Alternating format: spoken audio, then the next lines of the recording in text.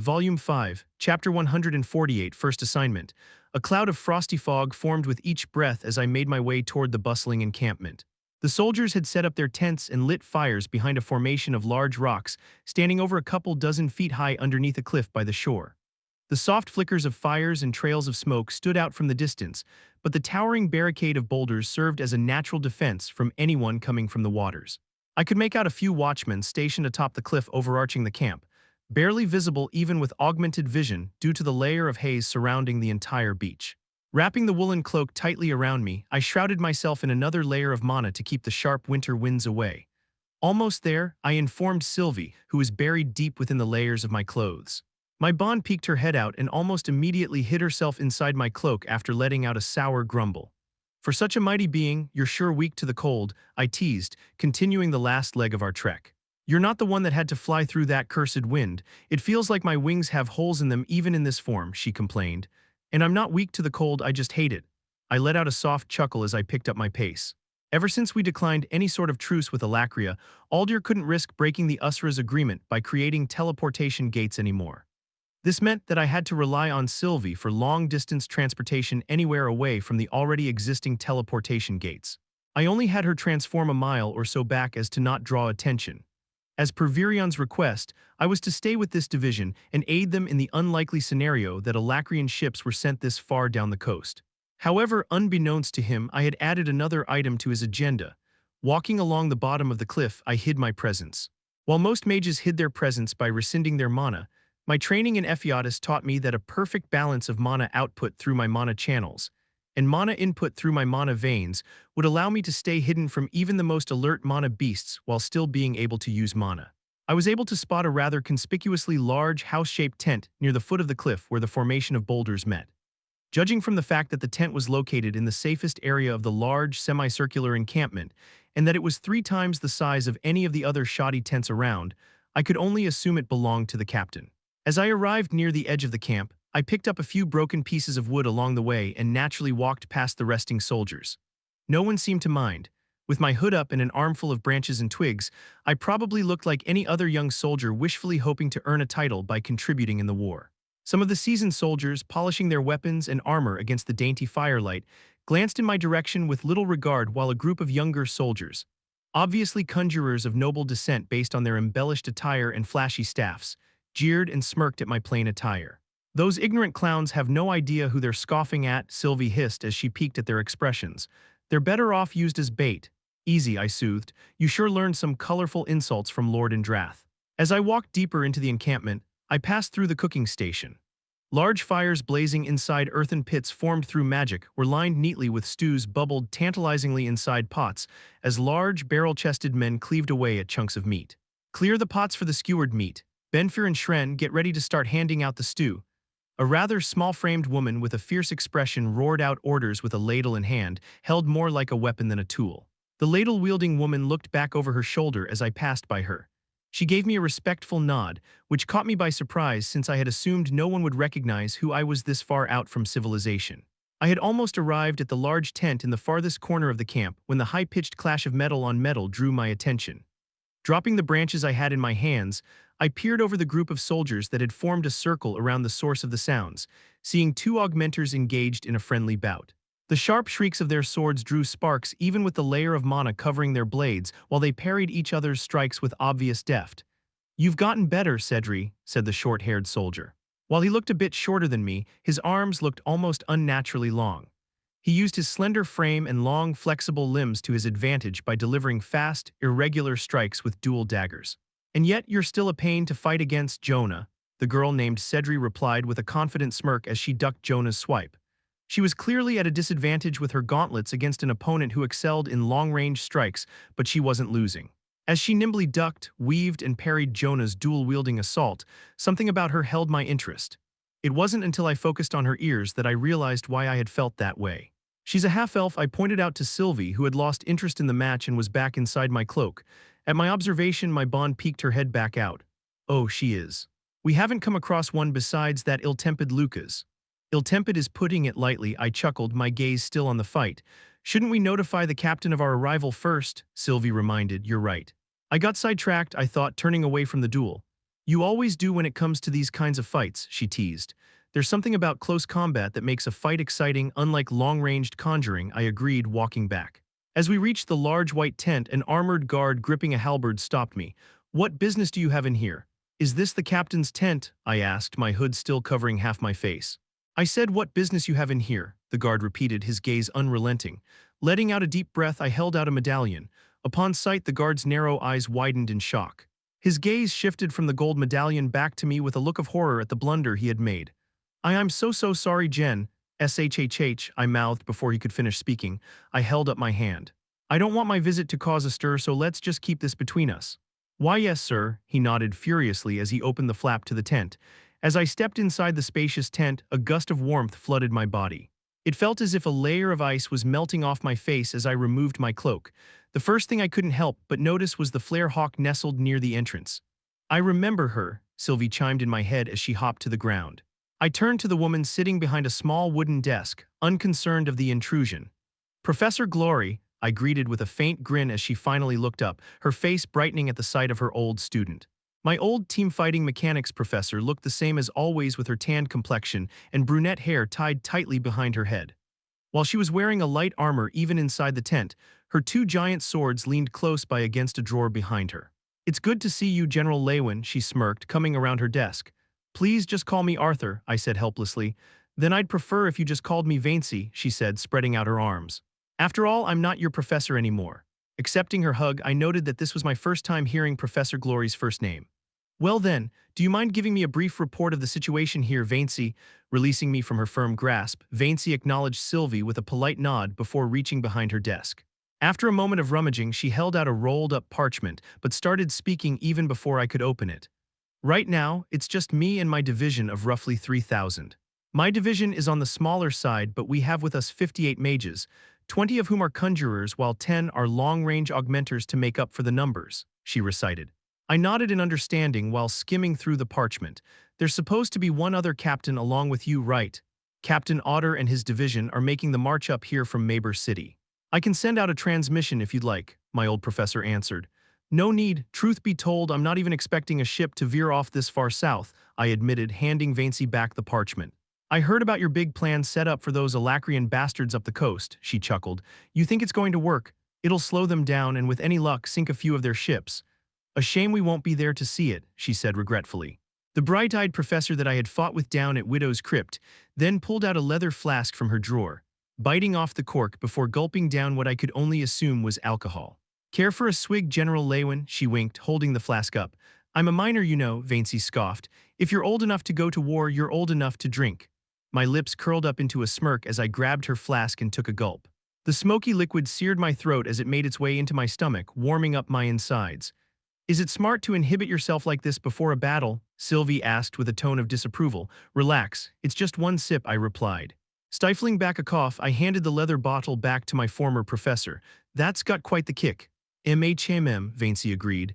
Although you're going to need a bit more than that to keep yourself warm out there. Aren't you freezing in that thin outfit of yours? I looked down at my attire.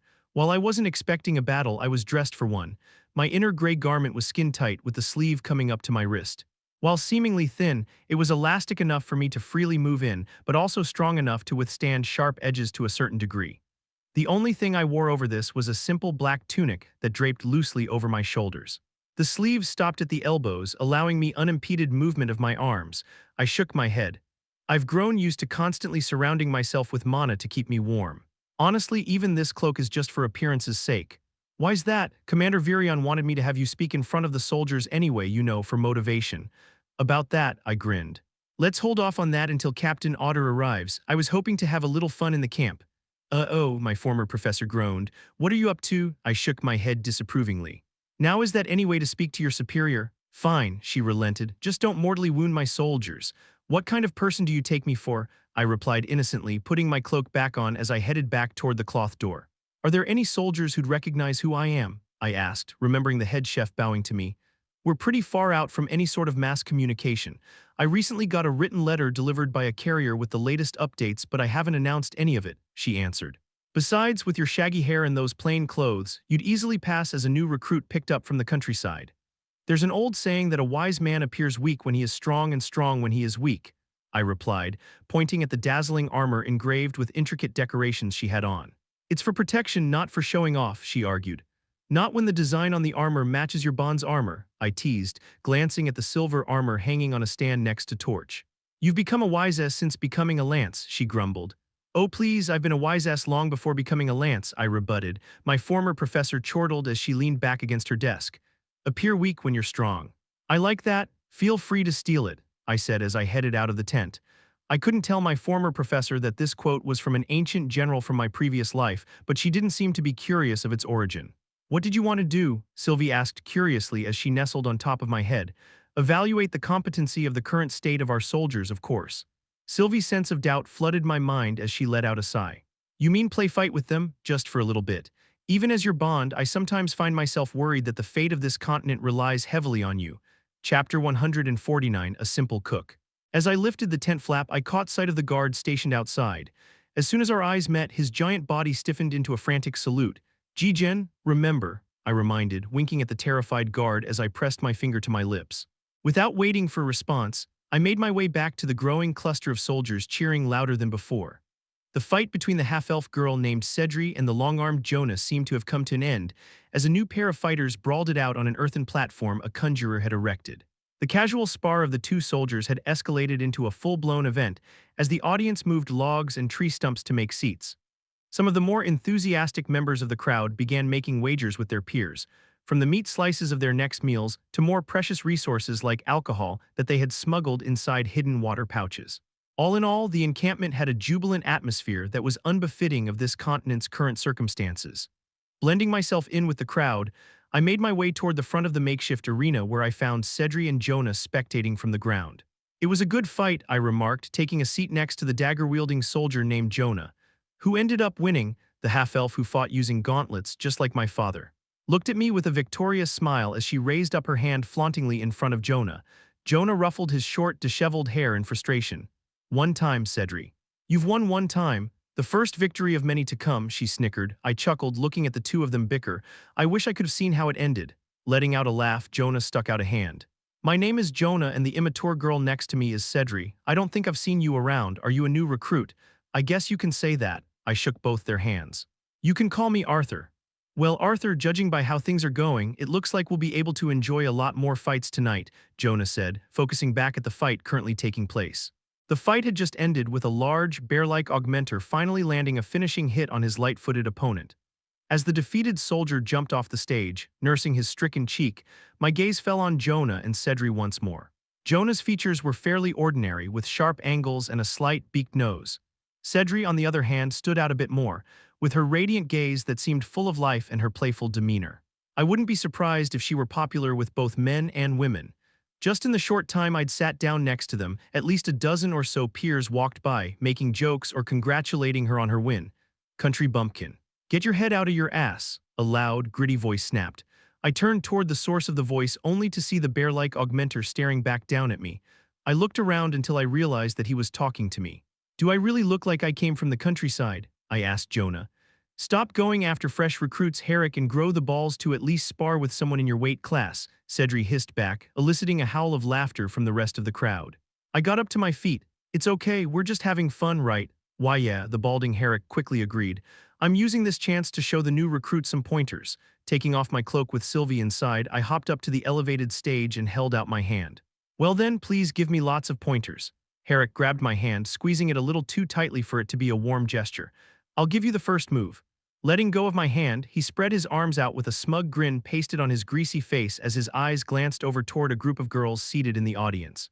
While Herrick's body seemed a bit too round to be efficient in battle, the layer of mana enveloped around him told me he was a competent mage.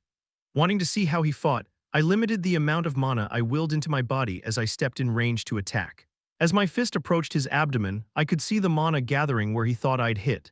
The giant augmenter barely flinched as my fist sunk into his heaping stomach. You're going to have to try harder than that, country brat, he chuckled as I pulled away. I shook my hand. So strong. Now let me show you some pointers. His smile grew as he glanced again at the group of girls watching us. He swung a giant hand to swat me off the platform. Taking the hit, I landed on my bottom rather embarrassingly but without any injuries. Oh man, I couldn't even react. There was a bit of irritation on my opponent's face as he assumed I'd go sailing off the stage, but his arrogant smirk was still there. You're lucky I held back or you would have gone flying. Those Alacrian bastards aren't going to go easy on you, though. You're right, thank you. I tried to sound enthusiastic like a country bumpkin who was now part of a military filled with mages of noble blood, but it was becoming tiring. The fight went on for several more minutes with Herrick trying to swat me out of the arena using his meaty hands, while I pretended to get the full brunt of his attack only to stumble a few feet. Come on, Herrick. I know you're going easy on him, but don't baby him all day, a soldier cried out while his peers agreed.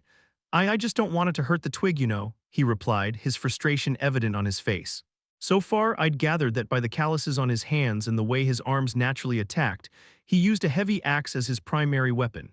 However, besides his decent control and body strengthening, he had no other tricks up his sleeve. Deciding that my assessment of him was over, I used the chance when Herrick reached over to grab me by twisting my body and tossing him over my shoulders off of the arena. The whole act looked like one big blunder. Even Herrick was surprised to see himself looking up at me from the floor. "W8, I tripped," he cried, looking around desperately as he waved his hands. "That doesn't count."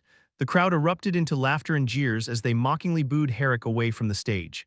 Even while only using 10% of my mana and withholding any use of elemental spells, Herrick was a joke, but I couldn't say that out loud, of course. "Looks like I got lucky," I said helplessly up on the stage while scratching my cheek. I wanted to beat Herrick's giant ass, but I guess it can't be helped. A tall woman with her black hair tied back tightly behind her head jumped up on stage. "Let's see if you really were just lucky, Greenhorn. Please go easy on me," I said placatingly. My opponent was well over 6 feet, just a few inches taller than me, but her thin and toned frame made her look even taller than she actually was. With a dark complexion and sharp, narrow eyes to complement her straight black hair, she looked like a panther ready to pounce. "I'm used to fighting with a staff, so I'd appreciate it if you used a weapon as well," she said as a wooden staff appeared out of the dimension ring on her finger. From the ring she had just used and the rich colors of her clothes, it was obvious that she was a noble, but that fact seemed trivial to her. "Don't kill the kid, Nyphia," her friend cried out in genuine concern. I chuckled timidly. "Sorry, the smith is repairing my sword right now, but I can. Someone give the boy a sword his size," Nymphia snapped impatiently as she stretched her neck. An unfamiliar soldier threw me his short sword still in its sheath almost immediately. I let out a sigh as I carefully slid the blade out of its scabbard and covered it in mana to dull the edges.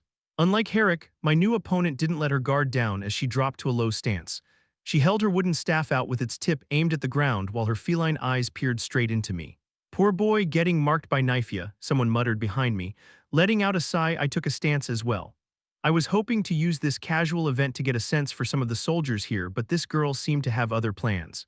"Are you ready?" The dark-skinned augmenter let out an irritated scoff, as if I'd somehow offended her.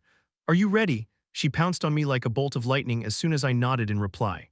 Her body remained low even as she was in range while she pulled her staff in close to her body, ready to strike me. Just from her first strike, I could tell what sort of fighter Nyphia was. Her control over mana was excellent on a different tier than Herrick, but she lacked real experience. Her moves were fast but also obvious. Her intent all but leaked out of her body with each attack she attempted. Most likely, she only had experience fighting against guards or other professionals too scared to hurt her, which didn't help her short temper and overinflated confidence. Each lunge, swipe, thrust, and swing she threw at me, I parried or dodged, but just barely. On the outside, it looked like I was getting pushed back as I desperately tried to keep up. To Nyphia, her temper reached a new high after each failed attempt to land a solid hit. As my back foot leaned off the edge of the platform we were on, I used the momentum from Nyphia's over-emotional thrust to send her out of bounds to end the match, but she kept her balance with the help of her staff. Leaping back to the center, she shook her head. "Not this time, Amber, raise a cage around the arena. This is just a friendly competition, not a death match," I argued. She disagreed. "No, this is practice for the war that's right in front of our noses. And in war there are no out of bounds." She whipped her head over her shoulder. "Amber, the cage." Her friend or lackey stood up and raised an earthen gate around the arena with a short chant and a wave of her wand, locking me up with this rabid cat that thought herself a mighty tiger. I looked around, and while some of the soldiers shared glances of concern, none of them spoke up. I was beginning to regret this whole idea of blending in, and was tempted to just blow apart the arena and walk out, but I held myself back. With the possibility of an Alacrian ship, or several, veering down to this shore, I didn't want to take any chances. With experience from my past life, I'd come to realize that people become complacent when in the presence of a powerful ally. They come to expect to be spoon-fed victory from the comforts of the backline when someone as revered as a lance is amongst them. At least, that was the case in my life. I might have it backwards here. Who knows, maybe having a lance with them would give them the confidence and zeal to fight harder, but I was skeptical of that. You make a good point, I faked a smile, staying in character. Please teach me well. With our weapons at the ready, we began once more. A real fight, especially if it involved a sharp-edged weapon, took only a matter of seconds to draw to a conclusion. But with mana as abundant as it was in this world, making mistakes more forgiving than it did in my previous world, fighters did little to correct their flaws and instead focused on making their strengths even stronger. Even I had succumbed to that mistake when I first came to this world. That is, until that was beaten out of me by the Usuras back in Ephiodus. Nyphia dashed toward me once more, this time feinting left before using the other end of her staff in a quick ascending swipe. I dodged close enough to smell the oaky smell coming from her polished staff and countered by pushing her staff up with my free hand. This threw her off balance. I finished by sliding my foot behind her back foot and pushing forward. With the strength of my assimilated body along with the added mana, Nyphia was sent tumbling backward. The crowd of soldiers that had become tense since the cage had been conjured let out cries of dumbfounded amazement at the turn of events. Glaring at me balefully as her face turned bright scarlet with embarrassment and anger, Nyphia was unable to form the proper words to express herself when a mellow husky voice rang from the crowd. Mind if I join in on the fun? You're not joining anything, I just trip. The dark-skinned noble's words got caught in her throat as she realized whose voice it was. Madame Astra, Nyphia lowered her head as she spoke. Forgive me for my rudeness. The woman that my opponent referred to as Madame Astra was none other than the head cook that regarded me with a respectful nod when I had first arrived here. The chef hopped up over the cage with a nimbleness that made Nyphia's movement seem infant-like. I gave a quick bow, remembering to keep in character. May I have the pleasure of knowing who I'm sparring with? Madame Astra bobbed a quick curtsy with her apron. Just a simple cook. Chapter 150, Rumination. Just a cook, I repeated. Somehow I have a hard time believing that. The head chef shrugged, untying her apron and tossing it over to Nyphia. Titles are merely an embellishment stuck in front of your name to establish a hierarchy, so yes, I am Chef Astra. Nice to meet you. Taken aback by the sudden words of wisdom, I dipped my head in reply. And I am Arthur. The pleasure is mine. Well then, Arthur, let's put a show on for the antsy soldiers here before they start throwing a fit. Her lips curved into a confident smile as she held up the ladle in her hand. Of course.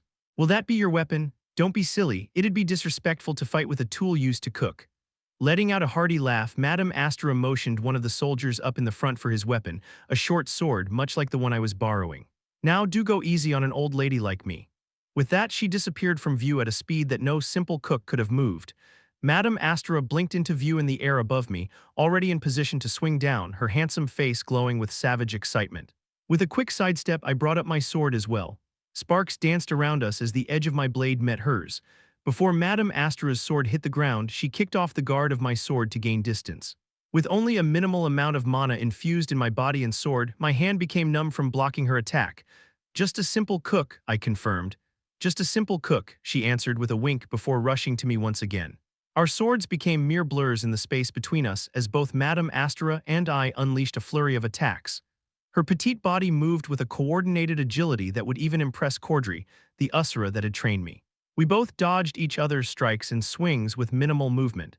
If it wasn't for the sweat flooding down our faces and necks, it would have looked as if we were missing on purpose. I raised my mana output to 20%, but just like me, she seemed to have been holding back as well because we were still at a stalemate. Neither one of us had the luxury to speak as it took all of our focus to keep up with each other's attacks, but our emotions showed through our expressions. This wasn't a duel of magic, just a contest of pure mastery of the sword. Madame Astra wore an ecstatic grin on her sweaty face as she continued her relentless assault, and somewhere along the way, I realized that I had been smiling as well. With each strike she delivered, I countered with another, but she flawlessly dodged until her back was against the earthen cage. I decided not to raise my mana but instead used the field to my advantage. Dipping below her waist, I brought my sword close in position to swing up. She had nowhere to move but to her right, or rather, that's what I thought. Even when she was just barely an arm's length away from me, she kicked off the wall and propelled herself directly at me. I quickly pivoted on my right foot, whirling just in time for her blade to whiz past my cheek. The tables had turned, now it was my back that was against the wall. I'm sure that there was a saying that said something along the lines of, "Even a mouse will attack when it's cornered," Madame Astra said with her sword raised closely in guard. I smiled. Well, it looks like I'm the cornered mouse now. Hence my caution, she smirked, tightening the grip on her raised sword. Now why don't you stop holding back, Arthur? In the midst of such an exciting duel, I think bringing any magic past basic augmentation would be disrespectful to the way of the sword, I replied. Wise words from one so young, she nodded in approval. Then shall we kick things up a notch? A surge of mana suddenly burst out of my opponent as she took a step back. The soldiers in the front row winced from the sudden thick gust of energy, while others had to lean forward to not topple backward in their seats. With a smile, I increased my mana output to 40%. A thick wave of mana burst out of me as well, but it took on a different form from Madame Astera's. While her mana took the form of a sharp and chaotic gale, mine manifested into a refined wave-like pulse. Madame Astera's smile faded as she looked at me in awe. Shaking herself out of her daze, she molded her mana into a thick armor around her before lunging at me. The force of her initial step created a small crater beneath her feet, shaking the entire arena. In the span of a single breath, her sword was already inches away from my throat, but the force of her strike had already sent a spear of wind sailing past my neck, only to create a hole in the wall behind me. I could see why someone like Nifia was so scared of this simple cook. After her initial strike failed, she leaped back and repositioned herself, tightening her stance like a coiled snake ready to strike. But this time, I was the one to strike. I dashed forward, creating no sound as I flashed beside her with my sword in mid-swing when she immediately ducked. With no time to prepare, her movement was sloppy, but the very fact that she was able to react to my attack showed how frightening her instincts were. She lashed back with a sharp swing before leaping back again. This time she didn't wait for me to strike, rather lunged once more. I brought up my sword but realized midway that her stab was a feint as she dipped into a wide swing at my leg. She wanted me to jump up to dodge so she could catch me midair. Instead, I brought my sword down to parry. A high-pitched ring resounded from our two blades clashing. A deep tremor rose up my arm from the impact before my sword shattered. For a moment we stood there, both dazed at the turn of events until I let out. "It's my loss, Chef Astera." "No, I can't accept that." "It was just that your sword's quality," I shook my head. "I think it's time for dinner anyway, right?" I walked over to the soldier I had borrowed the sword from. "I'm sorry about your sword, I'll get you a new one." "Wah, oh yeah, sure. No problem." His voice trailed off as he stared at me blankly. It wasn't until I noticed his awestruck expression that I realized how quiet the camp had become. I looked around to see everyone with the same expression as the soldier in front of me, the only sound the occasional crackle of wood coming from the fires. "You heard the boy, move your asses or starve for the rest of the night," Madame Astera roared. "We're going all out tonight." With that, the silent crowd erupted into cheers as the large cooks began handing out plates stacked with steaming food. The atmosphere quickly turned festive as Madame Astera brought out barrels of liquor. I spotted Vaincy trying to limit the amount of alcohol passed around, but she later gave in, taking a glass for herself. I wasn't sure if it was a good idea to drink when we were supposed to be on the lookout for any stray ships, but the chances of that happening were too meager to actually stop them from having at least one good night. After a few drinks in everyone's systems, soldiers became more outgoing. Some began singing while others accompanied, using a hollow log as a makeshift percussive instrument. The songs seemed more like melodic tales of adventurers with no real thought put into rhythm, but it was enjoyable nonetheless, especially with a few drinks in me as well. "Should a lance succumb to peer pressure and drink so much?" Sylvie berated, choosing to stay inside my cloak for warmth. "Who says it's peer pressure?" I replied, taking another sip, relishing the warm numbness spreading from the alcohol and from the fire as well. "Do you mind if I join you?" Madame Astra took a seat next to me by the dancing flame with a glass of liquor in her hand. "So who exactly is Arthur?" "Not at all," I replied, thankful since the curious soldiers lingering around me began dispersing as soon as the chef came. "And I thought you already knew." "I knew you weren't just a normal boy," she shrugged before gulping down the rest of the liquor in her glass. I followed suit and took another sip as well. "Then can I ask who you are?" "I told you I'm just a yeah, the simple cook answer of yours isn't going to cut it," I interrupted. She let out a hearty laugh that didn't match her small frame. "Fine, I'll answer. But you could have probably found out from some of the soldiers here. A lot of them were my students after all." "So you were a teacher at Xyrus?" "Oh please, I'd rather swallow a gallon of fire sand than teach at that school," she retorted. "I happen to have been a student there," I replied, pretending to appear offended. "Then you'd know how stuck up most of the kids there are," she replied with a smirk. "Can't argue with that," I sighed as my chest sank at the recollection of some unwanted memories. "After the war with the elves, I decided to retire by teaching at Lancelor Academy," she said, looking idly at the fire through her empty glass. "You've heard of us, right?" "Of course," I answered, thinking back to the time I spent researching the once famous school located in Kalberg City near the center of Sapin. The legendary school for any would-be elite soldiers. "Except after the war, there was little demand for soldiers," she breathed, fogging her glass. "More nobles wanted their children to attend Xyrus now that there is little tension between the races." "I see," I muttered. Still, this war against the Alacrians should have brought in quite a bit of new students at Lancelor. No offense, but what are you doing here as a chef? That's a story for another time, she chuckled. A time with more booze, I raised my glass. I'll take you up on that offer. Now, on to your story. What's a talent like you doing here, and why in the world did you decide to go to Xyrus with that level of skill with the sword? Because I could manage by myself with the sword. It was magic that I needed help getting better at, I replied. Her eyes widened as she stared at me. No kidding, I let out a chuckle when the clank of armored footsteps got my attention. General, I mean, sir. The guard that was stationed outside of Professor Glory's tent covered his mouth at his blunder, his eyes wide and fearful as he shifted glances between me and Madame Astura. Despite the clamor around us, everyone within the vicinity seemed to have heard as they suddenly whipped their heads toward us. The guard continued speaking, lowering his voice in a useless attempt to amend his mistake.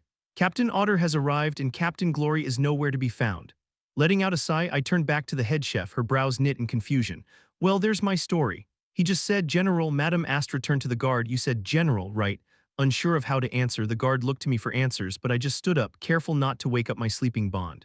Come on, let's go find your captain. I turned back to the chef, holding my empty glass, at a time with more booze. Her face relaxed as she managed a smile. As we walked back toward the main tent, I surveyed the top of the large boulders, hoping to find my former professor. Knowing her, I doubted she'd be able to completely relax. Ah, there she is, I said, squinting my eyes. It took the guard a moment to spot her shadowed figure sitting atop the boulder making up the front wall of the encampment. Thank you, the guard prepared to take off, but I held him back. Let me tell Captain Otter that I'll meet with him first thing tomorrow morning. But the captain, it's fine, I interjected, handing him my empty glass. There's nothing going on and I've had a bit too much alcohol to entertain a man I don't know tonight. Yes, General. With a salute, the guard veered off toward the tent. Taking a deep breath that formed a cloud of fog in front of me, I enveloped my body in a shroud of wind before getting ready to jump. The thin layer of frost underneath my feet scattered as I pushed off the ground. Where are we headed now? Sylvie asked, sounding noticeably sleepy even through mental transmission. Making sure my precious subordinate is okay, I answered as I walked up behind Vaincy. My former professor took a quick glance over her shoulder before turning her head back toward the gray moonlit ocean. Want another drink? Should the lookout be drinking? I chuckled, taking a seat beside her as Sylvie popped out of my woolen cloak. You're one to talk, General, with your cheeks the color of ripe tomatoes, she scoffed, idly petting my bond that had curled up between us. Give me that. Taking the flask from her hands, I took another gulp of the fiery liquid that tickled my throat. Leaning back on her hands, my former professor looked up at the crescent moon. Hey, do you think we'll be able to win this war? I'm not entirely sure, but I'll do everything I can to make sure we do, I promised. Somehow, despite the fact that you're barely half my age, I find comfort in your words, like you'll actually make sure of it. I thought back to the event 3 years ago that had always weighed on my mind. I've let a lot of people down before, I want to make sure I don't do it again. Are you talking about what happened at Xyrus? She asked, her brows furrowed in concern. I merely nodded in reply as I stared off at the mesmerizing sight of the wide ocean before turning to my former professor. What's left of Xyrus Academy now? Vaincy looked at me, her face twisted into a grimace, but she stayed silent. I continued, Tesha doesn't remember much and Curtis and Kathleen act like nothing happened, as if they don't want to accept what happened. What exactly happened before I'd arrived? Arthur, what's done is done. Me telling you this will only make you. I need to know, Vaincy. I should have asked a lot earlier, but I made excuses not to. Letting out a deep breath, my former professor nodded. In the disciplinary committee, Doradria was the first to be cited dead. Theodore was injured gravely and wasn't able to make it, even with the help of the Adventurers Guild's emitters. Claire Bladeheart disappeared since then and not even her uncle knows where she is and… My head pounded as she listed the names of people I knew that were now gone. Her voice sounded muffled, yet the names she said rang clearly in my head. And Kai Crestless was one of the radical members that the Vritra Draniv had with him. Kai and the rest of the robed lackeys disappeared with Draniv along with Elijah, she continued. He's the reason Curtis probably didn't want to speak of that disaster. I see, I muttered, shifting my gaze back to the ocean. For a long moment, neither of us spoke. The commotion going down below us and the faint crash of the night's tide in the distance was all that filled the silence as I thought of my short time at Xyrus. Knowing now what had happened gave me a chance for true reflection. Oftentimes, I caught myself forgetting the old memories of my past life. More and more, my past self's hold on me lessened, allowing me to become the person I wanted to be in this world. But at this moment, I found myself wishing to turn back to the old me, to the cold, rational me that had suppressed his emotions for the sake of having no vulnerability to be used against him. It wasn't like I hadn't guessed what happened, but hearing what had happened made it suddenly very real. My chest twisted, as if the blood flowing through my heart had thickened into tar as it struggled to keep a stable beat. A warm drop of liquid rolled down my frigid face as I felt the muscles of my chin tremble like an infant's. Gnashing my teeth in hopes to suppress my unwanted emotions, I turned away from my subordinate. I couldn't help but imagine how many people I knew would end up dead with me unable to do anything to stop it, even the people I had met today. How many of them would survive this war? I turned to Vaincy to see her shoulders trembling as she clutched tightly at her flask. Quickly wiping a tear, I stood up. "Sylvie, do me a favor and keep watch for the night." "Sure," she responded with a soft, comforting tone I rarely heard. My bond turned to her original form, startling my former professor. With a powerful flap of her black wings, Sylvie shot up, barely visible as she blended in with the night sky. "Come." I held out my hand to Vaincy. "The night's young, and it doesn't seem like the soldiers have any intentions of stopping. As their captain, I figure it's your duty to join instead of moping around up here." Chapter 151, Morning After. I lifted my makeshift practice sword, a crudely carved piece of wood wrapped in towels for weight. As I counted in my head with each downward swing, a soft voice shook me out of my trance. "Gray. It's time for breakfast." Looking over my shoulder, I spotted Cecilia by the door with a fresh towel folded neatly in her arms. "Oh, thanks." As I walked over, Cecilia handed me the towel. "I still have to help get the table set up," she announced before she briskly walked away. I watched Cecilia walk back through the dimly lit hallway, remembering the incident almost a year back when I'd almost died trying to save her from the outburst of her Kai. Despite her aloof manner of speech, her attitude toward everyone in the orphanage had definitely improved. After I wiped myself down, I went back inside as well, making sure to close the mesh screen door for the summer bugs buzzing outside. Someone is apparently going through puberty, judging by the stink coming from his body. The figure of Nico's thin frame approached me from an intersecting hallway. "Your sweat starts stinking when you go through puberty?" I asked, sniffing my sleeveless shirt. "Supposedly, according to an article I read on hormones," he shrugged. Getting a close whiff of the rancid smell for the first time, I winced. Cecilia probably smelled this too then. Did she react in any sort of way? "No, she just gave me a towel and left," I said as I wiped my body more with the towel, hoping it'd get more of the stench off of me. "Her devotion to remaining true to her indifferent character is strong," Nico nodded. I chortled. "I don't think she's trying to be some character." I begged to differ, my friend. Last week, after I had just finished tampering with the shock glove, working name, by the way, into a pendant she could carry around her neck, she refused. Raising a brow, I smirked at my friend. "Oh. You gave Cecilia a necklace. How do you always manage to pick and choose what you want to hear? What are you going to do when you go to a real school?" he sighed. "And besides, I think she likes you more with her giving you a towel and all." "Well, I did save her life, you know," I teased, putting an arm around my thin friend that I'd outgrown these past few months. "Her knight in sweating armor," he said, pinching his nose. It had become more and more apparent these days that Nico had started to develop feelings for Cecilia, our orphanage's ice queen. It wasn't any secret that Cecilia was popular amongst the boys here, but everyone who'd gathered the courage to make a move had been rejected. Nico, with his patent blend of pride and low self-esteem, found other ways to make Cecilia notice him without revealing his interest in her. Letting out a sigh, I leaned more heavily on my skinny friend, making him struggle to keep us from falling down. "I'm not so sure about going to school anymore." "What?" Nico finally managed to free himself of my arm. "Why? You know I only joke about your intelligence." "It's not that," I chuckled. "It's expensive and Headmaster Wilbeck already has a hard time sending even a few kids to school." "Then what do you plan on doing?" my friend asked, his brows knitted seriously. "I don't know yet, but maybe just help out as staff at the orphanage once I'm old enough." These days, I was even thinking about going to an institution to get better at Kai. "I know that they offer free tuition and stuff if you're qualified," I shrugged. "You're joking, right?" he fumed, stopping in the middle of the hallway. "I know we owe a lot to Headmaster Wilbeck, and I get that you want to repay her, but staying here to do that is short-minded.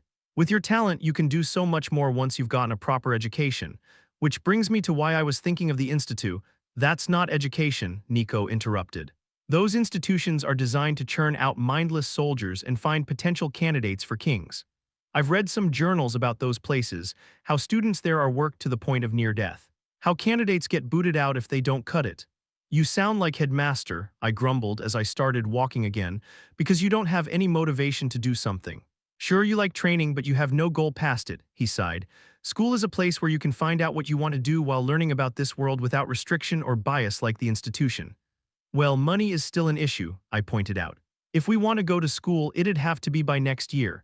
Nico's expression softened by my compliance. "Well, lucky for you, you happen to have a friend that actually thinks and plans for the future." I've almost managed to save enough money with our little missions for us to go school, of course, banking on the assumption that I'd get at least a partial scholarship. Wait, weren't you supposed to give the money to the orphanage? I did, Nico put on an innocent expression, just not all of it. Letting out a groan, I shook my head. I should have known. After we get a proper education, we can properly help headmaster and the kids here. I guarantee it'll be better for the orphanage that way. My friend patted me on the back. Come on. Let's go to the dining area before our food gets cold. Why not save enough money to take Cecilia to school with us as well? I teased one last time as I followed Nico down the hall. Zip it. I'm telling you I have no interest in her, he retorted, refusing to look me in the eye. Arthur Leywin's point of view, I opened my eyes to be greeted by the glow of the morning sun. Even its soft rays, hidden behind a layer of clouds, somehow seemed to bore holes into my retinas.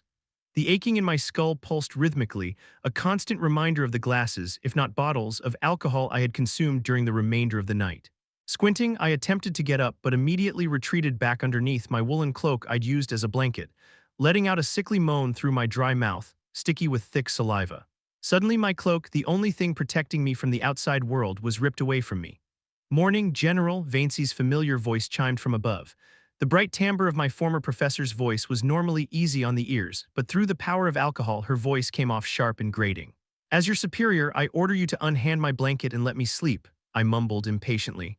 "No can do, you were the one that decided to push the meeting off with Captain Otter until the morning," she said, pulling my unwilling body up. "Splash some cold water on your face and meet us at the tent. Here, read this before you meet with me and Captain Otter." Vancey handed me a small stack of papers clipped together before leaving. Grumbling under my breath, I got up, taking in my surroundings for the first time today. I'd somehow managed to get to the top of the cliff overlooking the camp. "You didn't manage to do anything last night," Sylvie's voice sounded in my head like a kick to the brain. "Easy, Sylv, my head is killing me," I complained as I spotted my bond in her dragon form approaching from the forest behind me. "What happened anyway?" "I dragged your drunk corpse of a body up here to let you sleep without making a fool of yourself before even announcing to everyone your position," she chided in a mellow voice I hadn't heard in a few days. "How was the watch last night? Nothing unusual," I asked, attempting to change the subject. Glowing brightly before shrinking into a pearly white fox, she hopped on my shoulder. "It was quiet. There was a thick layer of fog throughout the western shore, so I couldn't find any enemy ships. I would have gone further, but I was afraid that they might find me." "You did good," I said. "Now where's a place I can wash my face?" "There should be washing stations in the encampment, but there's a nearby stream just a little into the forest that I think you'd prefer," she answered, a wisp of fog forming in front of her snout as she spoke. "Stream it is." The crisp air helped my recovering state, but it was the first splash of cold water on my face that really cleared my head. I wished I could wash away the toxins in my brain as well, but I was at least in a fully functional state by the time Sylvie and I arrived in front of the captain's tent. Glancing through the information on the papers that Vancey had given me, I peeked up to see the familiar guard stationed outside of my former professor's tent. What's your name?" "It's Mabel Esterfield, sir, I mean General," he stated as he looked straight in front of him with rigid posture. "What an unfitting, pretty name," I commented, patting him on the shoulder as he regarded me with a confused expression. Making my way into the tent, I was greeted by a gust of warm air from the small furnace beside the desk. Standing next to my former professor was a man primed from head to toe in overly elegant military attire. Next to him, Vancey looked like a mere foot soldier while, compared to the both of them, I was no more than a peasant boy. With silvery blonde hair slicked back neatly behind his narrow ears, Captain Otter stood poised with his back ramrod straight. While he looked to be no older than my father, there were wrinkles lining his face that told me how often he had spent his life scowling. His sharp brows and deep-set eyes seemed to pierce through me with an expression of how he'd look down at a rebellious son. "Captain, this is General Arthur Leywin." General Leywin, this is Captain Jarnaz Otter, captain of the 2nd Division," my former professor introduced as Captain Otter, and I locked gazes. "It's nice to meet you, Captain," I greeted with a smile, raising my arm. Captain Otter returned my gesture and shook my hand. "The pleasure is mine, General," he said with a grunt, immediately turning to Vancey after. "Captain Glory. My division has made camp in the nearby woods up the cliffside. It'd be best for both of our divisions to get acquainted before we bring our forces together." My former professor shot me an uncomfortable glance before answering her fellow captain. "I agree, we'll need both divisions to be accustomed to each other as fast as possible. General Leywin, what do you think is the best way to divide our forces in case of an attack?" I looked back down at the bundle of papers given to me by Vancey in the morning. It contained the hard numbers of the squads within each unit that the heads had gathered for Captain Otter to be a part of his division. I was looking through the numbers of mages and foot soldiers when Captain Otter spoke up. Integrating our divisions so that all of our foot soldiers are lined up and in position to receive an attack from the coast would be the best, he declared. My former professor shook her head. Captain Otter. General Leywin was entrusted to be in charge of overseeing our divisions, so it'd be best to. General Leywin is responsible, as a lance, to make sure our divisions are ready in case of an attack, but as a mighty lance, he should be aware that the captains are the most knowledgeable of their own divisions. Captain Otter cut in as I continued reading through the small bundle of papers. I'm getting the urge to slap him with my tail, Sylvie grunted, almost making me chuckle. After finishing the cursory read of Captain Otter's division, I gave the papers back to Vaincey. It seems like I'm not needed here then. I'll just go grab a bite to eat. General Leywin, Vaincey called out from behind. I looked over my shoulder. Yes, isn't there anything you'd like to add? She replied, uneasy about how our meeting progressed. Well, if you want my 2 cents, I'd say that allocating 100% of a force into one position is never a wise move, I shrugged. Captain Otter's brow twitched as he attempted to mask his contempt. It was obvious that he wasn't used to being defied, more so by someone younger than him. We are the last form of defense on the western shore in case any stray Alacrian ships come from the ocean. Where else would they attack from, General? He hissed, stressing my title as if it were an insult. Captain, I'm trying to be civil here, I said, turning around. Like you said, Commander Virion asked me to be here in the unlikely event that the worst-case scenario happens here, so that's the perspective I'm coming from. I took another step toward him, my nonchalant demeanor dissipating. However, I suggest you not confuse my indifference toward this matter with some misguided notion that you hold the reins here. Understand? Captain Otter involuntarily took a step away from me, sweat lining the sides of his scowling face. Understood, I nodded. Good. I never intended to play a hands-on role in the decisions you make, so I'll leave it up to the two of you. As I turned back around and prepared to leave, however, the howls of distant screams caught my attention. The three of us exchanged glances, all of us confused as to what was going on. We dashed out of the tent to see all of the soldiers staring up, some still with bowls of food in their hands, toward the cliff where the screams and cries were coming from. Everyone stood still in a daze, trying to figure out what was going on, when an oblong object flew off the edge of the cliff and rolled down, landing in near us. It was a bloodied sword with a severed arm, clad in armor, still gripping the handle. Chapter 152, Way of Magic. Both captains behind me remained in a daze as we all stared at the severed arm, hand still clenching the sword, forming a pool of blood beneath it. Soldiers on guard. Stand by for battle, I roared, projecting my voice as loudly and distinctly as possible to get everyone's attention. The soldiers present roused out of their daze at my commands. The new recruits scrambled to their belongings as they fumbled putting on their armor. The veteran adventurers and experienced soldiers, already wearing their underarmor garments, deftly buckled on their protective gear as the screams and sharp clangs of metal continued echoing from above the cliff.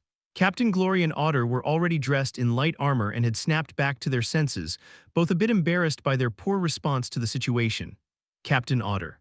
The armor on this arm isn't something a passerby would have, it's military attire. Didn't you say your division was stationed up on the cliff? I yelled out as the camp had grown loud from activity. The once surly-faced captain paled in horror as he studied the armor one more time. Just as he was about to leap up the cliff, I held him down by his metal gorget that protected his shoulders and chest. Stay here until the division is ready. Unhand me, my soldiers are under attack without their leader, Captain Otter hissed, no trace of his former haughty and composed self. Tightening my grip, I pulled him close. Captain, if you go in alone and are killed, your soldiers will be in a worse position than they're in now. I surveyed the encampment as Captain Glory led her division into an organized formation. Most of the soldiers were already prepared and grouped based on their position. Rather than one large group, Vaincey had split her forces up into separate units, each composed of their own ranks of foot soldiers, augmenters, archers, and mages. Just from a cursory glance, the ones at the very front of each unit were foot soldiers, regular humans and elves with thick armors and large shields, since they'd be taking the brunt of an attack. Along the flanks were augmenters responsible for guarding the conjurers and archers as they fired arrows and spells. The head, the leader of a unit, like Dresch, was positioned just behind the foot soldiers, an ideal spot for giving orders and protecting the conjurers as well. Vaincey looked at me and signaled that she was ready. Letting go of Captain Otter, I motioned for him to join his fellow captain as I moved toward the rear where the smiths and cooks were grouped. As the division began making their way up the steep slope up the cliff, I couldn't help but ponder who was attacking. We were near the southern border of Sapin, where the underground kingdom of Darv began. At first, my mind immediately went to a mana beast attack, but the point of injury on the severed arm was too clean of a cut for it to have been claws or fangs. It was possible that they were attacked by some of the nomadic bandits I'd read about that traveled above the ground along the southern parts of Dicathen. It could also be a radical group that was opposed to the war with Alacria, but there was no way to know for sure. Madam Astera, will you be okay here? I asked as soon as I'd spotted the head chef who was now wearing plated armor. No problems here. Captain Glory ordered some of the augmenters to stay behind to guard us, but I'm also here, remember. She gave me a confident smirk. You're right. I'll be heading off then. I was about to turn back toward the cliff when Madame Astra gripped my arm. Arthur, she said, her expression gravely serious, you can never be too careful. I gave her a quick nod as I signaled for Sylvie to come out. I hope you practice what you preach. Is it okay for me to transform out in the open so soon? My bond asked as she hopped out of my cloak. No need to hold back right now. I need to know what's going on up there and fast. Sylvie's small body began glowing and expanded into the form of a mighty dragon.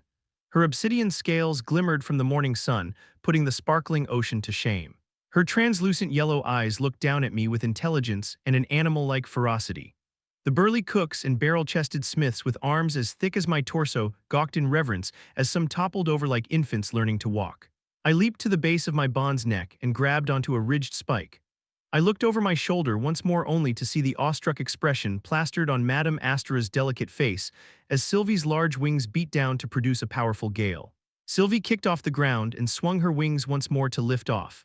The powerful winds produced underneath startled the marching units led by their heads with Captain Glory and Otter in the front, but I was already too far up to make out any of their expressions. I had planned on directly flying over where Captain Otter's division should be, but Sylvie instead soared up into the layer of clouds overhead. Arthur, you should know before we engage in battle that I'm limited on what I can do to help. Are you talking about the Usra's treaty where they aren't allowed to help? I asked, afraid that I would not be able to fight alongside my bond. That is an area of concern that Aldir has warned me about, but it's not just that. With the awakening process that Grandfather Indrath made me undergo for my Etha powers, it'll still take a while before I'm able to assist you with any magic. Until my powers are fully awakened and under control, I'll be limited to what I can do physically in this form. I'm sorry I didn't tell you earlier. I stroked the side of my bond's large neck, berating myself for not taking into account my bond's condition. I knew her training was cut short by me, but I never realized what a crucial time it had been for her. No, don't be, at least I know now. It didn't take us long to reach where the sounds of battle were coming from, but the fact that a severed arm was able to sail down the cliff made me think that there was something else going on. We could hear the sound of an ensuing battle, but it wasn't until we'd flown below the layer of clouds blocking our view that we realized the severity of the situation at hand. This can't be possible. Sylvie's thoughts were laced with disbelief by the sight below, but for someone that's seen the surprises war brought, I could only see this as a miscalculation, a rather severe one. Down below, in a field of grass stained red and black with blood and smoke, was what could only be the Alacrian army. Their force of about 5,000 strong were currently engaged with Captain Otter's division. The soldiers were no larger than insects from here, but it was easy to distinguish them. Unlike the Dicathen army, the Alacrian soldiers seemed to have a standardized color of deep red emblazoned on their dark gray armor. Sylvie's back lurched in preparation to dive down, but I stopped her. No, let's stay hidden here for now. Stay hidden? Allies are dying down there and you wish to stay hidden. Anger was evident in her words, but I knew she already knew my intentions. We can't get involved in every battle. Right now, our priority is knowing what we're up against. I kept my gaze firmly locked on the scene below, regretting not having any transmission scrolls to communicate with Virion as I gritted my teeth to cope with my idleness. How were they able to make it all the way here without us knowing? They may not have come across a major city yet, but the dwarves should have known that an army was marching through their land. Maybe they did know, I mumbled to myself, taking note of the faint path they'd created during their march. Change of plans. Sylve, can you stay hidden and follow the trail that the Alacrians made on their way here? I'll help them while blending in as just a regular soldier. What if you get into trouble? I'll be too far away to help. I could hear the disapproval in her voice. Vaincey's division is going to arrive soon, and I have a bad feeling that even though we outnumber them, it'll be a losing battle for them without me. More the reason for me to stay and help you, Sylvie argued. Please, if what I'm suspecting is true, this war might not be so simple as us versus them. You're the only one here that can make the journey and back fast enough. I'll stay safe, Sylve. Fine, but the moment I sense that you're in danger, I'm coming back and taking you away whether you're conscious or not. Sylvie let out a grunt, thanks. I patted my bond before I let myself fall off her back. The crisp winter air felt like sharp whips lashing at me as I hurtled toward the ground. I intentionally veered away from the battle as to not arouse attention. Just before landing into a cluster of trees, I enveloped my body in mana, erasing my presence before casting a wind spell. With the abundance of branches and leaves to slow my fall and the help of magic to soften my landing, I was able to reach the ground without causing too much noise, albeit a little messily. The things I do to blend in, I muttered, picking broken twigs and leaves out of my hair. I remained hidden within in the thick cluster of trees until I heard Vaincey's division arrive. Tread, Vester, take your units around for a left flank. Dirk, Sasha, to the right, Vaincey's voice resounded with a confident precision. Rest of us, we group with Captain Otter's forces and hit those Alacrian bastards from the front. Dashing out, I caught up with Captain Glory.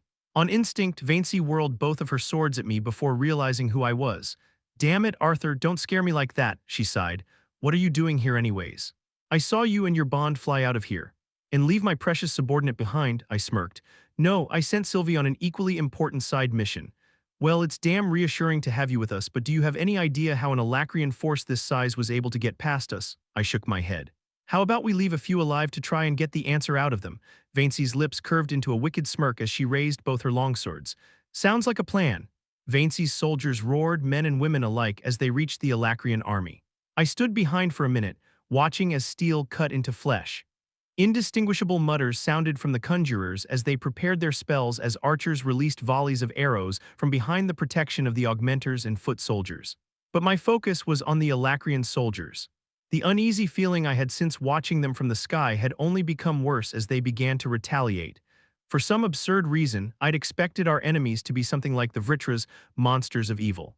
However, looking at them, they were no different from our soldiers except adorned in dark gray and red. This fact only dawned on me as I locked gazes with an enemy soldier. The soldier's eyes narrowed as he readied to strike. I picked up a blood-stained sword from the ground as he dashed toward me. When I tried to sense what sort of level his core was, I was surprised to be unable to read it. The soldier spread his arms while his fingers curled like claws. Suddenly, without even the influx of mana to warn me, gauntlets of mana in the form of gigantic claws manifested around his hands. He lashed out with his mana claws at a ferocious speed. I ducked only to see a row of trees behind me topple at the strength of my opponent's attack. With the speed of his spell casting and the power behind it, I could only assume he was at least a yellow core augmenter, maybe even a silver core. I countered with an upward swing with my augmented sword when a translucent barrier shimmered just below the mage, protecting the area underneath his chest where I'd been aiming. What the hell? I whipped my head over my shoulder, sensing that the spell hadn't come from him. About 30 feet away from me was another soldier, his hands held out and brows knitted in concentration. Realizing that my focus was directed at him, his eyes widened in surprise as he aimed his hands at me. The translucent panel that had protected my initial opponent moved and enlarged, serving as a wall between me and the conjurer. I'd never seen someone manipulate a barrier to such efficiency, so it was obvious who I had to take out first. However, the clawed soldier had already repositioned himself in this time, leaving me no choice but to finish him off. Dropping the sword I'd found on the ground, I dashed toward my opponent. Just before reaching striking distance, I stomped down my lead foot, conjuring a pillar of earth right in front my opponent's feet. This time, whether because the conjurer behind me hadn't expected the spell or didn't feel the need to block it, a barrier didn't form. The augmenter attempted to sidestep, but the pillar still struck his ribs. What shocked me, however, was the sound my spell produced on impact, the sound of bones cracking underneath his now dented armor. Did this idiot not augment his body? Gnashing his teeth with a pained expression, the augmenter ignored his obvious injury and dashed toward me with his mana claws. With my fists wrapped in electricity, I met his strike head-on, expecting him to counter or use another spell, but he didn't. My lightning-clad fist shattered his mana claws and broke his wrist on impact. I held off on finishing him, my curiosity getting the better of me. He was someone that didn't pose a real threat to me, but something about how they fought didn't make any sense. I'd thought the opponent in front of me was an experienced augmenter, but his body wasn't even protected by mana. If it wasn't for the barrier that guarded his hand at the last minute, his arm would have been torn off. The augmenter soldier was down on one knee, his left arm dangling to his side. A flicker of disbelief and awe was written on his face before the soldier clicked his tongue, turning his gaze toward the barrier-casting soldier. "Oi, shield," he barked. Total body enhancement now. Chapter 153, A Normal Soldier. Multiple battles going on at once, the sound of metal clashing and spells firing resonant in the air. The musty stench of burning wood overwhelmed all other smells as a thin layer of smoke surrounded us. However, despite the chaos, my battle with the augmenter seemed confined, almost isolated, as if the soldiers around us deliberately left us alone. Whether the people nearby were too focused on their own fights or if there was some sort of illusion put in place, I couldn't quite tell, but it left me with more questions. Just from the short exchange I had with this augmenter and his helper, now just barely a yards away, I could tell that their fighting tactics were fundamentally different than ours. The conjurer manifested a thin veil of mana around the augmenter's body at his command. While my opponent's injuries remained, he no longer looked fatigued as he rose from his knee with renewed vigor. With a click of his tongue, he peeled his eyes from me and focused his gaze elsewhere. It was obvious he was signaling to someone else, but he was looking in a different direction from where the conjurer that protected him was. With a stern nod, his gaze fell back to me. Mana enveloped his hands into the same claw-shaped form as before, and just as he readied himself to attack, the faint hiss grew louder behind me, confirmed my suspicion. Remembering my mana interpretation training with Meyer back in Ephiodus, I was tempted to activate Realm Heart to finish this off quickly, but decided against anything that draw too much attention to myself. I whipped around in time to see a blast of fire hurtling toward me.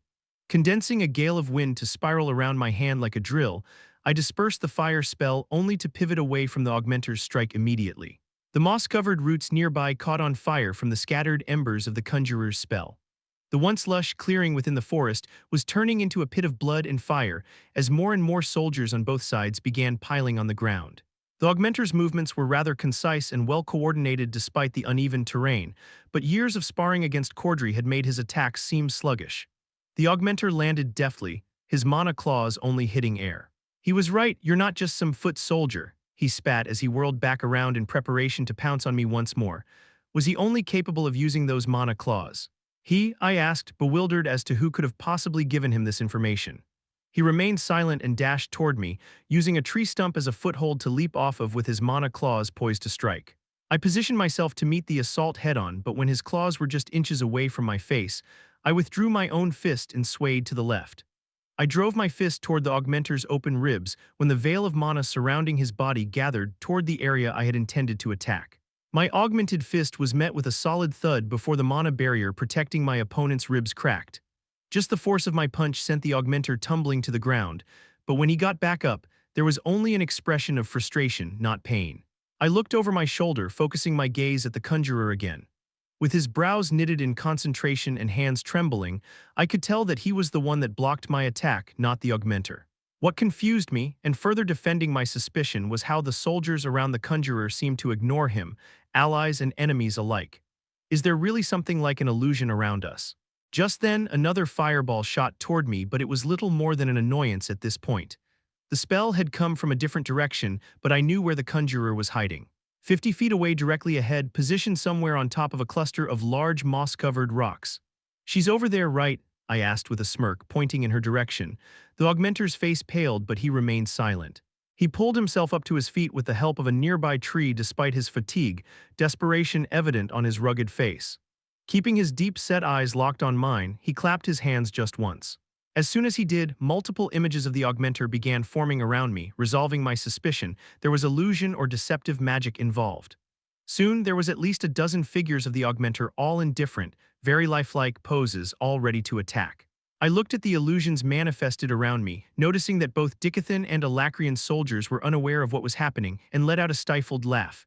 "This is funny," the augmenter growled, his voice coming from all of the clones as well. "I'm sorry," I sighed, still smiling. Looking up, I surveyed the dozen or so augmenters, all with glowing mana claws that couldn't be distinguished from one another. Thanks to this illusion, I can let loose a little. Poking my conscience deep into my mana core, I activated Realm Heart. A burst of mana exploded out of me as my vision faded into an achromatic state. I could feel the comfortable warmth as the glowing runes flowed down my arms and my back, while my long hair began shining with a twinge of silvery hue rather than turning completely white. The clones that had once seemed identical in my normal state were now no more than clusters of mana shaped into the form of a man. All but one appeared to be a mass of white mana particles. What surprised me was that the illusion wasn't invoked by the hidden conjurer but the shield. Locking my gaze on the augmenter, it was obvious from his expression that he knew there was something dreadfully oppressing about me. Beads of sweat rolled down his face as he regarded me with fearful perplexity. Ignoring his wariness, the augmenter, along with all of his clones, dashed toward me. At the same time, the mage conjured another blast of fire, larger, this time in sync with the augmenter's assault. Raising my output of mana, I ignored the illusions of the augmenter and aimed for the real augmenter's mana claws head-on, shattering his spell. Grabbing a tight hold of his exposed hand, I used his momentum to redirect him toward the fire blast. I caught a glimpse of my opponent's eyes widening in horror before being struck by the full brunt of his ally's spell. Several layers of barriers attempted to protect the augmenter, but they all shattered from the force of the blast. Still, the augmenter's life was preserved thanks to that. The illusory clones flickered before disappearing as I turned my attention toward the conjurer hiding in the tree. Wordlessly, I raised my left arm and coalesced mana into the tips of my fingers. Shield Kafer, protect Malin, the augmenter roared, still struggling to get up from the ground. The conjurer named Kafer that the augmenter had referred to as Shield nodded furiously as I finished preparing my spell. Jagged vines of electricity coiled down my arm like a serpent, gathering at the tips of my index and middle finger. Using my right arm to help stabilize my aim, I concentrated on the hidden conjurer that was now clearly visible thanks to Realmheart. Release, I muttered. The thin bullet of lightning shot out from the tips of my two fingers, piercing directly through the trees that stood in between me and the hidden mage. The layers of translucent barriers that formed in the bullet's path were instantly shattered until my spell hit the cluster of rocks I had been aiming at. There was no dramatic scream or howl of pain in the distance, only the soft thud of the mage's limp body falling off the boulder. "No, Malin," the barrier caster cried out as he ran toward his fallen comrade, abandoning his post.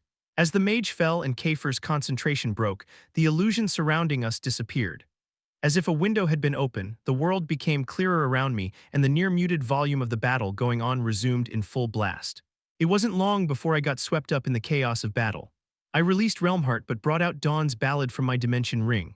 The translucent teal sword glimmered as its blade arched around me, drawing blood wherever it hit its target. The battle between the two sides had gone on for less than an hour, yet the ground was littered with corpses and body parts, severed legs, lopped-off heads, and chopped arms still spewing blood. The cold winter air did little to mask the acrid stench of blood and burning flesh, while the dense array of trees surrounding the battle further amplified the cacophony of screams. While the enemy was fewer in number, they had much more mages than our divisions. Augmenters with mana-imbued weapons pierced through our foot soldiers while conjurers struck from a distance. Enemies rushed me in the heat of battle, some with unique techniques like the monoclawed augmenter that was nowhere to be seen, whips of fire, armor made of stone. There was one enemy augmenter that killed several of our soldiers by conjuring water down their throats until they'd drown. Yet none of that made a difference to me. My mind grew numb at one point as my body seemed to be moving on my own. I'd killed only a handful of men, but I was already slick with blood. My tunic and pants stuck to my skin, but I couldn't tell if it was from sweat or blood. Words were hardly spoken in the midst of battle. Words were useless. Instead, soldiers from both sides let out primitive cries as they fought, drunk on adrenaline as they flailed their weapons. As I drew my blade from the bloody chest of another man, I clicked my tongue. There was nothing good about this. Death of a beast was one thing, but both sides were of the same kind. I kicked away the limp body and used its clothes to wipe the blood from my sword. I'd conserved much of my mana, but constantly fighting for almost an hour had taken a toll on my body. I surveyed the other soldiers when the sight of a familiar person caught my eyes. She had just parried her opponent's axe to the ground when her gaze landed on mine as well. Her lips were curved up into a confident smile as she positioned to drive her gauntlet into her opponent's face. CDRY, I dashed forward, slipping and swaying out of the Alacrian's reach until he was open. Then I drove my gauntlet to his side, the satisfying crack of his ribs indicating that he was down. "Slut," the narrow-eyed man spat as he buckled over, blood leaking from his lips. He desperately grabbed onto me to keep from falling, his hands landing over the leather padding protecting my breasts. With a lewd smirk on his half-closed eyes, he used the last bit of his strength to rip my armor off of me. Breaking his wrist with a firm chop, I put the ugly bastard out of his misery with a firm slam to his head. I couldn't help but grin, elated and thrilled by the victory as an intense furor built up inside me. Another fool tried to sneak behind my back, but I dodged his sword and whipped around. A short, bearded Alacrian raised his shield as he prepared to strike again. My heart pounded, and everything seemed a bit sluggish like the night before after 10 mugs of ale. I swung my fist, augmenting my body and gauntlet, and punched straight through the soldier's metal shield. The clash made a sharp ring that stung my ear, but the force of my strike caused the bearded soldier to drop his shield. I didn't give him the time to recover, pivoting off of my lead leg to gain momentum for a roundhouse chop. The soldier's eyes widened as he desperately tried to bring his arm up to block my strike, but his shield arm wouldn't lift, still numb from the shock of my earlier punch. He couldn't bring his sword up fast enough as the blade of my hand reached his prominent Adam's apple. The soldier fell back, squirming with his hands wrapped around his neck as he struggled to breathe. After a desperate gurgle, his body felt limp before me. I let out a fearsome roar. No man can belittle me here. Only strength is absolute on the battlefield. My cry attracted the attention of a nearby axe wielder. While his body was much larger than mine, his movements were slow. As he swung down, his axe began glowing yellow while a layer of mana began spreading over his body. Looking at the different elemental affinity of mana surrounding his axe compared to his body, it seemed like someone else had cast a spell to protect him, but I didn't have time to question. I didn't have time to be surprised. Strength is absolute.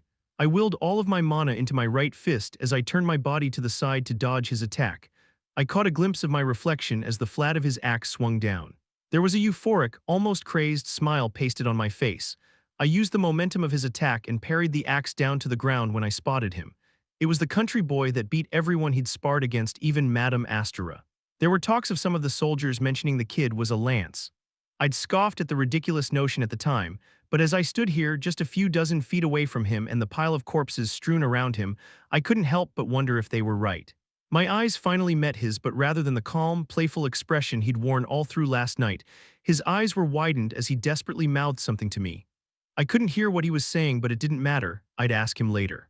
The axe wielder was still struggling to pull his weapon out from the ground when I felt a sharp, searing pain in my chest. In an instant, all of my strength and furor was seeped dry. My hands could no longer clench into fists. The ground suddenly seemed closer as I realized I'd fallen to my knees. I looked down at the source of my pain, only to see a gaping hole where my chest used to be. I instinctively tried to cover the hole with my hands, only feel a burning pain spread on my palm. I pried my gaze away from my wound to the ground in front of me, finding my answer there, a scorched crater just a foot away.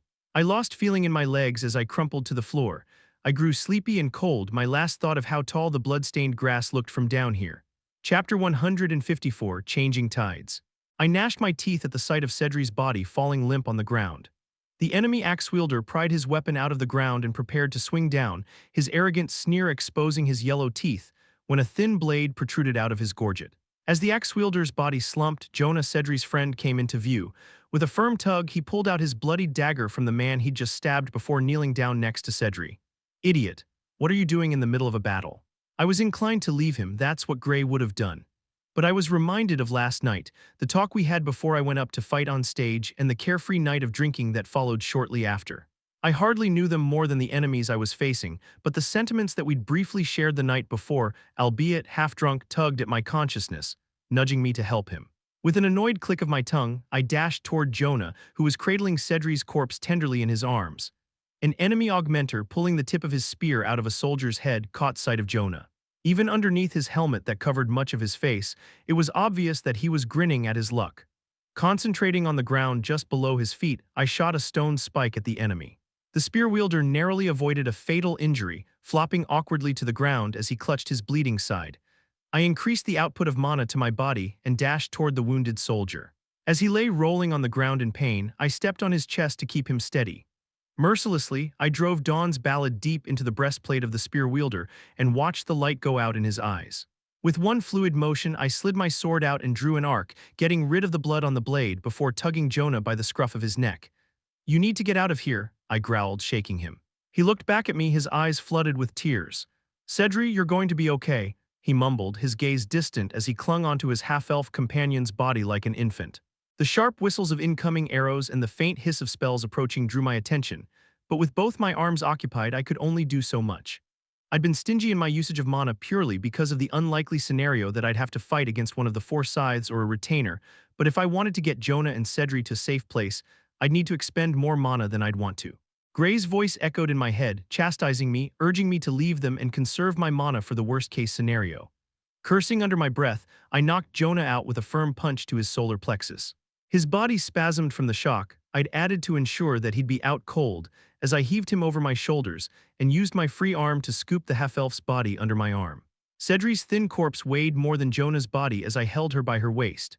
I couldn't do anything about her arms and blonde hair dragging on the ground, but Jonah's unconscious body seemed to take offense, his arms dangling towards her from my shoulder as if trying to scoop her up. Ignoring the creeping desire to just drop them back to the ground, I freely released the mana I had been conserving.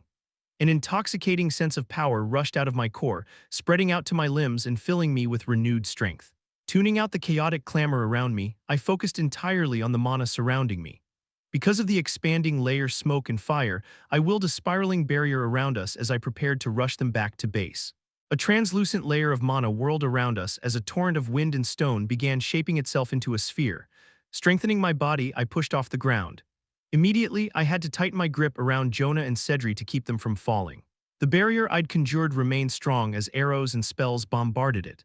Sparks ignited each time an enemy hit my barrier, deflecting or redirecting anything that came our way, but the spell was constantly eating away my mana reserves.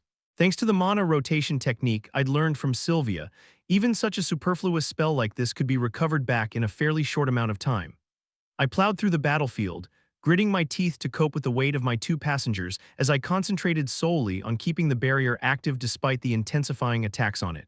My body jerked as a particularly powerful spell bombarded my barrier, but I held firm and increased the amount of mana into the barrier. Cries from the enemy soldiers ordering their subordinates to bring me down echoed within the forest. At least with all of their conjurers focused on me, Vaincy and her soldiers will have an easier time, I thought. As soon as I was out of the main battle, I released my spell. Immediately, an augmented arrow skimmed my cheek, drawing blood.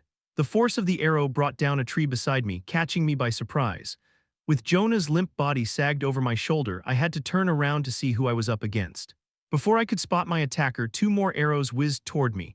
I had barely a second to react, but that would be enough. Letting out a deep breath, I murmured, "Static void." The deadly arrows were only inches away from me when I released the first phase of my dragon's will.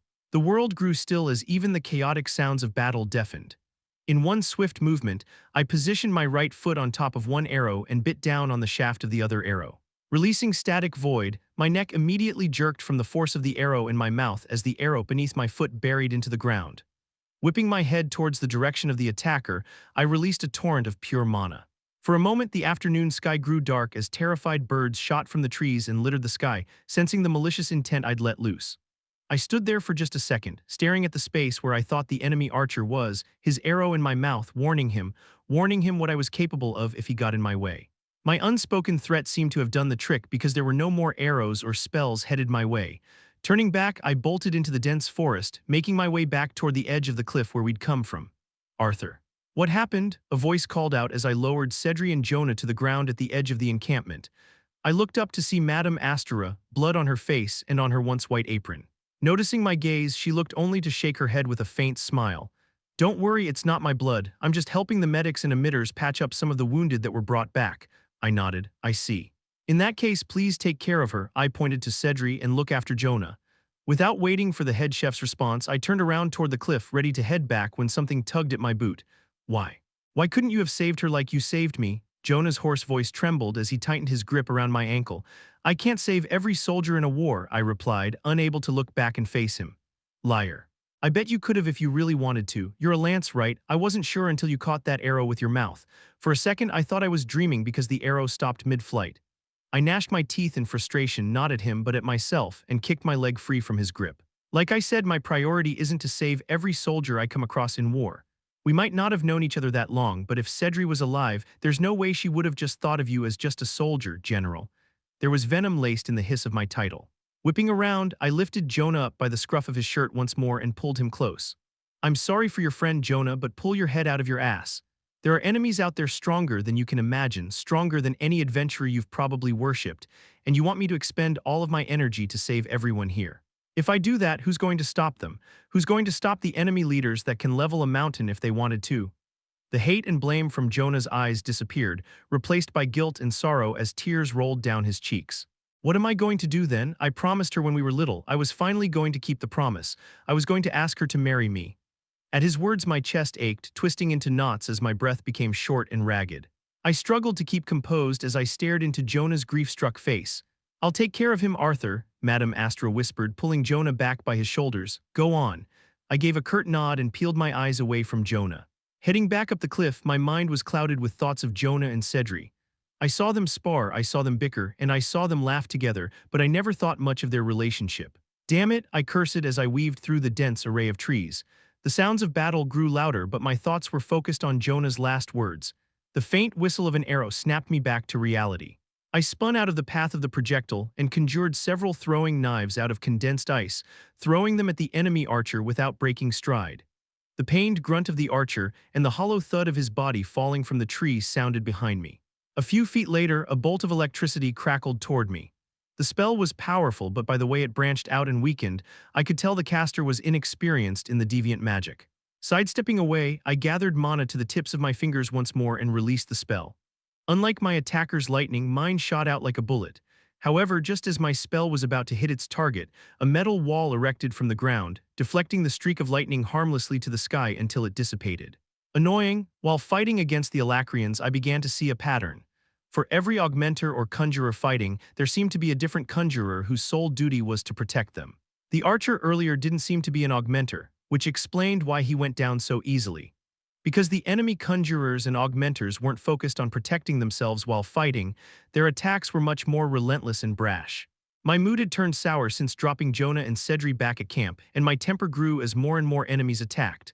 Fine, you know what, the more of you all I kill, the less my soldiers will die, I spat, revealing a menacing smirk.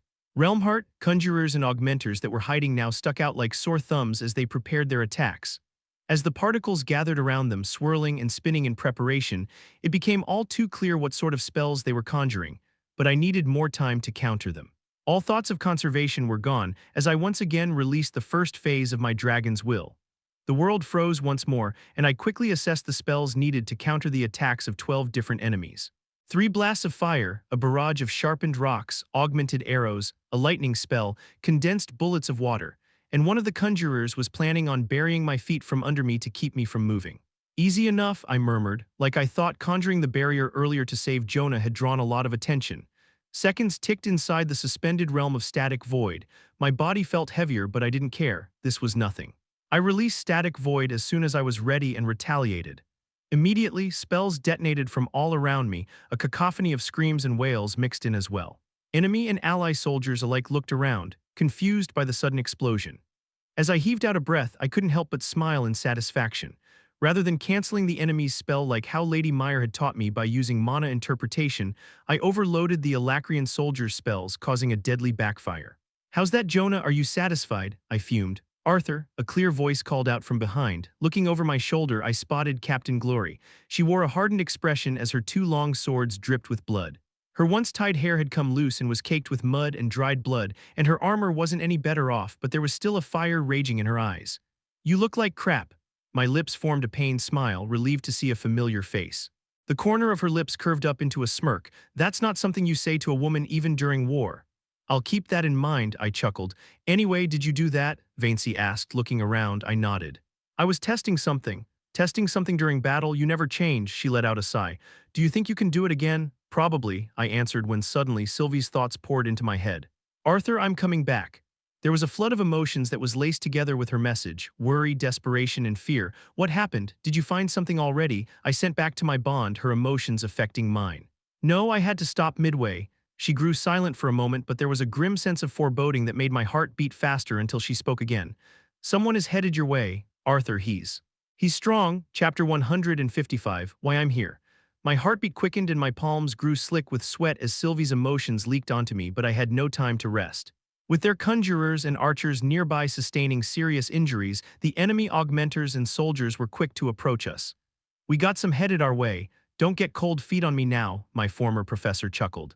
Her lighthearted tone didn't suit the screaming and clashing of weapons resounding in the background. "Cold feet? I've been taking the brunt of attacks from their conjurers and archers, trying to establish a pattern in their attacks," I answered, drawing Dawn's ballad and burying its sharp blade in through the breastplate of an enemy soldier in one swift motion. "Is that how you were able to set off those explosions just now?" Vaincy asked as she parried a large warhammer. It was compelling watching my former professor fight up close without holding back. Her fighting style, combined with her utilization of both earth and fire in a unique way to conjure glass, produced an array of glimmering attacks. She was able to create a layer of sharpened glass around her swords to extend her reach, cleaving down enemies several yards away. "No, that was something else."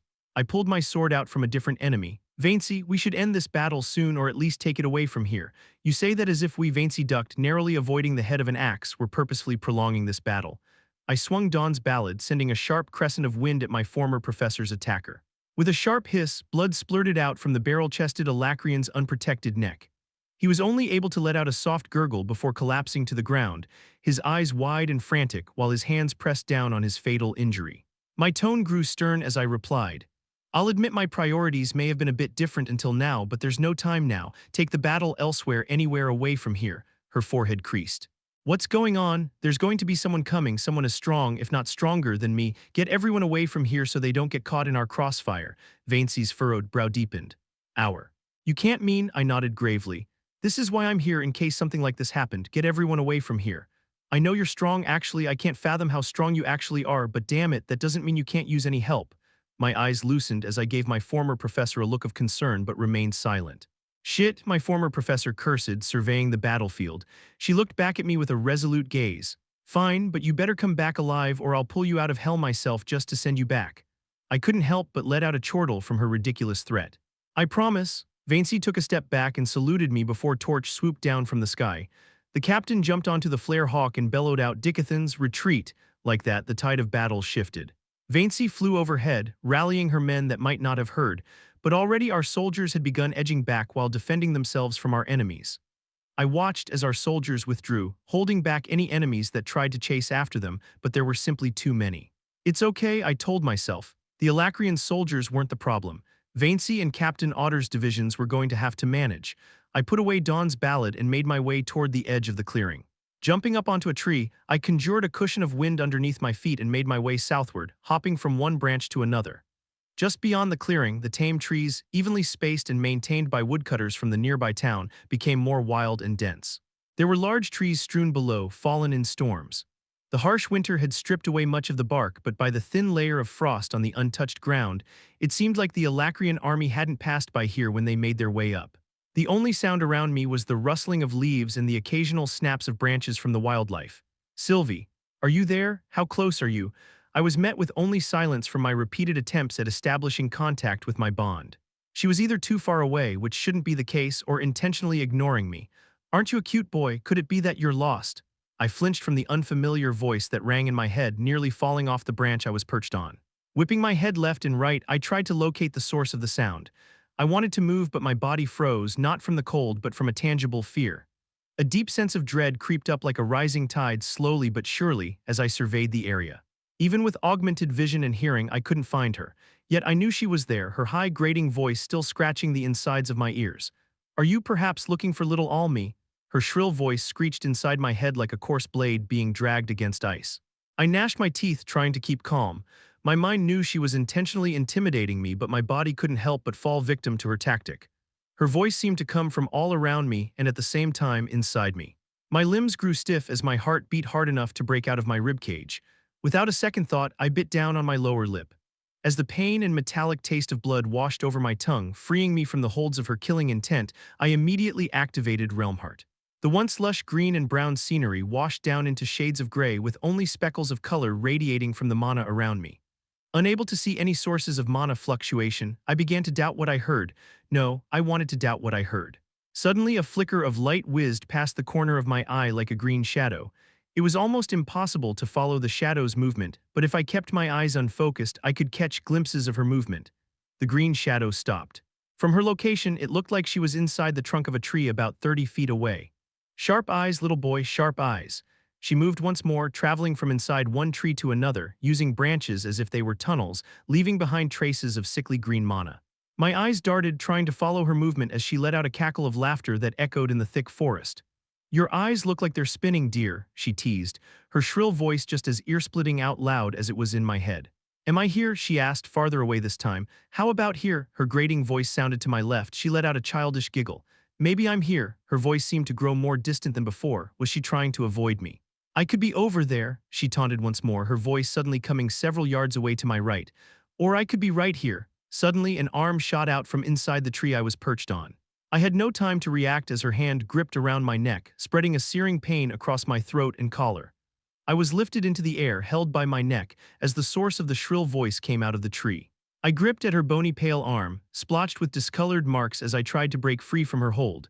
She was wearing a sparkling black dress that accentuated her body's tall and sickly thin frame. I could practically see her ribs through the thin piece of fabric that would have looked elegant had it been worn by any other woman.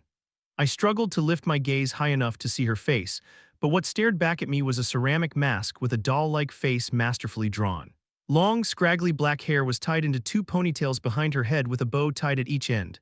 "My, what a handsome young boy you are," she whispered from behind her mask, the drawn eyes looking straight at me.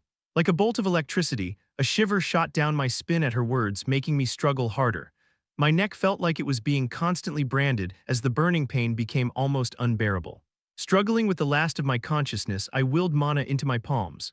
With Realm Heart still active, I could physically see the specks of blue mana gathering around my hands, turning into a shimmering white as I formed a spell. Tightening my grip around her wrist, I released my spell. Absolute Zero, she immediately let go of my neck and pulled her arm away from my grasp. Upon release, I fell from the tree, crashing through a hollow log on the ground. "The little puppy has a bit of a bite," she reprimanded from atop the tree.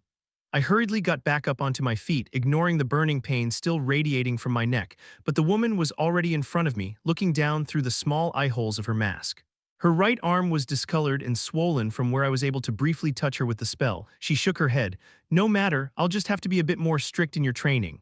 My body involuntarily took a step back. She had no intention of killing me, she just wanted me as some sort of pet. "What's your name, my dear?" she whispered, looking away as she buried her right arm inside the tree behind her. "My mother told me not to talk to strangers, especially ones as strange as yourself," I answered, wincing from the pain as I gingerly touched the wound on my neck. Usually, thanks to assimilating with Sylvia's will, I'd feel my body already healing, but the injury she inflicted was different. "Not to worry, we'll get acquainted soon enough," she replied, pulling her arm back out of the tree, the wound marked by my spell nowhere on her arm. The tree she'd pulled her arm out from now had a gaping hole in it, like someone had branded it with acid. She took long strides, her scar-marked legs sinking into the ground as if she were wading through water. "Unfortunately, we don't have much time as I have tasks to finish. Any chance that you'd willingly be this beautiful lady's slave?" I drew Dawn's ballad out of my dimension ring. "Sorry, I'll have to refuse. They always do." The bony woman let out a sigh as she shook her head. "It's okay, half the fun is breaking the will of a disobedient slave." As she finished talking, mana the color of rotted seaweed began gathering beneath my feet. Immediately, I jumped back, just in time to avoid a cluster of murky hands that shot out from the ground. The humanoid arms or mana clawed the air before sinking back into the corroded ground. The woman tilted her head, but I couldn't see her expression through her disturbing mask. Through Realm Heart, the spells seemed to have a similar attribute to wood, like Tesha, but with every spell she conjured, it left a mark of corrosion. I slid my fingers down my burning neck, afraid of what I'd see in my reflection. More of the murky green mana gathered around the mysterious enemy, but before she had the chance to finish her spell, I shot out a stone spike from the ground beside her. I watched as the earthen spear dissolved instantly the moment it made contact with her. "You're just prolonging the inevitable, my dear," she cooed in her high, grating voice that made me want to claw my ears off. She raised both arms, conjuring more pools of mana on the ground and on trees around me, only visible because of my unique vision. My first thought was how I should save mana during this battle, when I realized for the first time in a long while that I had no reason to hold back. Most likely, she was either a retainer or scythe, one of the key enemies that I had spent years training to fight against in the land of Usuras. Breaking open the metaphoric wall I had built to control my mana, I felt a rush of mana pour out of my core. The once dim runes that ran down my arms and back glowed brightly, blatantly apparent even through the thick mantle I wore over my undershirt. Particles of mana in blue, red, green, and yellow rushed out of my body while the mana in my vicinity swirled and gathered, drawn to my body like moths to a fire. "Looks like I found someone special," the woman effused as she crossed her raised arms, invoking her spell. Dozens of vine-like arms appendages erupted from the ground and shot out from the trunks and branches of nearby trees. My expression remained calm, her imposing intent no longer affecting me, as the disfigured hands of mana reached for me with their spindly fingers. A small crater formed in the ground below my feet as I dashed toward the slender witch of a woman, ignoring her spell. I ducked and swayed, dodging the vine-like hands that followed my movement, never breaking my stride as I reached the witch. I was just inches away from reach, yet the woman didn't even flinch, confident in the aura that had dissolved my earlier spell. "Absolute Zero," I whispered, coalescing the spell completely around my body. The murky green hands that froze inches before contact became a disturbing statue that only philosophers could put meaning to. My first instinct was to swing Dawn's ballad, but I was afraid that my sword would end up like the stone spear. So I took one last step, just before her feet, and willed the aura of ice to form into a claw-like gauntlet around my left hand like the augmenter had done back at the start of my earlier battle. As my spell collided with her aura, a cloud of steam hissed out, blocking my vision. It only took one gulp of breath to realize that the steam was toxic. My body immediately reacted, sending me to my knees in a fit of coughs as both my innards and skin began burning. The toxic gas surrounding me had already melted a lot of my clothes, exposing the runes on my arms. It was the fading of the golden runes that snapped me out of my daze. The runes, imparted onto me by Sylvia, and the very symbol of how this all started pulled me out from the cold grip of darkness. I promptly created a small vacuum to suck the toxins out of my searing lungs. It helped, but with no air to breathe and the oxygen from my lungs sucked out, I was left with just a matter of seconds until I blacked out. The fog, as toxic as it was, covered me from the witch's eyes. She'd assumed I'd have fainted by now or worse, so I used that opportunity. Locating her mana signature with the help of Realmheart, I waited for the right opportunity to strike while fighting my body's unwillingness to stay conscious. Seconds seemed like hours, reminding me of my time spent with my consciousness in the Ether Orb when she finally drew close enough. While she shouldn't be able to sense the mana fluctuation around me from the effects of Mirage Walk, I could only pray that she wouldn't be able to see the dim glow of my sword. With the last bit of energy, I triggered Static Void, stopping time around me as I exploded to my feet and struck her with Dawn's Ballad. My sword crackled as it seemed to tear through space, imbued with a gleaming white lightning that seemed almost holy as I released time just before my blade made contact with her face. The force of my swing spread the cloud of acid covering both of us, but even without seeing, I knew I'd somehow missed my target. I shuddered as my gaze fell to the blade in my hand, or rather, what was left of it. The tip of Dawn's Ballad, forged by an Usura, had been corroded flat with an inch of the teal blade gone. However, spotting the faint trace of blood on my blade, I shifted my glance to the witch. I could only see the point of her sharp chin as her head was reeled back, a thin trail of blood rolling down the side of her neck. The entire forest seemed to have quieted in fear as the only sound I heard was the shattering of her mask on the dirt floor. Chapter 156, A Lance's Battle. Where's my mask? The witch's hands fumbled over her face, still angled away from my line of sight. My mask, I need my mask, she kept repeating as she realized her face was now bare. The witch tore away at her unruly black mane, clawing at her ponytails and using her undone hair as a curtain to cover her face. She kneeled on the ground, gathering the small shards of her shattered mask as she continued muttering. I let out ragged breaths as I slowly inched away in fear of what she might do. I had used Static Void with Realmheart activated, and in return, the tip of my sword was now gone. The thatch of unruly black hair that fell over her face rustled as she began fitting together the broken pieces in a desperate attempt to make them whole. Suddenly, she clutched the pile she had so desperately gathered, clawing the ground along with it. My mask, she screeched, gripping at the shards until her hands bled. Watching the particles of mana congregating to form a murky green aura around her, I had no time to think. The faint purple particles of ether started vibrating as I activated Static Void once more. Ignoring my body's protest, I rushed toward to strike the witch before the corroding aura completely enveloped her again. With time stopped, I could close the gap without fearing that she would be able to react to me, but unlike my previous attempt, I wouldn't be able to utilize the mana in the atmosphere. Only the meager reserves I had left in my core. Jagged vines of white crackled around the teal blade of my sword as I dashed toward the witch. With the spell considerably weaker than my previous attack, a sense of doubt began creeping up inside me. I released the time-freezing mana art right as the flat tip of my sword buried itself in the green aura's opening just above her left knee. The ever-familiar sensation of metal piercing through flesh was accompanied by the crackle of electricity spreading through the witch's body. Yet the blood that leaked from her wound wasn't the same red that came from her hand, but rather a muddy green. The site of where the wound should have been hissed as the murky green blood began congealing around Dawn's Ballad. As the witch raised her gaze from the ground, her thick wiry hair parted, she revealed to me what she had been so desperately trying to hide. I tugged Dawn's Ballad, wanting nothing more than to retreat. It wasn't just her gnarled skin that looked more aged than the bark of the centuries-old trees surrounding us, or the two narrow slits between her sunken cheeks. It wasn't even her thin leathery lips that were darker than her hair or her jagged teeth stained yellow. It was her blood-curdling stare, radiating from the ghoulish pair of misshapen eyes that filled me with a sense of dread.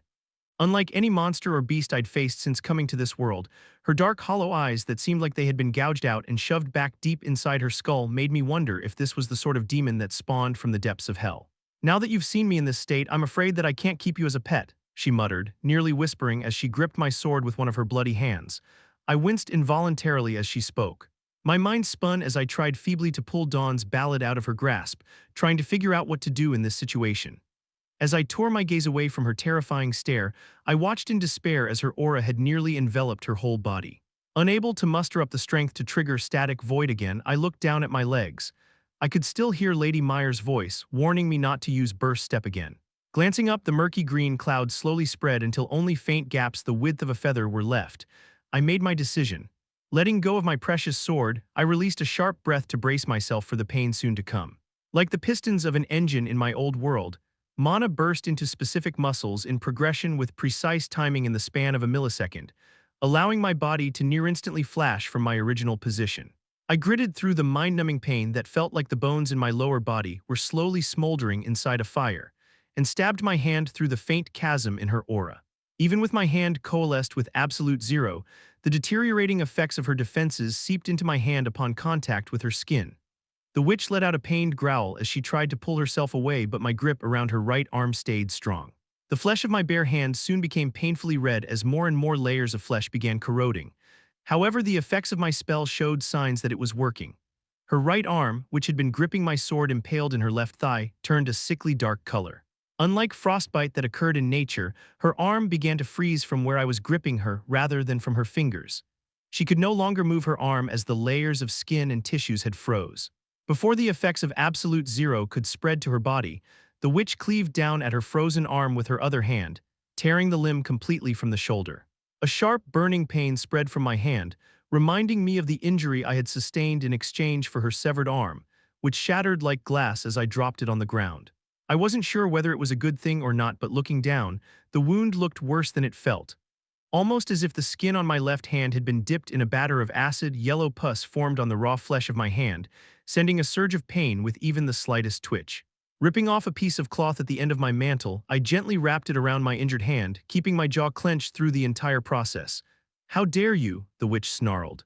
With a deranged fire in her hollow green eyes, she tore off chunks of her thick black hair to reveal a small stump just above her forehead. "I am a Vritra. I'll thoroughly make sure you feel the consequences of making a lady go through such disgrace," she screamed as she ripped off more of her mangled hair. "I'll melt your limbs off and keep you as a trophy. I'll cut off your tongue and feed you through a tube so you can only dream about dying." "Oh. You'll have to at least be a scythe to even think about doing that," I huffed, hoping she'd take the bait. A scythe," she howled, hobbling toward a nearby tree with Dawn's ballad still impaled in her left knee. "I'll wipe that condescending woman off the face of Alacria and take her place. Just because she's a little attractive and her grunts fawn over her, she thinks she's better than me. I'll show her how degrading it is to be her retainer." Remembering how the witch had healed her hand earlier by submerging it inside a tree, I ignored the shrieks of protest from my legs and rushed to her. She swung her only arm, releasing a gust of the smoke that nearly melted my lungs. I activated burst step once more, dodging the poisonous smoke and closing the gap in a blink. Tendrils of black lightning coiled around my right arm.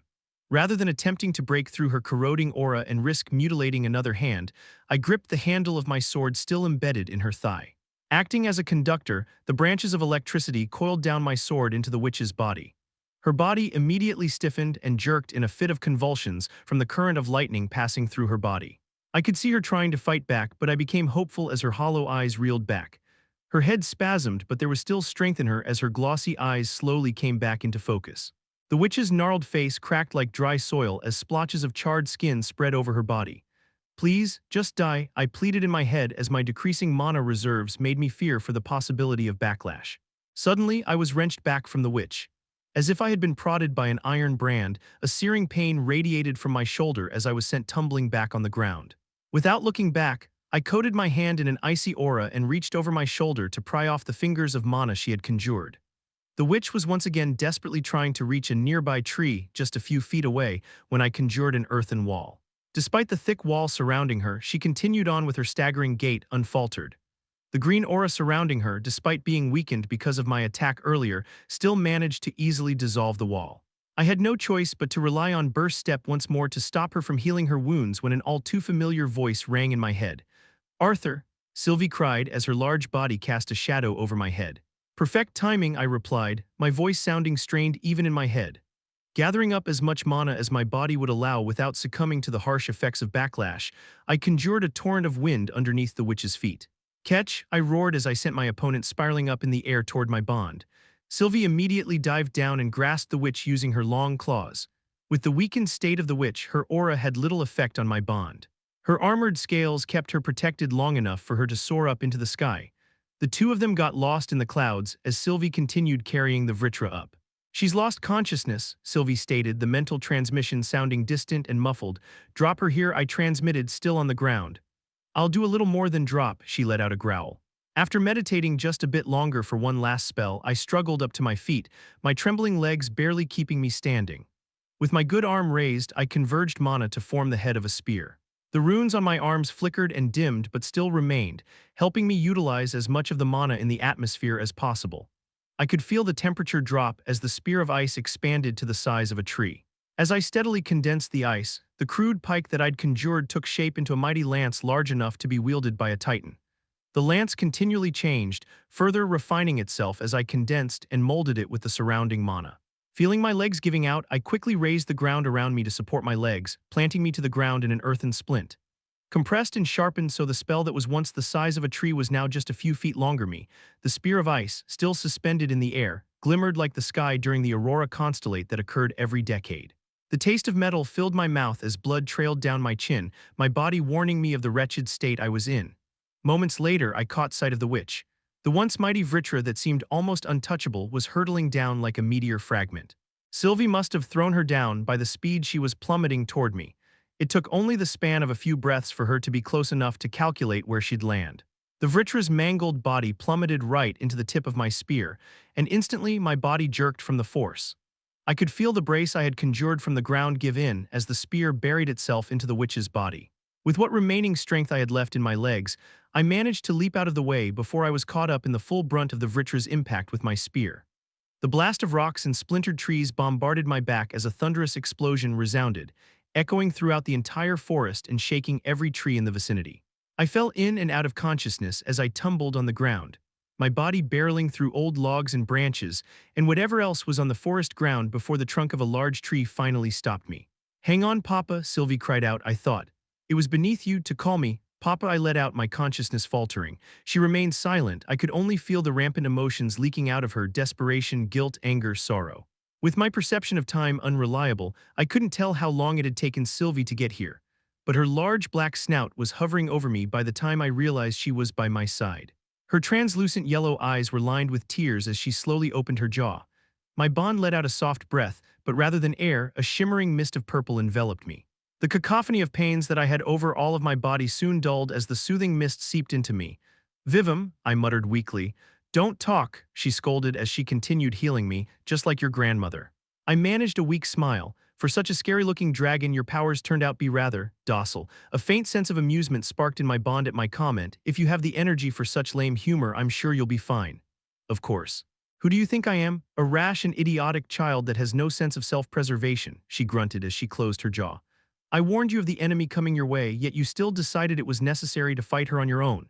Letting out a strained fit of coughs, I gently stroked my bond's snout. "I'm sorry, at least it's over, right?" "See for yourself," Sylvie said aloud, the gentle and mellow timbre in her voice soothing after hearing so much of the witch's shrieks. I propped myself up on the base of the tree I had collided with using my elbow as my bond moved to the side. Less than 50 feet away was a crater the size of a home with a thin layer of dust still apparent. In the center of the large depression was the spear of ice buried halfway into the ground as the witch's lifeless body lay dangling in the air. The spear impaled straight through her chest. Steam still hissed from the witch's body as her corrosive skin tried to eat away at the ice, but to no avail. She was dead. Chapter 157, Pinnacle's Height. "Captain Jarnas Auddyr Ulrich," I whispered, signaling him to move out left as I crouched down low behind a fallen log. The massive augmenter silently gathered his small team of 5 mages and began making their way through the dense trees. "Briar," I tilted my head in the direction of the small path to our right, signaling my other head and his troops to follow me. Briar nodded in reply as he unsheathed both of his serrated daggers. The well-built augmenter quickly navigated through the dense forest, his gait long and confident. I followed behind him and his troops a few paces behind with my fingers anxiously positioned on the grip of my artifact, ready to strike. I'd come to be thankful for the frigid gale that constantly howled through the trees, bobbing the branches and stripping their foliage. It served to cover the sound of our footsteps as we made our way deeper into the forest. Clearings were frequent, but I navigated my troops away from them, in case we were exposed to this great danger that Captain Glory had warned me about. I suppressed the urge to scoff at her ridiculousness, believing the words of a teen that somehow snaked his way to be a lance. He probably made up his suspicions about this powerful foe so he could escape by himself to avoid battle. I'll apprehend him on sight if I catch him running away, I thought. Perhaps my critical role in driving off the Alacrian forces and capturing the rogue lance will earn me a well-deserved promotion. I'd grudgingly followed Captain Glory when she abruptly started ordering her troops to retreat. It was my mistake to so blindly trust her judgment. After being informed by Captain Glory on what she had been instructed to do by that lance, I immediately turned my troops back. She had the nerve to throw away the battle and risk bringing the entire fight to the cooks and medics back at the encampment, but I was not her subordinate. The battle had become chaotic after Captain Glory's troops started retreating, leaving only my troops to fight. However, taking advantage of the fact that the Alacrians tried to go after Captain Glory's troops, it was easy for my soldiers to subdue a lot of the occupied enemy forces. Better yet, Captain Glory had received her consequences for having so little judgment in the middle of a battle. She'd sustained a sizable injury to her side that left me in charge of both troops. With my expertise as a commander, I quickly meshed together the two disjointed Allied forces, and we resumed the fight until an explosion resounded just a bit south from where we'd been fighting. Unexpectedly, the enemy leaders began ordering their leaders to fall back, leaving us with an exceptional victory. The sound of my cheering troops filled me with a sense of satisfaction that reminded me of what it meant to be a figure of power. Resuming my duties as the acting general in charge of both divisions, I ordered every able-bodied soldier to pick up an ally's body and head back to camp. I also ordered the retrieval of any Alacrian soldiers, if still alive, so that they could be interrogated later. I had wanted to go straight to the council and debrief them on what had happened here, but Captain Glory stopped me. She suspected that the boy Lance and the foe he was fighting had something to do with the explosion and wanted me to take some troops to see what happened. If it wasn't for the possibility of apprehending the boy for running away in the midst of battle and the chance to take his place as a lance, I would have refused. Perhaps the deities were finally rewarding me for my service to King Glader and now, the entirety of Dicathen. I would become one of the pinnacles of power in this continent. As we trekked further south, the more careful we had to be with our footsteps. As the sun set, mist began pooling between the thick trunks of the trees, obscuring the ground even directly below us. More so than the possibility of an imagined foe, I wanted to catch the boy off guard, and accidentally snapping a twig might make him run and complicate the task. My sources up in the council's castle told me that Arthur had not accepted the artifact granted to each of the lances to enhance their powers, but being careless would be a mistake. However much of a coward he may be, the boy was still a lance after all. Briar, my right hand, stopped and wordlessly motioned for me to come. Walking past the soldiers in his unit, I arrived in front of what seemed to have once been a tree. Looking at the dark sludge pooled in the center of the tree trunk, I slowly reached out when Briar swatted my hand away. My eyes narrowed as I shot my subordinate a glance, but Briar merely shook his head and dipped a spare knife strapped to his thigh into the puddle. With a faint hiss, the blade of the knife had been completely dissolved in a matter of mere seconds. Shifting my gaze to the rest of the tree that toppled over fairly recently, I pointed to it, making sure this acid was what caused it. Briar nodded in reply, and we continued our trek until one of his men, or rather, a woman, pointed out a few more trees with the same corrosion in the middle of their trunks. Some trees were still standing, with the acid only making a small hole, while others were melted down to the roots. The sharp snap above us caused all of us to immediately whirl toward the sound. The woman swiftly nocked an arrow on her bow and instantly fired. The arrow accurately hit the source of the sound, a branch. Letting out a sharp breath, I studied the branch that fell, only to realize that there were parts of it corroded by the same acid on the trees. I shot a menacing glare at the archer, and immediately she dipped her head apologetically. Incompetent. Signaling everyone to continue, I stayed close to the rear of the team in case anything were to happen. While the winds continued to buffet the trees around us, the forest was eerily quiet. There were no scutters of nearby animals, and I had yet to hear the crow of a single bird, almost as if the inhabitants of the forest had all run for their lives. Suddenly, a pained scream resounded, piercing through the trees into our ears. The quietness of the forest only seemed to amplify the sound as everyone looked toward me for guidance. From the deep timbre of the scream, it sounded like Ulrich, but was it really worth giving our position away if he had already been caught? Whether it was the lance or the supposed enemy he was facing, the element of surprise was one of our only advantages. Briar, who was close friends with Ulrich long before he joined my division as a head, stared at me with knitted brows. His eyes seemed to say to let him go, but I motioned for him to wait. I separated our team of 5 into 2 groups, with Briar in the team of 3. We slowly fanned out with the archer staying by my side while Briar's group slowly made their way toward the sound of Ulrich's scream. The density of trees dwindled as we approached a large clearing, with more and more signs of the acid evident around us. The ground underneath abruptly dipped, almost making us tumble downhill into a mysterious fog that grew denser as we got closer to the glade. With the archer covering me and Briar and his group a few paces ahead to my left, I unclipped the handle of my artifact, Stormcrow, and imbued mana to transform it into a mighty halberd. With the ghastly green mist blocking our view and the ground below unlevel, I suppressed the temptation to turn back with the thought of becoming a lance, and I raised my arm, holding up 3 fingers. I silently counted down. 3, 2, 1. Letting out a roar, Briar slashed out with his serrated daggers, unleashing a torrent of sharp gales to dissipate the potentially dangerous mist. What in the— My will to fight all but vanished as the green fog cleared. Stormcrow nearly slipped out of my loosened fingers as we all stood, jaws slack, at the scene just a few yards ahead. We had unknowingly stumbled on the edge of a massive crater. In the center stood an enormous and awe-inspiring spear that made my priceless artifact, handed down in my family for generations, look like a used toothpick. And impaled on it was what seemed to be a lanky imp-like fiend. The ground sizzled underneath the suspended monster with the same murky acid dripping from its grotesque body. A faint hiss sounded from the fiend as the green fog continuously spewed from its gaping wound, but it was undoubtedly dead. But perhaps the only thing more striking than the scene below was that of the obsidian dragon so casually sleeping next to the boy slumped against a tree on the other side of the crater. A boy who could be none other than Arthur. If it hadn't been for the fact that I had seen the dragon when Arthur was first knighted as a lance, the fear currently gripping at my chest might have just squeezed the life out of my heart. For a second, I thought that both the boy and his bond had both died during the fight, but the steady rise and fall of the dragon's body said otherwise. I pried my gaze off of the black dragon to see Ulrich on the ground on the other side of the crater. His troops -1 were huddled around him, nursing the stumps where his left arm and leg used to be. Perhaps the boy died in battle, I thought, hopeful. I assessed the situation the best I could from this distance.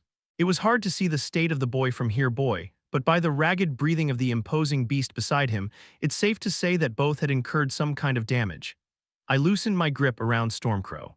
Retrieve the general's body. Briar signaled for one of his men to go forward when Ulrich, who'd now located where we were, flailed his only arm. Don't! Ulrich and his troops screamed, but Briar's subordinate had already leaped into the crater to make his way to the other side where Arthur was. Suddenly, just as Briar's subordinate dashed past the lanky fiend, a murky tentacle erupted out of its body, clamping onto his ankle. The soldier howled in pain, but rather than pulling his body, the tentacle severed his foot that was protected in mana, sending him tumbling down to the center of the crater. The soldier's arm landed inside the puddle of green sludge, and almost immediately, the acid worked its way through his armor and flesh until not even bone was left. The soldier, who'd been shrieking in agony, cradled the stump of his arm when the tentacle that grabbed him earlier dragged the rest of his body into the puddle. We stood there silently, horrified, the only sounds coming from acid working through the soldier's body and the archer retching behind me. "Don't go near that monster," Ulrich huffed, his voice labored from pain. The general said that it won't attack if you keep your distance." "What is going on?" I roared, losing composure. "Give me a report." "We don't exactly know, Captain," one of Ulrich's troops sputtered. "We sensed mana fluctuations nearby, so we scouted around the area when Head Ulrich and Esvin slipped and fell down the crater. Head Ulrich was able to make it out, but Esvin— Is that monster still alive?" I asked, taking a step back in case another tentacle sprouted out of its body. "No, it's not." I whipped my head toward the source of the hoarse voice, only to see that the boy was now awake. "You," I raised Stormcrow, pointing it at Arthur. "Did you have anything to do with this?" The lance's hardened eyes, his irises nearly glowing with an azure radiance, focused on me between his auburn bangs. "With the death of that retainer." "Yes," his gaze remained harsh and voice even. "With your soldiers' deaths, that be because of that thing's automatic defense spells that are still active even after she's died." I could feel my cheeks burning in embarrassment while the boy talked to me as if I was a fool. "Why didn't you help them then or warn us?" "I'm sorry, did you want me to put up a caution sign?" the boy mocked. "Quite frankly, I'm having a hard time staying conscious, let alone warning mages that obviously didn't want to be found. General Arthur, you were under suspicion for fleeing in battle, but now that new information has come to light, we'll ask that you come with us so that we can take you to the council for further questioning," I announced, afraid to take even a single step despite Ulrich's earlier reassurance. "I'll go to the castle on my own accord. Right now I have other matters to attend to," the boy replied as he remained seated against the tree. "I'm afraid that's not possible, General," I said through gritted teeth. "Information on the enemy leaders is crucial and the council needs to be informed at once." Gathering my wits, I made my way toward the boy, steering clear of the tentacle's reach, when the obsidian dragon's eyes shot open, freezing every one of us on sight. Its shimmering topaz gaze bored directly into me, making my body shrivel on reflex. The dragon's eyes contained a ferocity and wisdom that made every mana beast I had bested seem like plush doll. Take another step if you wish to lose your head, the dragon rumbled, baring its fangs. It speaks, Briar cried out, stepping back in fear. Gripping the handle of Stormcrow harder to suppress my body's instincts to retreat, I replied. My apologies, mighty dragon, we have no intentions of hurting your master. We simply wish to bring him safely to the council and see to it that his wounds are treated.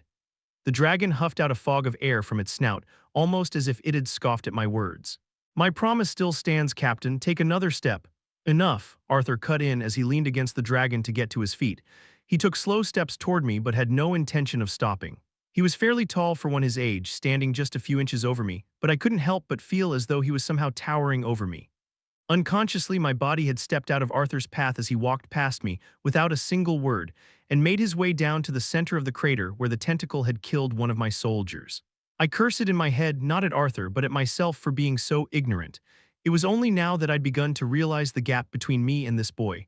I stood silently as Arthur trudged carefully down the sloped ground. Even when the boy got in range of the corroding vine made of some mysterious mana, the tentacle froze and shattered on contact. Arthur casually placed a foot over the puddle capable of melting even armor and bone. As the acid froze into a solid state, the boy stepped on it and reached out toward the monster, pulling out a worn teal sword. Sylvie, let's go. The obsidian dragon beat down its wings, creating a surge of wind below it. The dragon hovered over Arthur and lowered its tail for its master to grab onto. Mounted atop the mighty beast, Arthur sheathed his sword and peered down at me with a harsh gaze. Get Captain Glory or someone else capable to take the retainer's corpse to the council. There was a sharp sting to his words that I would punish anyone else for, but I held my tongue. The fear still lingering in me, and the overwhelmingly imposing pressure Arthur radiated as he gave out his instructions made me lose all the remaining confidence I had. He truly was a lance. I sheathed my weapon and got down on one knee. Yes, General. Chapter 158, Covert. Nico, Cecilia, and I remained silent, staring at the words printed on the fabric-like sheet of paper in our hands as we sat around the shoddy patio table. We got in, I muttered, not taking my eyes off of my acceptance letter. I can't believe we got in. Speak for yourself. The only one Cecilia and I were worried about was you, Gray, Nico chortled, but even he couldn't hide his excitement as his lips spread into a wide grin. I can't believe it either, Cecilia whispered, her voice trembling. Whoa, are you crying, Cecilia? And no, I just have something in my eye, that's all. I finally pried my eyes from the acceptance letter in my hand to see Cecilia hurriedly wiping her eyes with the ends of her sleeves, her usual creamy cheeks flushed bright red. Congratulations, you three, Headmaster Wilbeck's clear voice sounded from the entrance to the backyard. Headmaster, Nico exclaimed, proudly holding up his letter for her to see like a trophy. I'll need to find some spare frames to hang those letters up, she smiled as she walked toward us, giving each one of us a hug. Looking at the gentle smile on her face, a pang of guilt struck my chest. She was the woman who raised me like a son since I could remember, yet I was selfishly going away to a distant city. Headmaster, are you sure it's okay for us to go? I can stay and help out at the orphanage, it's no big deal. I'm no good at studying anyway like Nico and Cecilia, plus it's expensive and you're getting old so ouch, I yelped, rubbing my stinging forehead. I'll take you to the academy if I have to drag you in your underwear myself, she scolded, her finger curled up, ready to flick me again. All these years of raising a troublemaker like you has paid off and you want to stay here, not on my watch. Nico is the troublemaker, I just get dragged along, I protested, raising my hands to protect my forehead from the assault. Then I guess Mr. Sever deserves one of these as well, the headmaster declared, flicking my best friend's forehead with the speed and accuracy of a trained soldier.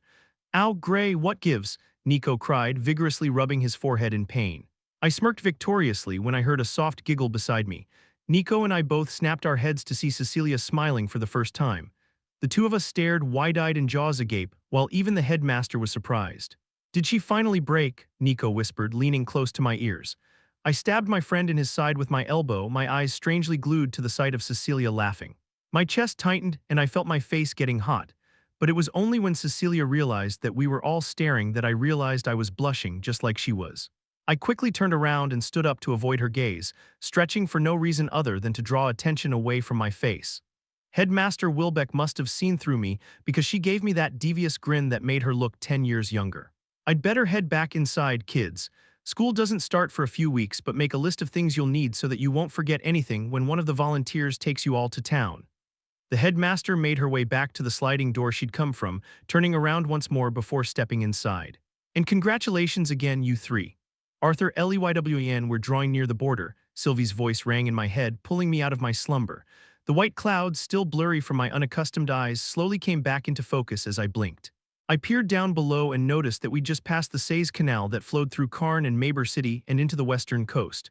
"How are you feeling?" I asked, stretching my sore neck and back as my legs dangled off the side of the base of my bond's neck. "I should ask you the same. I admit using my powers drained me more than I had expected, but you definitely overexerted yourself," Sylvie chided, extending her large wings to slow our descent. I let out a sigh that got swept away by the rushing wind. "I know, it seems I have a ways to go if I want to actually go head-to-head with a scythe. We're both young, time is a luxury that we are fortunate to have. We just need to remain careful and not doing anything rash, like trying to go against a retainer alone. I promise not to let that happen again, and besides, you saved the day there at the end," I comforted, patting her scaled neck. My bond didn't reply, instead responding with a wave of frustration and helplessness that I could only chuckle at. And NBSB, we landed on the unsettled land just above the border leading into the kingdom of Darv. The once damp soil of the forest turned dry and hard with cracks lining every inch. The trade route that the dwarves and humans used to exchange goods was near the eastern corner of Darv, by the Grand Mountains, so there were no visible roads this far out toward the coast. "It's still cold," I grumbled as my cloak billowed in the wind. "You should grow scales like me," Sylvie joked as she lowered her body to let me down. "I'm just glad I'm still able to muster up enough mana to keep from freezing." I slowly raised my leg and brought it around my bond's neck, but as soon as my legs touched the ground, a sharp pain coursing up my entire lower body sent me crumbling to the ground. "The injuries in your legs aren't getting better." Sylvie's voice was wrapped in concern and guilt, as if she was the one responsible for the pain. "Maybe it'd be best if you keep riding me." "No," I gasped, willing more mana into my legs as a temporary solution. "If my suspicions are correct, we're going to need to lay low, and we've already taken the risk of being exposed by riding this far down." "Very well." Sylvie's large body began glowing as she shifted back into her fox-like form. Rather than ride on top of me like usual, she trotted beside me. "Looks like Lady Meyer's prediction was right," I said, taking careful steps. "Even after being healed with the Vivum Etha art, my lower body feels like it did when I was a newborn. Grandmother's control and knowledge of Etha in the Vivum path is much greater than mine. Maybe if she was here."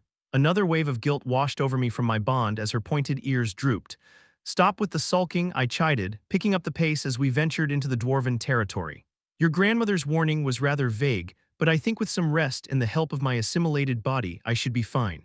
I tried to hide how unconfident I was with my own words, but it was obvious that my emotions had leaked onto her.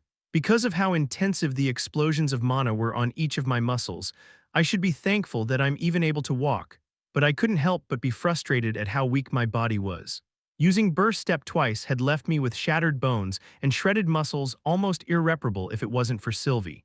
I winced at the mere thought of my mother's expression if she were to see the state I was in. Would she or any emitter have been able to heal me? Swallowing down the dispiriting thoughts, I surveyed the area. Ahead of me was a vast expanse of varying shades of brown and yellow. The few plant life scattered around consisted of either broken branches and shrubs carried by the wind from the forest or weeds sprouting out from between the cracks on the ground. I noted the large boulders spread about in case we needed to hide or take cover from the harsh winds, but so far there were no signs of activity. The jagged plains dipped and rose to form ravines. From the books that I'd read and what Elijah had told me, many of the gullies and ravines strewn all across the kingdom of Darv had hidden entrances into the underground cities where the dwarves actually lived. I let out a deep breath. "Let's get started." Reaching into the depths of my mana core to where Sylvia's beast will resided, I activated Realm Heart once more. As the familiar sensation washed over me once more, my body immediately protested. I quickly lurched over to the side and retched out the remains of whatever partially digested food I had in my stomach, and when that was all gone, I spewed a dark bile. My chest heaved and the world span around me, but fortunately I was still able to maintain Realm Heart, which was crucial for this task. Maybe we should come back next time. With my lineage, I'm almost positive that I'll inherit Realm Heart once my powers fully develop. We can come back then and both of us can search. I shook my head. It doesn't work that way. By then, the mana fluctuations in the atmosphere caused by the soldiers and the retainer will have equilibrated. The search has to be done now. Equilibrated. The mana in the atmosphere will return to its original state, I explained, turning my attention back to the particles of mana in the vicinity for any signs of abnormalities. When I had first experienced this perspective while in Realm Heart, the particles appeared chaotic, like specks of dust pushed and pulled by even the slightest breeze, but that wasn't the case. During the short period I had with Lady Meyer, she explained to me how mana and ether behaved in their natural state. Each element of atmospheric mana behaved in their own pattern. Earth attribute mana remained near the ground, faintly shifting like fine sand rolling down a hill. Water and wind attribute mana moved similarly, but water particles were much more scarce. Fire attribute mana were scattered throughout, throbbing and pulsing, almost as if it was giving life to the planet. Ether, however, behaved as if each particle had its own consciousness. Some moved alongside the particles of Earth, while others congregated around the wind and water attribute mana, herding them as if they were sheep. What Lady Meyer said about Ether being the glass that held the liquid, this force seemed to interact with mana in a special way. Because of the sheer number of Alacrian soldiers that had somehow snuck into the kingdom of Sapin, I had hoped that there would be some lingering trails of mana fluctuation. But the task of actually singling out minute discrepancies in the endless sky of particles proved even harder than it sounded. To make this task even harder, because it was already much too easy, I had to limit my use of mana to only strengthen my body. Even the very act of absorbing mana would create fluctuations that would interfere. I wouldn't be able to tell my mana use apart from the Alacrians. Taking long strides, Sylvie and I skirted one rock formation along the border that separated Sapin and Darv. Luckily, the soldiers weren't able to hide their trail in the forest.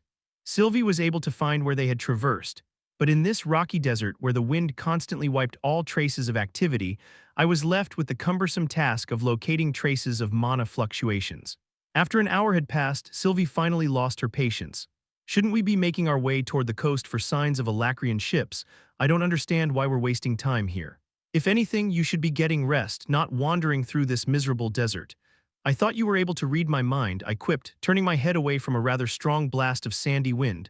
That's not how it works. It's mostly emotions that come through and very basic thoughts. Right now I only feel a strong sense of suspicion coming from you, but other than that, I found something, I nearly said aloud as I came to an abrupt halt. I had been looking at the sky this whole time, but I hadn't noticed anything odd until I spotted a dark spot on the ground. Even with a thin layer of dry sand covering it, there was a small but undeniable puddle of moist earth. Dropping to my knees, I rubbed the wet dirt between my fingers just to make sure. I looked up at the sky once more and finally spotted what was missing. There was a faint lack of water attribute mana in the vicinity where the most soil was. "What's going on?" Sylvie chimed, staring at the dirt in my hand. "Looks like someone got thirsty," I replied. Surveying the area, I found more areas where the atmosphere was void of water attribute mana. Following the faint trail, we headed southeast away from the coast until we arrived at the edge of a narrow ravine. "Come on, let's go down." We slowly climbed down the steep slope, the whistling wind masking all other sounds. Once we were at the bottom of the ravine, the faint trail of missing water attribute mana disappeared, but it didn't matter. "Damn it," I muttered softly, peering down the cliff. "I was actually hoping I'd be wrong." "Your suspicion."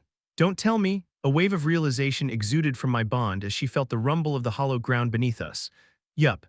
After this, I'm still only 80% sure, but I suspect that the Alacrian army we fought got into Dicathen with the dwarves' help." Chapter 159, Down Within. There were radical implications if the dwarves were really allied with the Alacrians, but regardless of my hunch, I needed to make sure my suspicions weren't just me being over-skeptical. It took me another hour or so to locate one of the hidden entrances to the dwarves' underground kingdom, but even that was only possible with the help of Realmheart. "Your breathing is strained," Sylvie noted from inside my cloak as I carefully ran my fingers down the faint crease, camouflaged to look like an ordinary crack along the steep cliff. "It's fine. I just used Realmheart for too long, that's all," I replied as I stared down at my arms. Without the golden runes etched into me and my vision returning to normal, I realized how pale my body had become. It wasn't the sort of creamy pale that girls wished for, but the sickly pale that made you worry for your well-being. "I feel like I shouldn't need to remind you, but do know that there is a concept called moderation that works wonders on both mind and body." Ignoring my bond's nagging, I tried pushing at the concealed entrance once more. Despite the added mana to strengthen my body, the earthen door refused to move. There should definitely be some sort of way to open it. I'm missing something. I continued sliding my hands, which were surrounded in earth attribute mana, across the length of the hidden door. "Maybe you need to be a dwarf to be allowed to enter," Sylvie mused. "No. I highly doubt that there is a specific mana signature that only dwarves could have besides deviants, and if that were the case, more than 80% of their population wouldn't be able to get in through their own doors.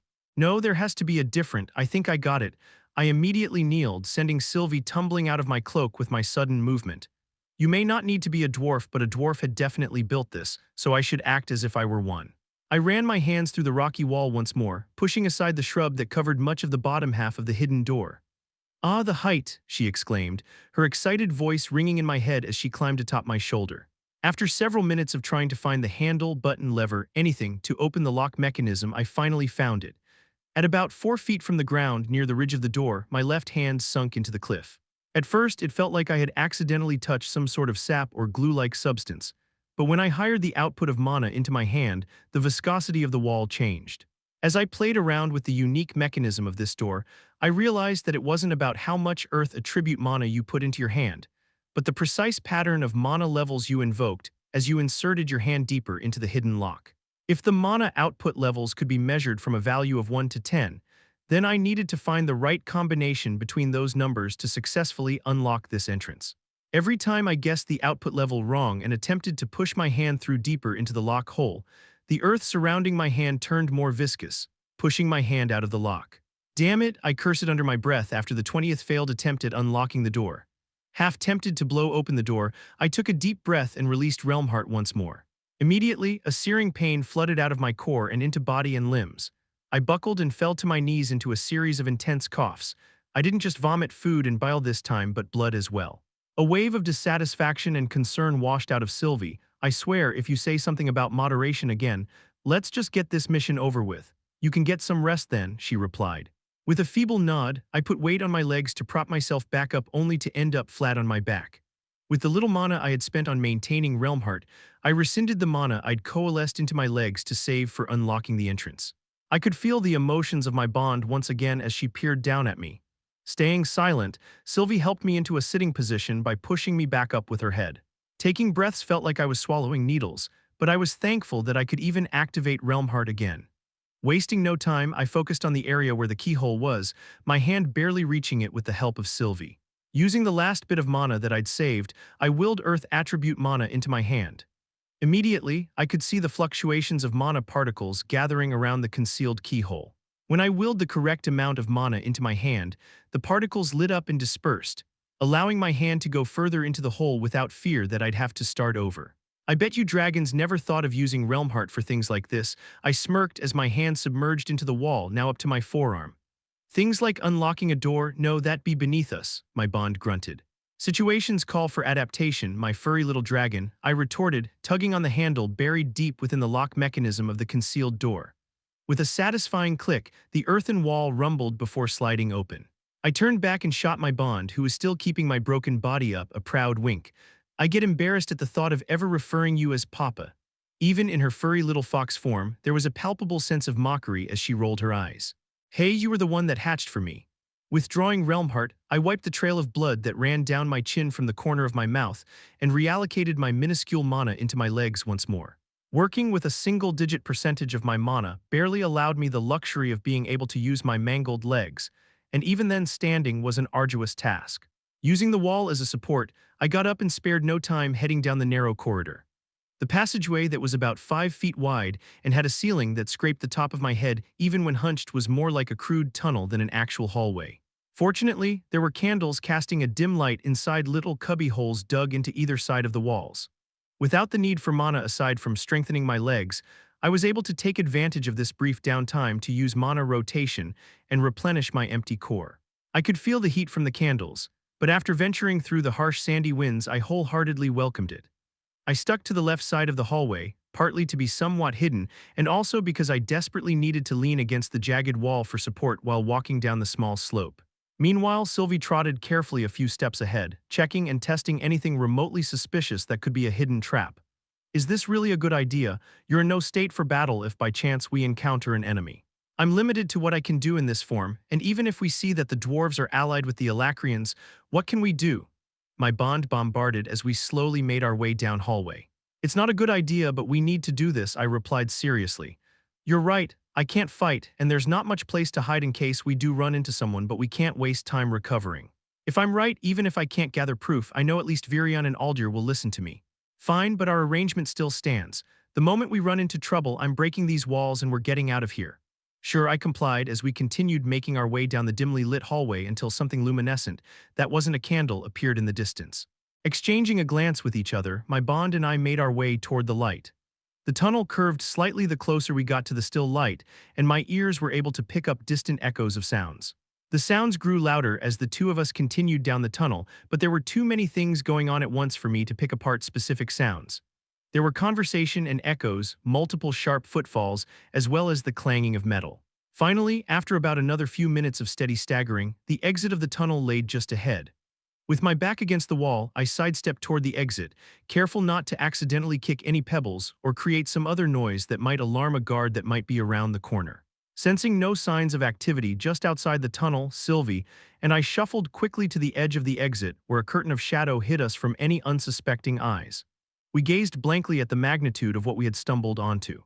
The hallway opened up into an enormous cavern with a domed ceiling so without imperfection that, for a second, I doubted that we were still underground. Rather than candles, massive torches lined the walls to reveal just how large the cavern actually was and who were within. I let loose a string of curses in my head as I peered down. In the center of the cavern floor, roughly 2 stories down, was a massive teleportation gate surrounded by dwarves, and steadily trickling out from the shimmering gate were Alacrian troops. Before I was able to get a closer look at what was going on, the sound of footsteps approaching the tunnel we had come through made me whirl back. The massive cavern seemed like a beehive, with dozens of other tunnels dotted uniformly along the wall. Dozens of staircases carved of stone lined the walls, each one of them leading to a different tunnel, and approaching the tunnel that Sylvie and I had come through was a platoon of Alacrian soldiers. "I'm getting us out of here," my bond stated, her body already beginning to glow. "Not yet." Focusing on one of the entrances to a tunnel just a few yards away, I managed to will a few rocks to dislodge. I immediately heard the flurry of movement as the platoon whirled around, weapons and armor clanking. Using the opportunity, I quickly picked up my bond and held her tightly against my chest. Flattened myself against the corner of the entrance and wall as much as possible, I mustered more of the mana I had gathered on our way here and willed a curtain of rock from the wall to surround us. Just a loose rock. "Let's go," the soldier leading the platoon grunted. "Hold your breath," I ordered Sylvie as I activated Mirage Walk. Coalescing the atmospheric mana around us to hide our presence was something that I'd never had the need to use since coming back to Dicathen, but in this situation where enemy mages would be marching just inches away from us, I didn't want to take any chances. Inside a coffin of earth, I was surrounded by complete darkness. I could hear the synchronized marching of the soldiers as they went past us, their deliberate footfalls echoing against the tunnel walls. They were so close that I could hear the hushed whispers of the soldiers. "When do you think we'll go back home?" a voice murmured. "Why miss your family already?" a husky voice mocked. "Just focus on racking some achievements through this war. Your blood will be thankful if you can finally afford to move them out of that little hut you call a home." "Great Vertra, both of you hush," a gruff voice hissed. "Our whole team is going to be on night watch if you two keep it up." I couldn't help but become absorbed in their conversations. Their way of talking was rather similar to ours, but certain terms, like blood and Great Vritra, I could only guess from their context. This got me thinking, how can 2 different continents that had almost no contact with each other be so eerily similar in their language? "Grandfather told me that it is of the Usura's intervention," my bond chimed in, her voice tense even in my head. "Usuras often sent a representative to secretly help advance Alacria and Dicathen when needed. He explained how they would take the form of a lesser being, albeit exceptionally smart, and help them progress through the centuries. Sort of like how you Usuras granted us the artifacts way back then," I asked. "Yup. Except that apparently we had been doing long before then. The artifacts were supposedly a rather drastic change that the Usuras chose to do to keep the Lessers from going extinct." "I see," I pondered. It was a scary thought to think that perhaps the geniuses of my old world were actually deities sent from above to help us survive and progress. As minutes slowly trickled by, the soldiers' conversations did little to alleviate the discomfort of our situation. Without even cracks in the conjured coffin to provide breathable air, it became almost unbearably stifling and hot.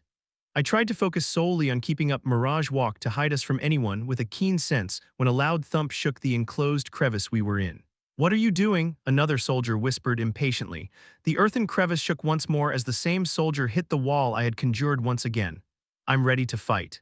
"Just stay behind me," my bond informed, her voice lowering to a fierce growl in my mind. "Just hold still," I snapped, trying to keep my heart from bursting out of my ribcage. "This end of the entrance was different from the other side," the soldier replied hesitantly to his comrade, "and it sounded a bit hollow when I hit it." There was a brief pause where I was almost afraid that they'd investigate further, but to my surprise his comrade just let out a scoff. "Merciful Vritra, I know you're green, but don't hold the others back just because you see something weird. We're in a different continent." I almost let out an audible sigh of relief as the sound of footsteps resumed, slowly subsiding as they made their way up the tunnel we had just come down from. After making sure the soldiers had all passed by and no one else was coming, I opened a tiny hole to survey our surroundings. Only after another few minutes did I revoke my spell. We got what we came here for. Now let's go back to Telvirion so you can actually get some rest to heal your wounds, Sylvie pleaded. Yeah, let's go, I agreed. Even with Sylvie's unique healing techniques using ether, my legs were on the verge of collapsing, and the only brief rest I had gotten was when I passed out on her back while coming here. Already contemplating the best way to tell this critical news to Virion and Aldir, and the precautions I would need to take just in case things went south, and I needed to fight against the two dwarven lances. I merely took a glance back at the domed ceiling cavern when the Alacrian soldiers that were present suddenly all kneeled, facing the transportation gate. After confronting two retainers and even defeating one, I thought that I'd be prepared to face a scythe. Even under the suspicion that the dwarves were betraying Dicathen, I was confident in being able to win this war. But as a figure clad in obsidian stepped out of that gate, I couldn't help but feel shaken. Being here, barely standing on my own 2 feet, I felt like a mere flicker against the wind. I felt despair. Chapter 160. Healing Procedure. The mysterious figure cast a suffocating pressure throughout the cavern as it stepped out of the gate. Even Sylvie, who had been so eager to leave, was frozen stiff as she helplessly peered down at the sight below. As the rest of its body appeared through the teleportation gate, my eyes immediately became fixed on its horns.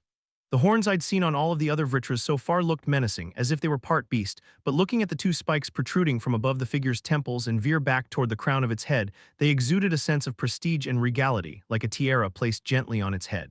Unlike the murky black horns I'd seen up until now, this Vritra's obsidian horns all but glowed like precious stones, contrasting starkly against its pearl-colored mane that flowed back past a set of narrow shoulder. As the Vritra indifferently surveyed its surroundings, I was able to catch a quick glimpse of its face before retreating back behind the entrance of the tunnel out of fear that the Vritra would be able to sense me even with Mirage Walk activated. It was then I realized that this oppressive aura had come from a girl that looked no older in appearance than Tesha. She possessed elegant features, dark eyes, and a thin frame underneath a fur-trimmed obsidian robe, yet even amongst a crowd of dwarves, she appeared small and petite.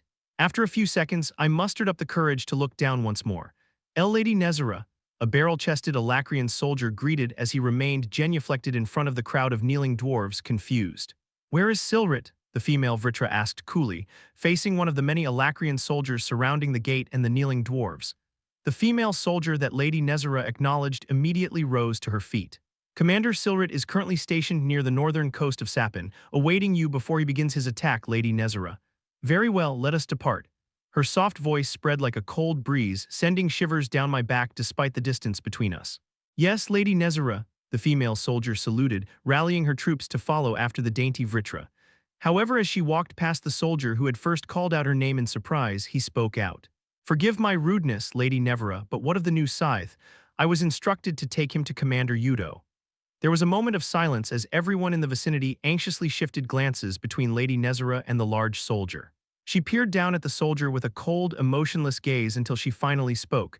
He's not ready. Melzri and Viessa are still working on him. I see, the soldier replied, his shoulders visibly relaxing. My apologies for wasting your time.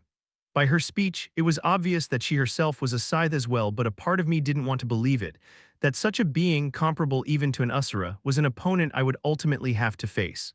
Better yet, the number of scythes we had to worry about had increased. Another scythe? Sylvie echoed, her voice dripping with worry. Come on, let's get out of here, I sent to my bond. Now that a scythe had entered the war, getting this information back up to the castle had to be done quickly. I took one last quick glance at the scythe named Nezera when she looked back over her shoulder as well. For a split second, her gaze passed by the tunnel where we'd been hiding and our eyes met. Her gaze eventually swept past me, but in that flashing moment, her cold eyes had locked onto me with the focus of a predator. There was no doubt about it, she knew I was here. My body stiffened as if every ounce of blood in my body had congealed.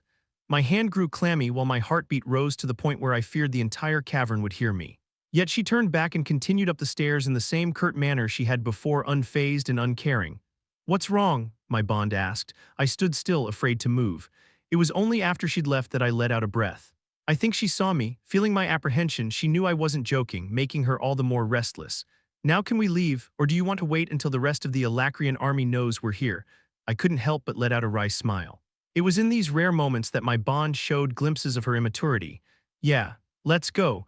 Exiting the tunnel, we were greeted by the ever-pleasant slap of desert wind. Sylvie and I had agreed to hold off on flying until we'd reached the forest on the border of Sapin and Darv.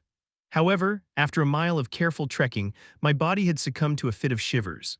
Constantly using Mirage Walk in case nearby Alacrian soldiers sensed my mana fluctuations had drained my meager reserve of mana.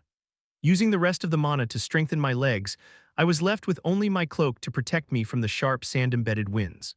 It's been a while since I've gotten this cold. I clenched my jaw to keep my teeth from chattering. Leaning my back against a boulder for temporary shelter from the wind, I wrapped my cloak tightly around me. Just a little more. "We're almost there. Should I use Etha once more?" my bond asked as she gazed up at my pitiful state. "No, I can barely keep mana rotation active in this state. Using Etha might set off the soldiers or worse, the scythe." "Okay," pressing against my leg to do what she could to keep me just a little warmer. We stayed still for a brief moment until the wind died down just a bit. After painstakingly walking back toward the forest, walking zigzag from one boulder to another, in case of any Alacrian soldiers hidden from the faint light of the crescent moon, I almost broke into tears at the shadowed figures of trees in the distance. Just a few minutes into the forest, the wind had died down significantly, and despite it being the same temperature, my body slowly began to thaw. "Let's rest here for a bit," Sylvie said, pointing with her snout at a nearby hollowed log. "We should get back to the castle," I replied, my eyelids growing heavier with each word. My bond nudged me toward the log. "We need to put some more distance between us and the soldiers ahead anyway, just a 1-hour nap. At this rate, you'll freeze without mana to protect you while flying." There was a comforting power to her words that seemed to drain the rest of what little energy I had left in me. Suddenly hit with a wave fatigue, I stumbled into the hollow log. My consciousness slowly faded into darkness, with the last thing I witnessed being Sylvie dropping a mouthful of leaves on top of my body for warmth.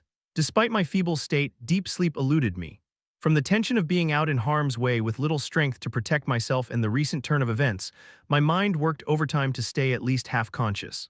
After about an hour of resting my eyes and body, Sylvie and I climbed out from the comfort of our blanket of leaves and departed. Without the need to use mana to strengthen my legs while riding Sylvie, I was able to protect myself from the prevailing winds. The journey back to the castle was silent aside from the howling gales. Conversation was almost non-existent between us, as both of us had become lost in our own thoughts. The war had just gotten exponentially more complicated now that we knew the dwarves were aiding the Alacrian forces. It wasn't as black and white as us versus them now. There was still the possibility that it was only a specific faction of the dwarves that were aiding our enemy. But if Radia's, Elijah's foster guardian and now leader of the dwarves, had something to do with this, then that meant we were potentially down 2 lances. Assuming the worst, the only positive that came out of this was that Radia's was still acting as if he was on our side. This meant that he either had more to gain from being a double agent, or that he wasn't confident enough to openly defy the rest of the council. "We're here," Sylvie announced. Looking up, I could see the floating castle floating amidst the layers of clouds. Dotted around the large structure were soldiers mounted on flying mana beasts on all sides. With the unabated sun shining directly above, casting shadows on the sea of clouds below the castle and flying guards, it was a rather awe-inspiring sight that would surely make the jaws drop of anyone who had never visited. But for me, all I looked forward to was hibernating on the first comfortable surface I came across inside. Most forms of entry came through teleportation gates, so when we approached, the guards immediately gathered between us and the castle. Weapons glowed brightly at the ready, as the bonds the soldiers were mounted on also prepared for battle. However, once we got close enough for the soldiers to make out who we were, they formed 2 lines, creating an aerial path for Sylvie and I to follow into the entrance. "General Arthur," the guards saluted in unison atop their flying beasts. As we slowly made our way through the pathway, the double doors that towered over even Sylvie slowly creaked open just ahead. It was obvious that Captain Otter had already arrived, since there was a team of medics and emitters waiting for me. The landing chamber was a flurry of activity as soon as the large double doors opened. Medics and emitters who were assigned to remain there until I'd arrived, some of which were casually playing with a deck of cards, all dropped what they were doing and immediately prepared to treat me. The area had turned into a flurry of activity, with indiscernible noises bombarding my ears from every corner of the expansive room. As soon as Sylvie landed, the medics got to work by bringing over a contraption similar to a gurney. "I'm okay," I croaked, my voice hardly coming out. "Let me talk to Virion first." "Strap him in and don't let him walk," Sylvie rumbled, startling everyone in the room, including me. My bond had always refrained from talking to anyone but me, and even then she preferred to communicate telepathically. Taken aback by my bond's sudden commands, I complied to Sylvie's wishes and allowed myself to be carried by the gurney as both medics and emitters began examining me. My bond transformed into her fox-like form and trotted along beside me as I was being moved from the landing chamber to a proper medical facility. It didn't take long for the medics to determine where my injuries lay during our little trip to the medical room. Better yet, I heard one of the medics sighing that it was probably easier to list the places of my body that weren't damaged. That was always reassuring. Coming from a period and place that was technologically advanced, I had always looked down on the medical field of this world, but it turned out I had wrongly underestimated it. What this world couldn't achieve through technology, they made up for with magic. Teams of deviant mages, whose powers were all specialized toward the medical field, were all waiting for me as I was pushed into a large square room with vaulted ceilings. As time trickled by, I could feel the injuries and deprivations of my body catching up to me. With the adrenaline that had been keeping me able dwindling, it felt like my limbs had turned into lead weights. I struggled to stay awake as medics and emitters began carefully probing my body. After they finished another round of preliminary examinations, an elderly mage by the name of Mendel arrived into the room. The thick, square-jawed mage introduced himself as a deviant capable of adjusting and fine-tuning his vision, using mana, to be able to individually perceive the different layers of any living thing's body. Whether it was the skeletal, muscular, or even nervous system, he was able to see them all. Mendel continued scanning my body using an ink pen to draw dozens of areas directly on my body while taking notes as I focused all of my efforts on staying conscious. "Where's Commander Virion?" I asked after Mendel had finished marking my body like some sort of map. "My apologies, General Arthur. Commander Virion is currently away from the castle," a thin, middle-aged man dressed in a pale green robe stated. Judging by how he had been coordinating the other medics, emitters, and other deviants in the room, I could only guess that he was the head of the medical team here. While normally, I'd be a bit more courteous to man who was in charge of healing me, I couldn't help let a tone of impatience slip while talking. "He's away. When's he going to be back?" "He did not say," he replied apologetically. "I was only able to see him leave with Captain Otter and Captain Glory along with General Aya." I sank further down into the elevated bed I had been moved to since coming to this room, careful not to keep my eyes closed for too long in fear that I may slip into slumber.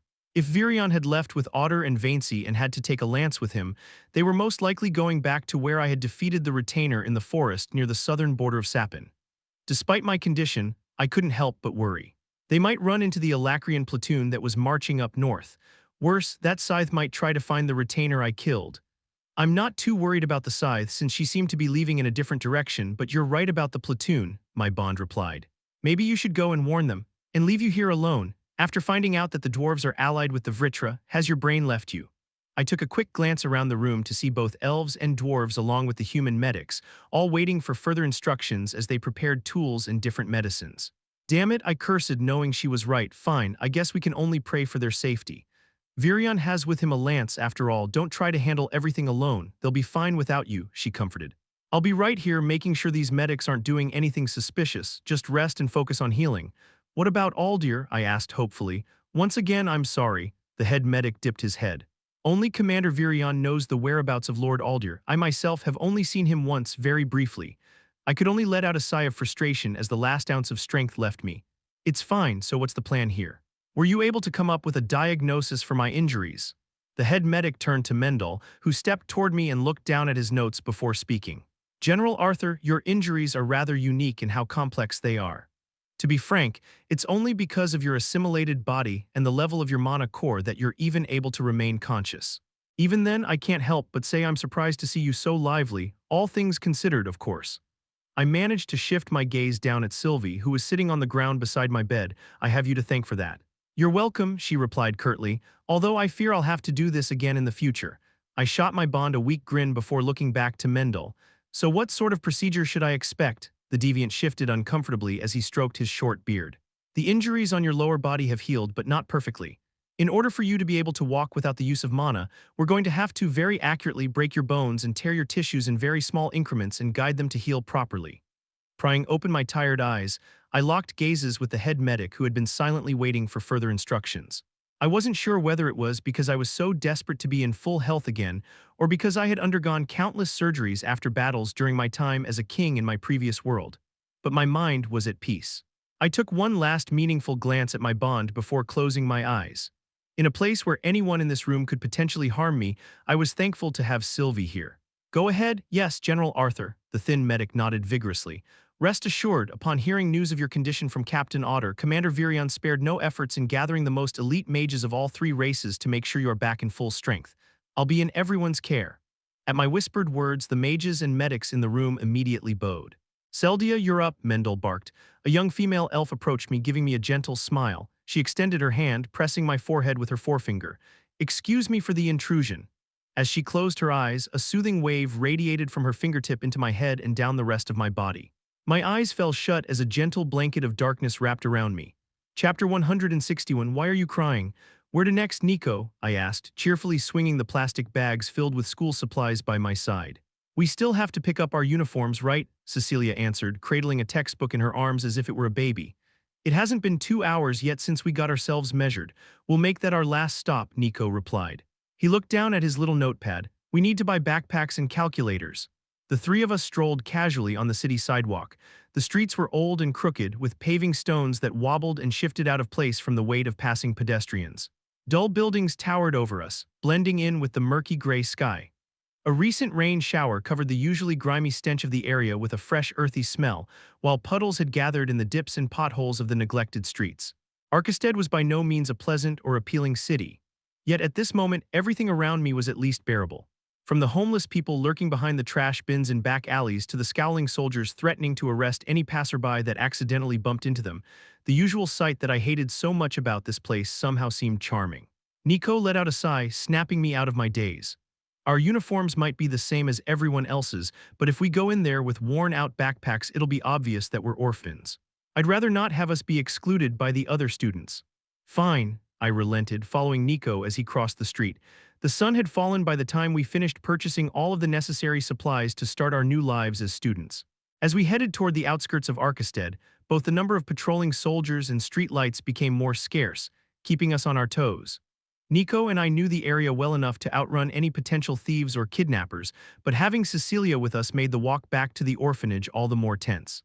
"Are you excited to go to school, Cecilia?" Nico asked quietly, hoping to fill in the awkward silence. Her brows furrowed in thought, but she ultimately nodded with a smile that had become more frequent as of late. "I'm nervous and scared, but yes." As I was about to chime in, a faint rustle drew my attention. Pretending as though I was digging through the plastic bag of school supplies, I took a peek behind us to see a shadow flit behind an alleyway. "Right, Gray?" Nico nudged my arm. "Huh," I whipped my head back forward. "Sheesh, don't space out on us," Nico admonished. "I know we've been through this area hundreds of times, but it's still dangerous to be daydreaming like that."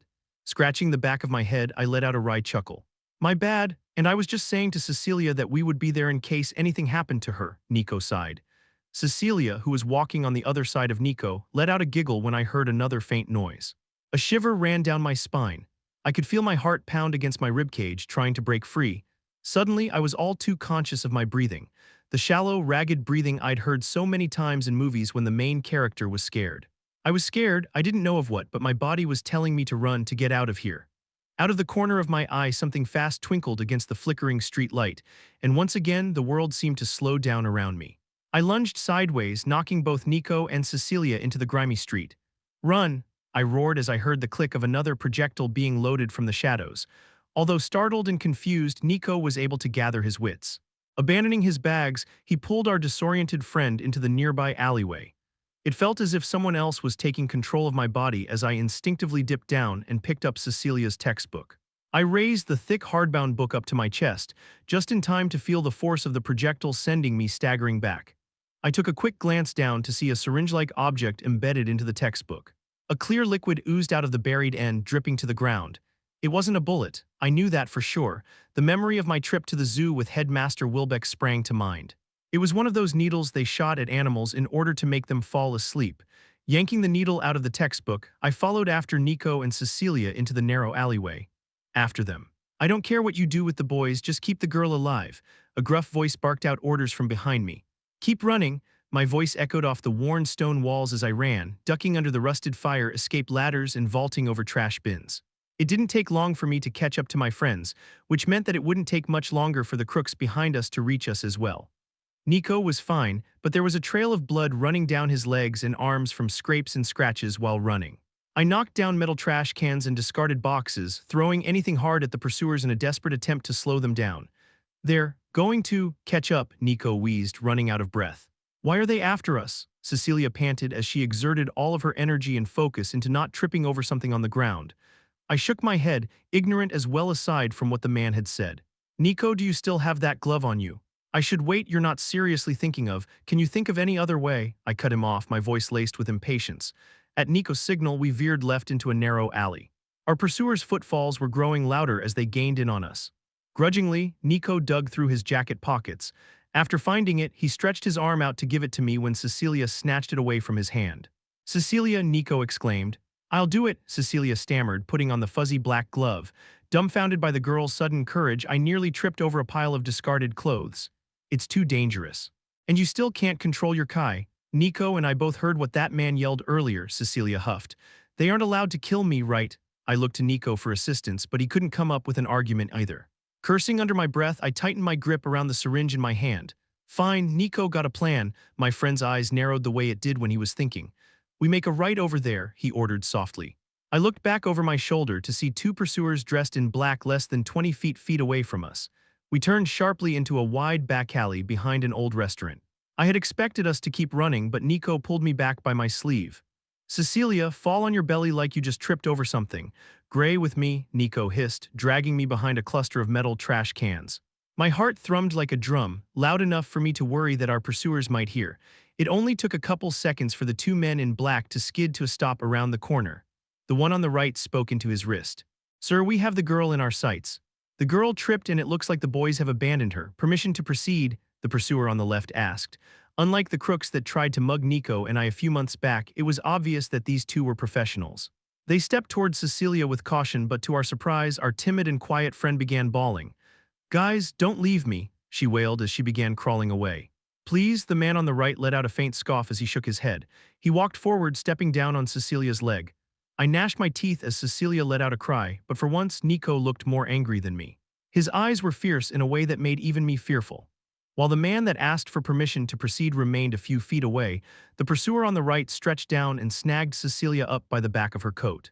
He brought up the communication device on his other wrist and spoke. We have her.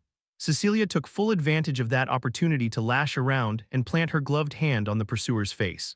A shrill scream tore out of Cecilia's throat. Like all the times she had gone out of control, a blast of Kai erupted out of her. However, some of her rampant Kai had flowed down her arm and to her hand. A current of electricity flashed out the black glove, lighting the dingy alleyway. The pursuer that had grabbed a hold of Cecilia wasn't even able to scream as his body spasmed.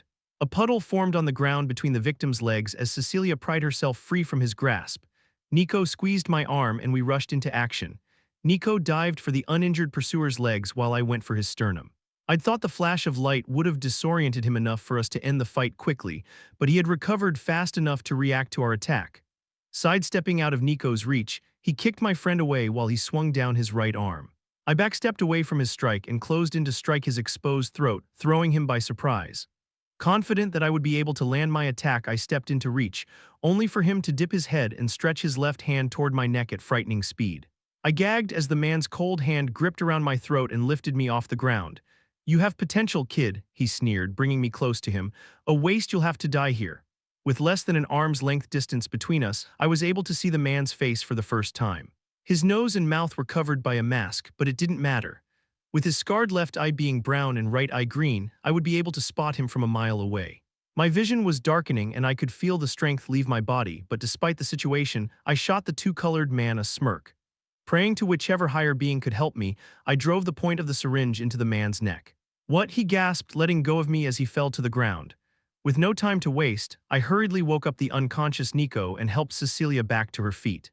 We did it, Cecilia whispered as she leaned on me for support. Her legs were shaking, not from the cold but out of fear, and her cheeks were lined with tears. Good job, you two, Nico muttered weakly as he put Cecilia's other arm over his shoulder for support. Yeah, we did it, I nodded. Now come on, we need to get out of here before more of them come. You'd best kill us and run far away, brats. I whipped my head over my shoulder to see the guy with the brown and green eyes squirming on the ground. You have nowhere to go, he mumbled, his voice slurring from the effects of the clear liquid. I made sure of that. Let's go, Gray, Nico urged, tightening his arm around Cecilia to keep her steady. None of us talked as we made our way to the orphanage. Even the streets were quiet except for the sirens that screamed in the distance. It was as if we didn't want to accept what had happened to us, that we were almost killed for no reason. I wanted to look forward. I wanted to instead think about the fact that we were going to attend a school in a new city soon. We would have to buy new supplies, but that'd be okay. Everything would be okay once we got to the orphanage and Headmaster Wilbeck got us out of Arkestead. Cecilia was able to walk on her own after about a few blocks, which was a vast improvement from when she would be knocked out cold for hours after one of her Kai outbursts. Thanks for the help, Cecilia muttered, breaking the silence as she shyly handed what was left of the black glove back to Nico. The shock glove that my friend made had been reduced to a clump of wool from the overload of Kai from Cecilia. Sorry about your glove. Don't worry about it. Nico stuffed the remains of his glove into his tattered jacket and looked at me with a smirk. At least I was able to see what it was capable of thanks to you. Gray wasn't useful at all. Make fun of me all you want, I was the one that saved you guys today, I gloated, sticking my tongue out at Nico. Unexpectedly, Nico responded seriously. You're right. I wasn't any help in that fight. Hey, I was just kidding, I stammered, a pang of guilt ringing in my chest. Nico, it was thanks to your glove that we were able to escape them, Cecilia consoled. Yeah, I quickly agreed, walking ahead of them. And I bet you can learn to make a lot more better tools and weapons after going to school. Nico's sullen expression brightened at our words. Taking out the remains of the shock glove, he gripped it tightly with a newfound fervor in his eyes. We'll need to get new supplies first. Headmaster Wilbeck is going to blow a fuse, Cecilia let out a giggle. She might even make us go back tomorrow morning to find it. I let the two enjoy their moment behind me as the two of them burst into a fit of laughter. The summer nights were usually warm, but it felt different than usual. The air was dry with a smell of smoke that was only getting stronger. Why, I turned the corner into the street our orphanage was on, and I found my answer. Nico and Cecilia grew closer behind me, but their footsteps seemed to echo, and their voices were muffled from the sound of blood pounding in my ears. Suddenly, the words of the man with the brown and green eyes rang in my head. You have no home to go to. I stopped dead in my tracks as my gaze locked onto the site of the orphanage burning to the ground. Police cars, fire trucks, and ambulances were clustered in front of our home. And then I saw her. Being carried on a stretcher. A paramedic had just put a tarp over her, covering her face, but I saw her. I saw Headmaster Wilbeck. I ran, leaving behind Nico and Cecilia. I evaded the policemen securing the perimeter and pushed aside the paramedics. People shouted around me, but I couldn't hear what they were saying. All I could hear was my blood pounding in my ears. I tore off the tarp covering Headmaster Wilbeck. Blood, too much of it, her eyes were closed. Why are they closed? I shook her, she needed to wake up. Nico, Cecilia, and I were attacked by bad people, but we got away. Everything was supposed to be okay now. I shook her too hard. Her arm fell limply off the edge of the stretcher. Her eyes were still closed. The man's words sounded in my head once more like a hot iron rod against my skull. You have nowhere to go. Arthur Leywin, Arthur. My eyes shot open as tears continued to stream down my face. Everything was still blurry, but I could tell I was in my room now inside the castle. My breathing was still short and erratic as my left hand gripped onto something soft and warm. Arthur, the familiar, soothing voice called out to me again. I turned my head, blinking away the tears still forming in my eyes. Next to me, holding my hand, was Tesha. Her eyes were red and there were tears welling up in her eyes as well. Tesha, my voice came out dry and raspy. Why are you crying, dummy? She choked back a laugh, smiling as her tears rolled down her cheek. I could ask you the same thing. Chapter 162, Intermission. My gaze remained on Tess. She was smiling, laughing, even from relief and embarrassment as she wiped away her tears. This was my first time seeing my childhood friend after the ceremony where I was given the title of a lance, but it had been even longer since the last time we had spoken. Since then, the elven princess had changed. There was a faint scar just along her hairline above her right ear that would have gone unnoticed had she not tied up her hair. Scars from battles were visible all over her arms, while her left forearm had a fresh bandage wrapped around it. You're hurt, I noted, gently tracing the line of blood seeping through her bandage with my fingers. Noticing my sullen expression, she grabbed onto my scarred hand tenderly with both hands. Oh please, I have more injuries from attempting to cook than from actually fighting. I let out a wry chuckle at the thought. I didn't pull away from her grasp. Despite the calluses on her palms and fingers, her hand felt soft and warm compared to mine. Tesha continued to voice her concern, shaking her head. Do you have any idea how scared I was when I heard the news from my captain? Your captain, does that mean you were promoted to a head? I asked, staring at the stunned expression on the princess. You're unbelievable. Your thoughts immediately go to whether I got promoted to a head. You almost died, Arthur. I'm just glad you're doing well, I replied with a grin. Tess let out a sigh, leaning her head on my arm. I don't even have the strength to argue with you. I let out a chuckle, squeezing Tess's hand. Time seemed to slow down for a brief moment as the two of us stayed like this in silence.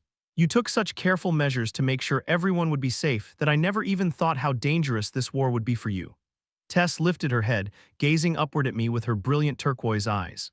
Seeing you like this in a bed full of injuries, it was a cold reminder that you're only human and not some indestructible mage and warrior, I chortled. Is that how I look to you most of the time? Some indestructible figure, with the emotional maturity of a toddler, she finished with a wide grin.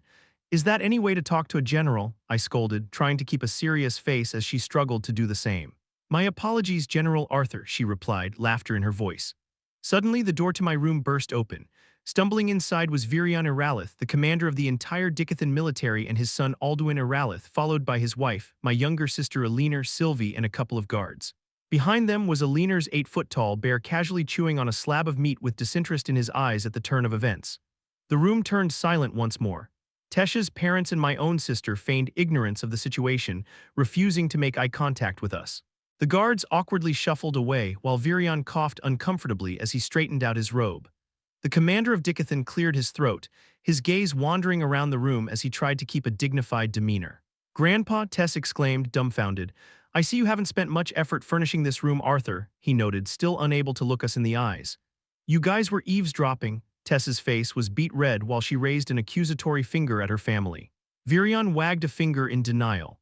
"Of course not, dear. We were simply overhearing the well-being of Arthur, a prized general that had been tragically." The commander was unable to finish his excuse as he dodged a book Tess had picked up from the nightstand and thrown at him. I let out a chuckle, sitting up on my bed as my gaze fixed on my sister awkwardly holding onto my bond. "Your sister has been patiently waiting for you to wake up," Sylvie informed. It hadn't been that long since I had last seen my sister, yet it felt like only now that I noticed how big she'd gotten. I couldn't call her my baby sister anymore. "Come here, Ellie," I said gently.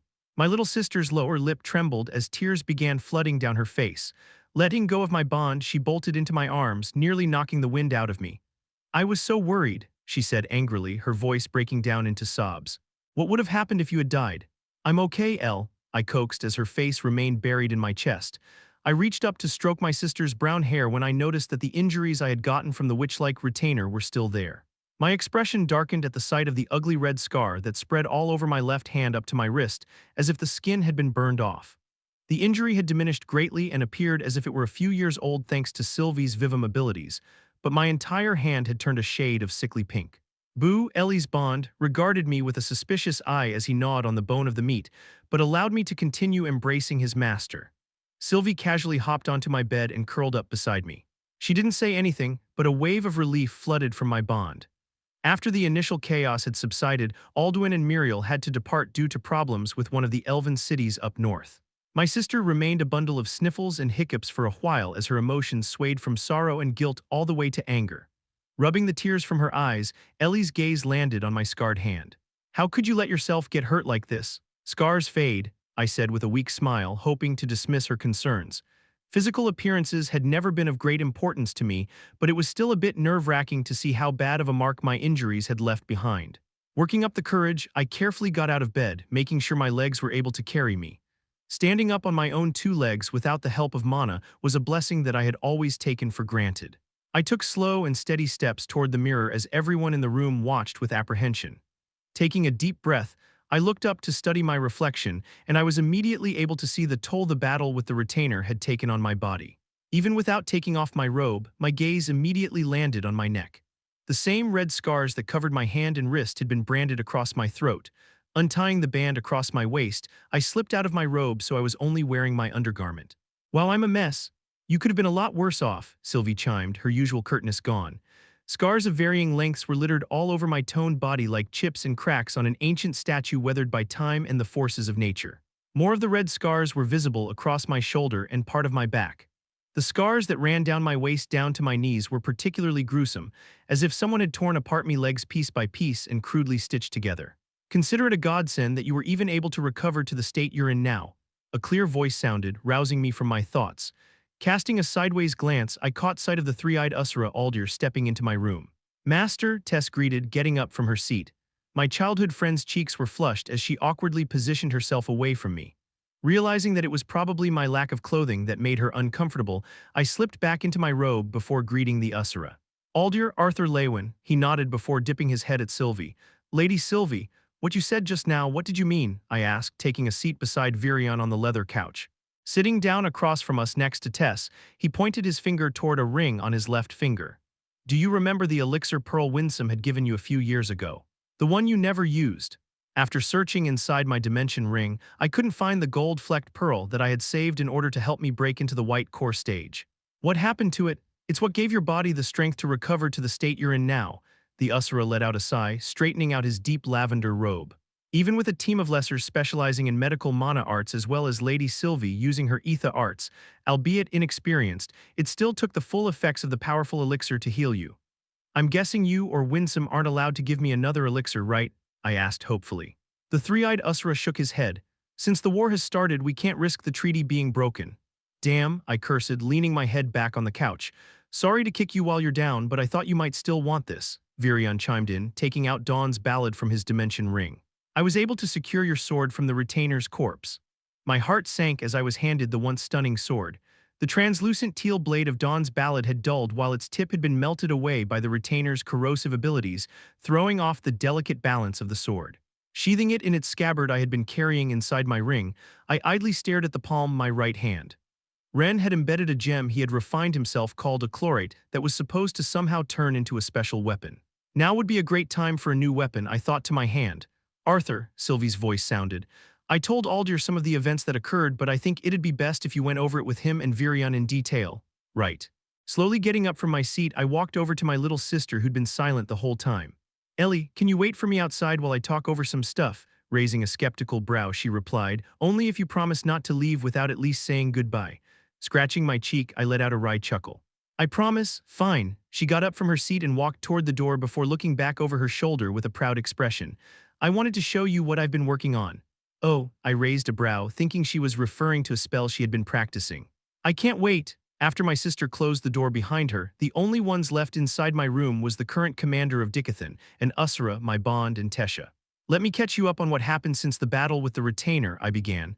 Wait, let's call an official meeting with the rest of the council, Virion interrupted, getting up. No, I want this to be heard by your ears only.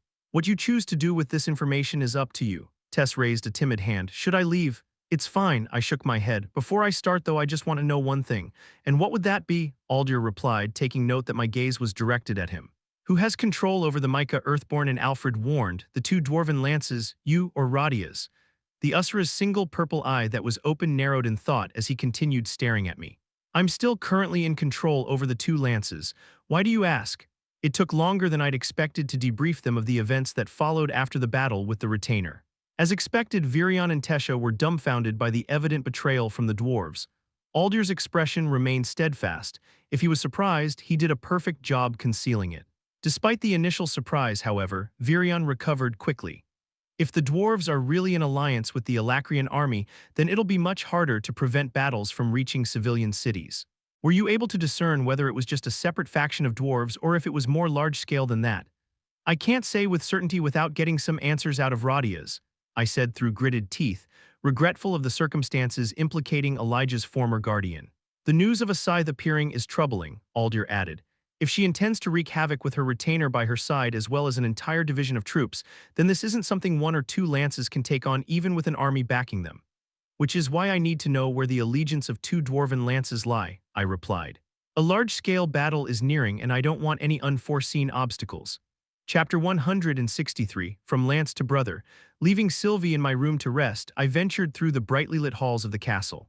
Looking down at my feet as I made careful steps, it was the first time I had noticed the vibrant patterns of the thick carpet in the upper residential halls. It was a funny thing to note. I'd always been in such a rush and always had a goal that I never even looked down to enjoy the subtle pleasantries around me. It didn't take long for me to find Ellie. She was sitting by a large window, gazing outside the sea of clouds while idly combing her fingers through her bond's thick fur. Boo opened an eye, sensing my presence, but went back to his nap after seeing that it was me. May I join you? I asked. You don't need to ask, she smiled weakly, taking a glance back at me before gazing out at the blue sky once more. I sat down next to her on the ground, admiring the rolling clouds twinkle and shine from the rays of sunlight above. I could see the tip of a mountain in the distance, but besides that, only an endless expanse of white and blue. Do you miss them? Ellie spoke in a soft voice. Mom and Dad, not much as I should, I admitted. I worry for them. I know they're safe out there, but so many things have been going on. There was a moment of silence as my sister simply continued petting her bond. You know, there are a lot of adults and kids that come up to me saying how lucky and fortunate I am to have a brother like you. The ones that aren't jealous of me are jealous of you, that you're a lance, that you're so talented in magic and fighting, and that you have the recognition of all of this continent's leaders. You know, some even say that you might become one of the next leaders when you get older. My sister let out a scoff. But it's funny, I never told you this, but there was a time when I hated you. I felt like it was because of you that my life was like this now. I blamed you for mom and dad feeling like they needed to help out in the war too, and I blamed you for my not being able to have a regular life in school with classrooms and a bunch of friends. My sister was looking away from me as she turned her body toward Boo, but I could see the hand petting her bond trembling while her shoulders quivered. Ellie, but the funny thing is I don't blame you anymore. How can I blame you when your life was worse than mine? Most of the memories I have of you were you coming in and out of the house full of injuries, with unbelievable stories of how you faced this monster or that monster. It was really fun and amazing to hear back then. I thought you were so cool and strong, but I feel like I know better now. The things you had to give up to get where you are today. My sister hurriedly wiped her eyes with her sleeves and turned back to me with red eyes and a wide, forced grin. I reached out to her, but she grabbed my hand and shook it before getting up. Hugh, now that I got that off of my chest, come on, I want to show you something. What is all of this? I asked as we reached the outdoor terrace of the castle. My gaze swept through the dozens of wooden planks hanging from various tree branches. While there were arrows protruding out of the planks, more were on the ground and the tree trunks around them. What I've been working on, my sister proclaimed proudly as her bond curled up on the ground beside her with an aloof yawn. Ellie was abnormally perky after our conversation by the window as if she was trying to forget about it.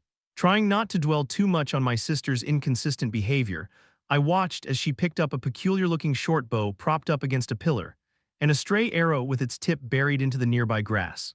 Raising the flexible bow so that the nocked arrow was at eye level, she held her still trembling breath and took a moment to aim before letting go of the string. The thin arrow whistled as it sliced through the air, curving ever so slightly around a plank and hitting a different wooden target behind it. Genuinely impressed, I applauded my sister, but she held up a hand and shook her head. Now watch this. Raising her bow once more, she mumbled a brief chant. The tip of her guiding finger that was holding onto the bow began emitting a soft glow, and when my sister slowly pulled the string back, the mana took form into a thin glowing arrow. I remained silent, half from focus, half from surprise, while Ellie fired the mana arrow at a nearby target plank. The arrow let out a soft hum rather than a sharp whistle as it hastily approached its target, but before it was able to reach the plank, the arrow dissipated. Letting out a sigh, my sister's shoulders sank. I swear I was able to reach the target a couple days ago. That was amazing, I exclaimed. I failed though, she replied, disappointed. You're barely 12, Ellie. Most kids your age can barely conjure a ball of mana, let alone shoot it out that far away, I said, my voice still laced with enthusiasm. My sister was silent for a moment as she absent-mindedly stared at her bow. Aren't you glad that your dear brother is impressed after all of that practicing? A voice chimed from behind. I looked over my shoulder to see a rather odd duo walking out into the terrace, Emily Watskin and Helen Shard. Surprise, General, Helen smirked, noticing my confusion. While it was reasonable for Emily to be in and out of the castle since she was apprenticed under Gideon, seeing her with the leader of the Twin Horns and current head of a large platoon of soldiers made for a head-tilting moment. However, with the peculiar bow in Ellie's hand and her sudden adeptness in archery, I could only put two and two together. I won't deny that, I replied back with a smile. You look like you've been through a lot. Emily noticed my injuries. Just about as any other soldier out there, I shrugged. After Ellie and I greeted the two friends, we talked around the round patio table. We discussed how my sister was struggling in mana manipulation despite awakening at an early age. You're having a hard time, I asked my sister. Why didn't you tell me? I could have helped. You're a general now, and even before then you were always busy. I didn't want to bother you with it. Besides, Mom and Dad were helping me before they had to leave. My sister tried to sound cheerful, but the faint, sullen tone in her voice, along with our conversation earlier, made my chest ache. I stopped by one day to check up on her after finishing a dungeon tour, and she asked me for help. Helen chimed in, trying to lift the mood. I'm not a conjurer, so I couldn't exactly help her, so I asked the artificer Gideon to run some tests on her. He pawned off what he called a chore to Emily here, and that's when we found out about her little gift. Eleanor let out a shy laugh as she rubbed her head. I wouldn't call it a gift. What gift? I demanded, my curiosity growing. I think it'll be easier for you to just show your impatient brother, Ellie, Helen chuckled. Okay, she agreed. Raising her hand, she concentrated on the center of her palm when a faint orb of mana manifested. While there were no attributes, the pure orb of mana began slowly changing shape until its once spherical shape turned into a 7-pointed star. You see, after I assessed Alina, Emily stressed her participation as she leaned forward. I realized that she had a real knack for molding mana into detailed shapes. Normally, whether you can make a fire ball into a fire cube doesn't really matter, but if you're able to conjure the exact shape of an arrow along with a particular arrowhead, then you can potentially have an infinite arsenal of arrows that enemies won't be able to predict. Well, coming up with the arrow solution was my idea, the leader of the twin horns added. All right, stop bickering, I cut in. My sister let out a giggle. They've both been a great help. Helen has been really strict but helpful in teaching me archery, and Emily made me this bow as a training tool. That's me being easy on you, Helen replied with a smirk. She turned to me. I've been in and out of the castle, so she's been learning on her own, but her growth is actually quite scary. It's like these gifts run in the Leywin family. Clearing her throat to get our attention, the freckled artificer adjusted her glasses, then explained the mechanism for the bow she had customized specifically for my sister. The bow is still in the testing phase, and it requires a certain amount of finesse, but like Helen said, your sister catches on frighteningly fast. I still have a long way to go, Ellie rebutted. Looking carefully now, I noticed the calluses and fresh blisters on her fingers and palms, proof of her effort. Thank you both of you for helping my sister like this. I turned to my little sister, tousling her hair. And I'm sorry I haven't been there for you. Like I said, I don't blame you, you're just doing what you have to, she shrugged. Besides, Helen told me that Mom and Dad are far away from battles, so I'm not too worried about them, but I'm just thankful when you come back in one piece. My heart lurched once more in guilt, and I understood why she said she had blamed me for our parents participating in the war. That's why they left. They didn't want to just sit safely and wait while praying that they wouldn't hear news of my death. I'm sorry for always worrying you, I said softly, unable to do anything else but apologize. Ellie's gaze laid fixed on the scars around my throat, but she said nothing, and in some ways, that pained me even more. My little sister had indeed grown up much faster than I wanted her to. The childlike innocence and selfishness she once had were gone. What are you doing here back in the castle so soon anyway, Helen? My sister changed the subject.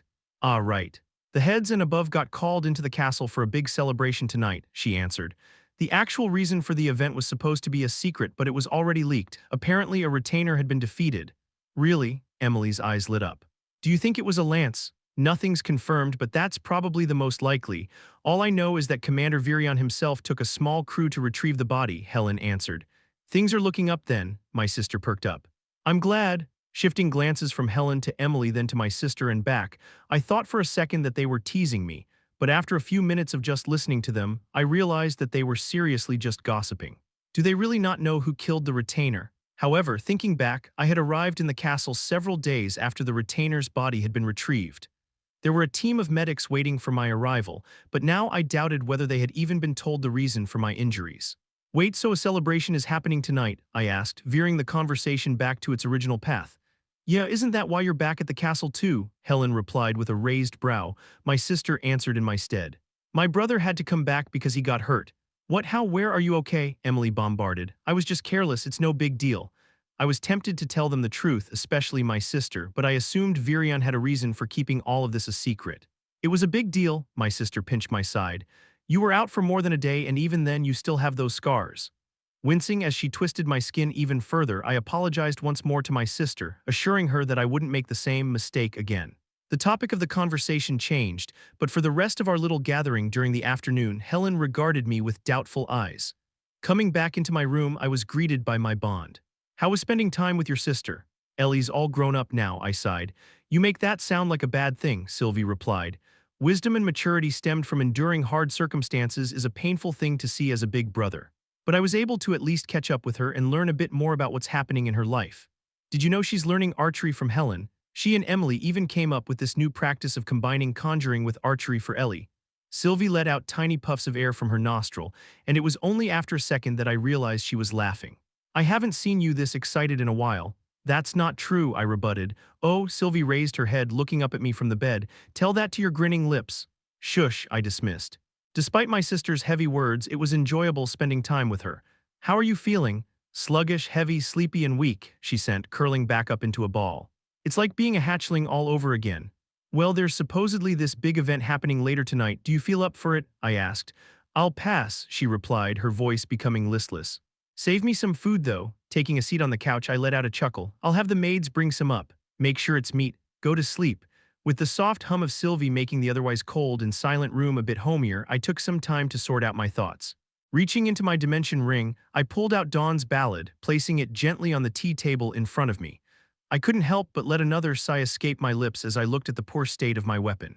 This sword had been by my side for nearly 5 years. Without the need to polish, sharpen, or even clean the blade while being able to withstand just about anything, Dawn's ballad was truly a valuable asset. Studying the sword, I assessed that, even when damaged, it was better than any other sword I'd be likely to come across. I had no idea if and when the weapon that the quirky Usura Wren implanted on me would manifest, so it'd be reckless to rely on having it during this upcoming battle. My thoughts then shifted to my recent journey to Darv. I needed to make sure whether or not Radias was the leader of this treason, and if so, what I should do. Even if Eljaya's foster parent wasn't in control of the two dwarven lances, according to Alduin and Muriel, he still held a large amount of support from the overall dwarven citizens. Along with the fact that the dwarves' overall dissatisfaction of the Glader family and humans ran deep, killing him would mean a mass uprising from the dwarves. I couldn't tell how much time had passed, but by how dim the room had turned, it wouldn't be long until the event. "Arthur, you're in there, right? I'm coming in." With a loud bang, the door to my room burst open and a crowd of maids and guards filed in with Virion at the back. I had no time to prepare or even react, as the guards pushed aside the furniture inside to make room in the center, while a horde of maids began undressing me. What disturbed me more, though, was how accustomed I was to being thrown into situations like this. Shall I call this the Virion effect? Virion stepped up, already elegantly dressed in a black robe with silver trimmings that accentuated his silver hair tied neatly behind him. "Now you're probably surprised by—" "Nope," I cut in. "What is it that you're planning this time, old man?"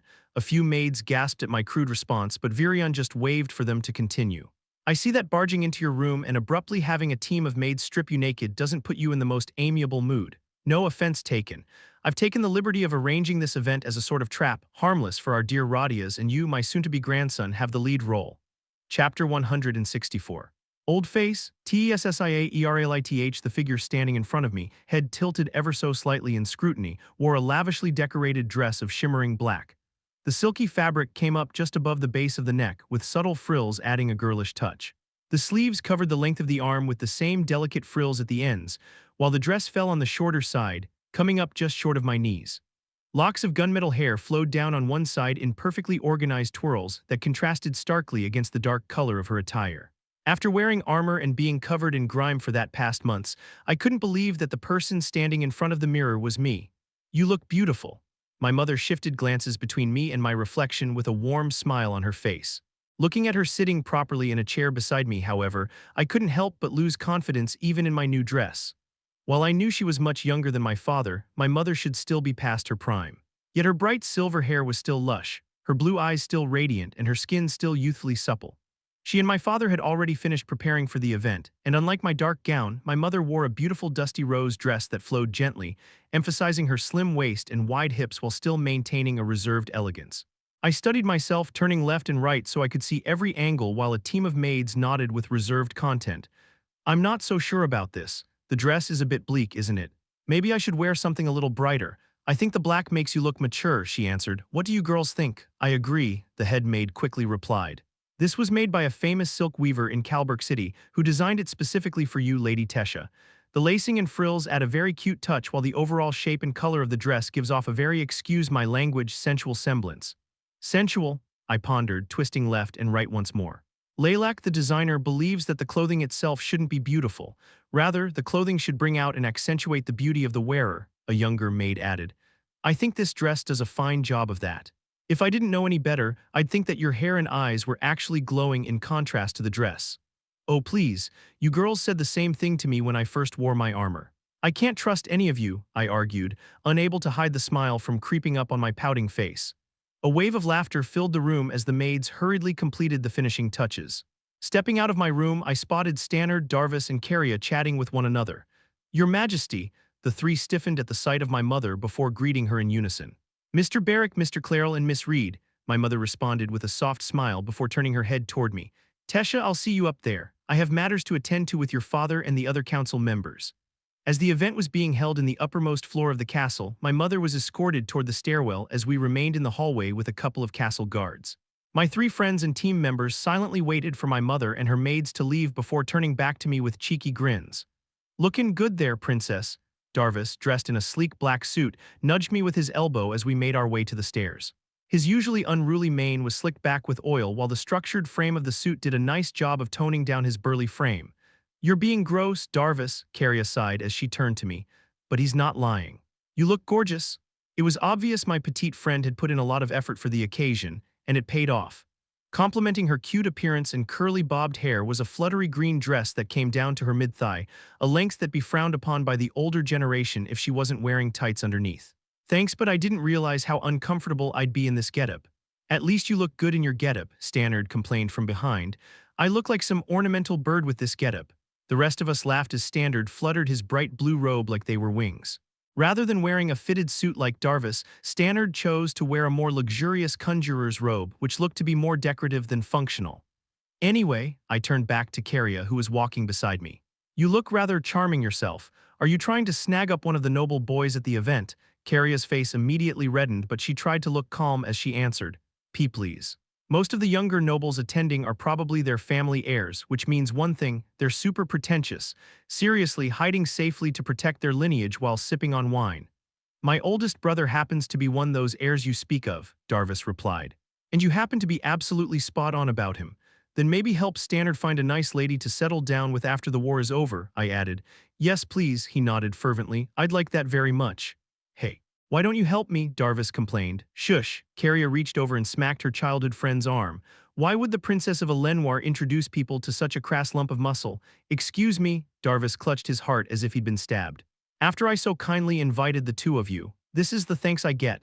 "Tesha would have invited us even if you hadn't," Stannard retorted. "Regardless, I'm just going to use the opportunity to listen to the big announcement and eat some good food," Caria said. "I'm also curious as to what the announcement is going to be," I said. "Your grandfather didn't even tell you. Must be big," Darvis said with brows raised.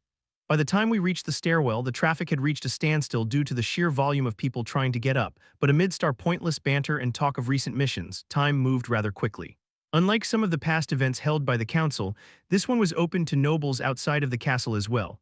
So the large spiraling stairway was packed with nobles, unaccustomed to being crammed in such tight quarters, loudly voicing their complaints.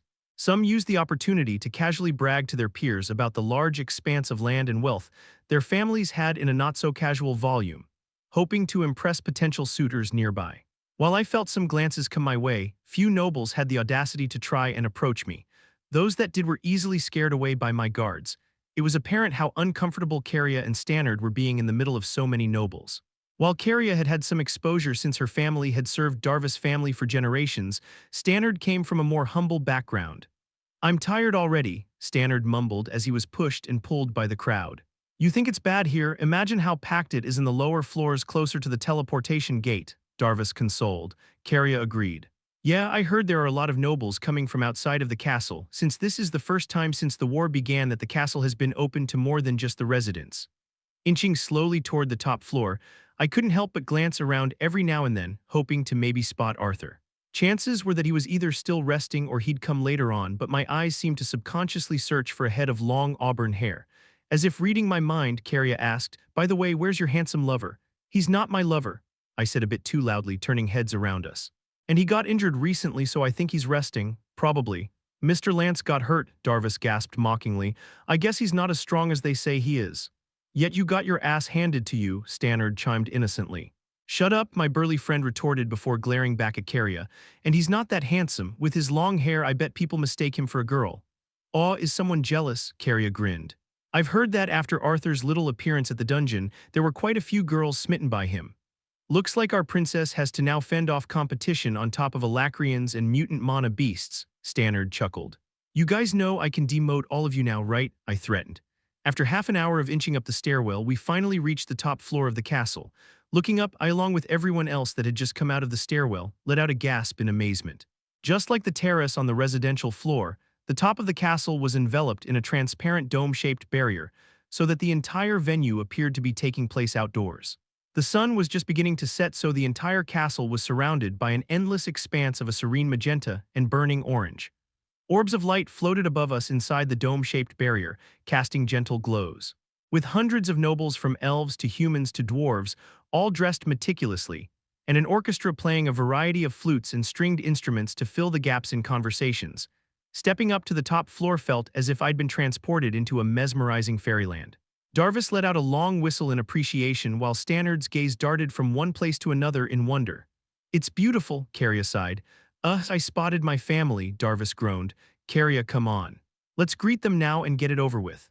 As Carria was unwillingly pulled away by her childhood friend, I spotted Emily, dressed in a bright yellow dress that appeared to have some smudges and stains on it, pouring herself a drink near the empty stage.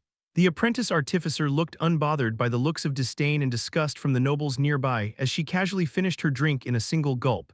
Emily, Stannard shouted before I had the chance to call out to her. Ah, little Stannard. Princess, Emily greeted, waving her empty glass. I broke down into a fit of laughter at the sight of her, with no regard or care for outward appearance, running awkwardly as she held up her dress. Emily was breathing heavily by the time she reached us. Finally, people I know, I didn't expect to see you here, I said after greeting my friend with a hug. Who do you think was responsible for setting up all of these lighting artifacts? She rolled her eyes. You did all of this? Stannard exclaimed. Well, it certainly wasn't my carefree and lazy master, she mumbled sourly. Is that how you got those stains? I giggled. Emily looked down and gasped. Oh no, I didn't even notice these. Must have been when I was filling in more of the monoconducting fluid. Hey Emily, isn't that your master over there? Stannard pointed near the tables where, lo and behold, the master artificer Gideon was alternating between biting into a foul leg and sipping on a glass of wine. Damn old coot, Emily muttered before stomping after him. Master Gideon, the old artificer choked on the foul leg he had been consuming at Emily's loud outcry, while the two of us followed after her with our heads down in embarrassment. You old bat, after pushing aside all of the work saying you were feeling unwell, you show up here to drink and eat. Emily huffed, snatching away the foul leg Gideon was trying to take another bite of. Must you raise your voice so much, dear apprentice? I'm standing right in front of you, Gideon grumbled, taking a sip from his glass before acknowledging our existence. Princess Tesha, Stannard, glad to see you two are still alive. That's always a good thing. It's been a while, I greeted back while Stannard bowed respectfully. Emily let out a defeated sigh as she handed back her master's food. You usually don't care for these sorts of events. What brings you here besides the free food and liquor? I was given a rather interesting task by your grandfather, he looked at me, so I'm just killing time until then. Plus, I get to see the one person that I dare say is smarter than me in this entire continent. There's someone smarter than you, Master Gideon? Stannard asked, genuinely surprised. Meanwhile, Emily leaned in, eyes glowing with curiosity. What's this task? The princess lover boy Arthur, Gideon sighed in wonder. Boy, what I'd give to be able to extract all of the secrets out of that boy's head. What is the task? Emily pinched her master's arm. It's a secret, Gideon mocked back, slapping her away before rubbing his arm. The eccentric old artificer followed after a butler holding a plate of finger foods while Emily chased after her master to try and get more information. So you are going to be here? A faint smile escaped my lips. How is that possible? Stannard muttered to himself. There's no way Arthur can be smarter than Master Gideon. If I hadn't known Arthur since we were both children, I probably wouldn't believe Gideon either, I consoled. As I began following after Emily and her mentor, my gaze drifted toward a gathering crowd by the top of the stairwell where we had first come. I recognized the head sticking out of the crowd. With his black hair still split down the middle and sharp eyes softened by his thick glasses, it was undeniably the guild hall manager of Xyrus. Tesha, my blonde-haired friend called out, snapping me out of my daze. Why yes. What is it? I just asked you if you wanted to try and look for Darvis and Carria. His pale blue eyes shifted between me and where I had been staring. You go on ahead, I said, already walking toward the small crowd. I'll meet up with you guys later. Pushing aside the people gathered, I headed toward the familiar man when my eyes caught sight of the girl my age he and several guards were protecting from the crowd. Claire, I blurted.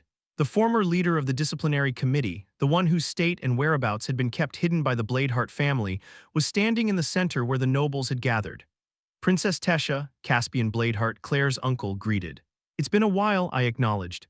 Uncle, it's a bit stifling here. Let me get some fresh air with Princess Tesha, Claire said. The usually expressionless Guildhall manager's brows furrowed in concern. But it'll be fine. She gave her uncle a soft smile before pulling me through the crowd. I remained silent as we made our way to the edge of the roof of the castle, where a small set of stairs led down to a deck overlooking the sky. Neither of us talked while we leaned against the railing.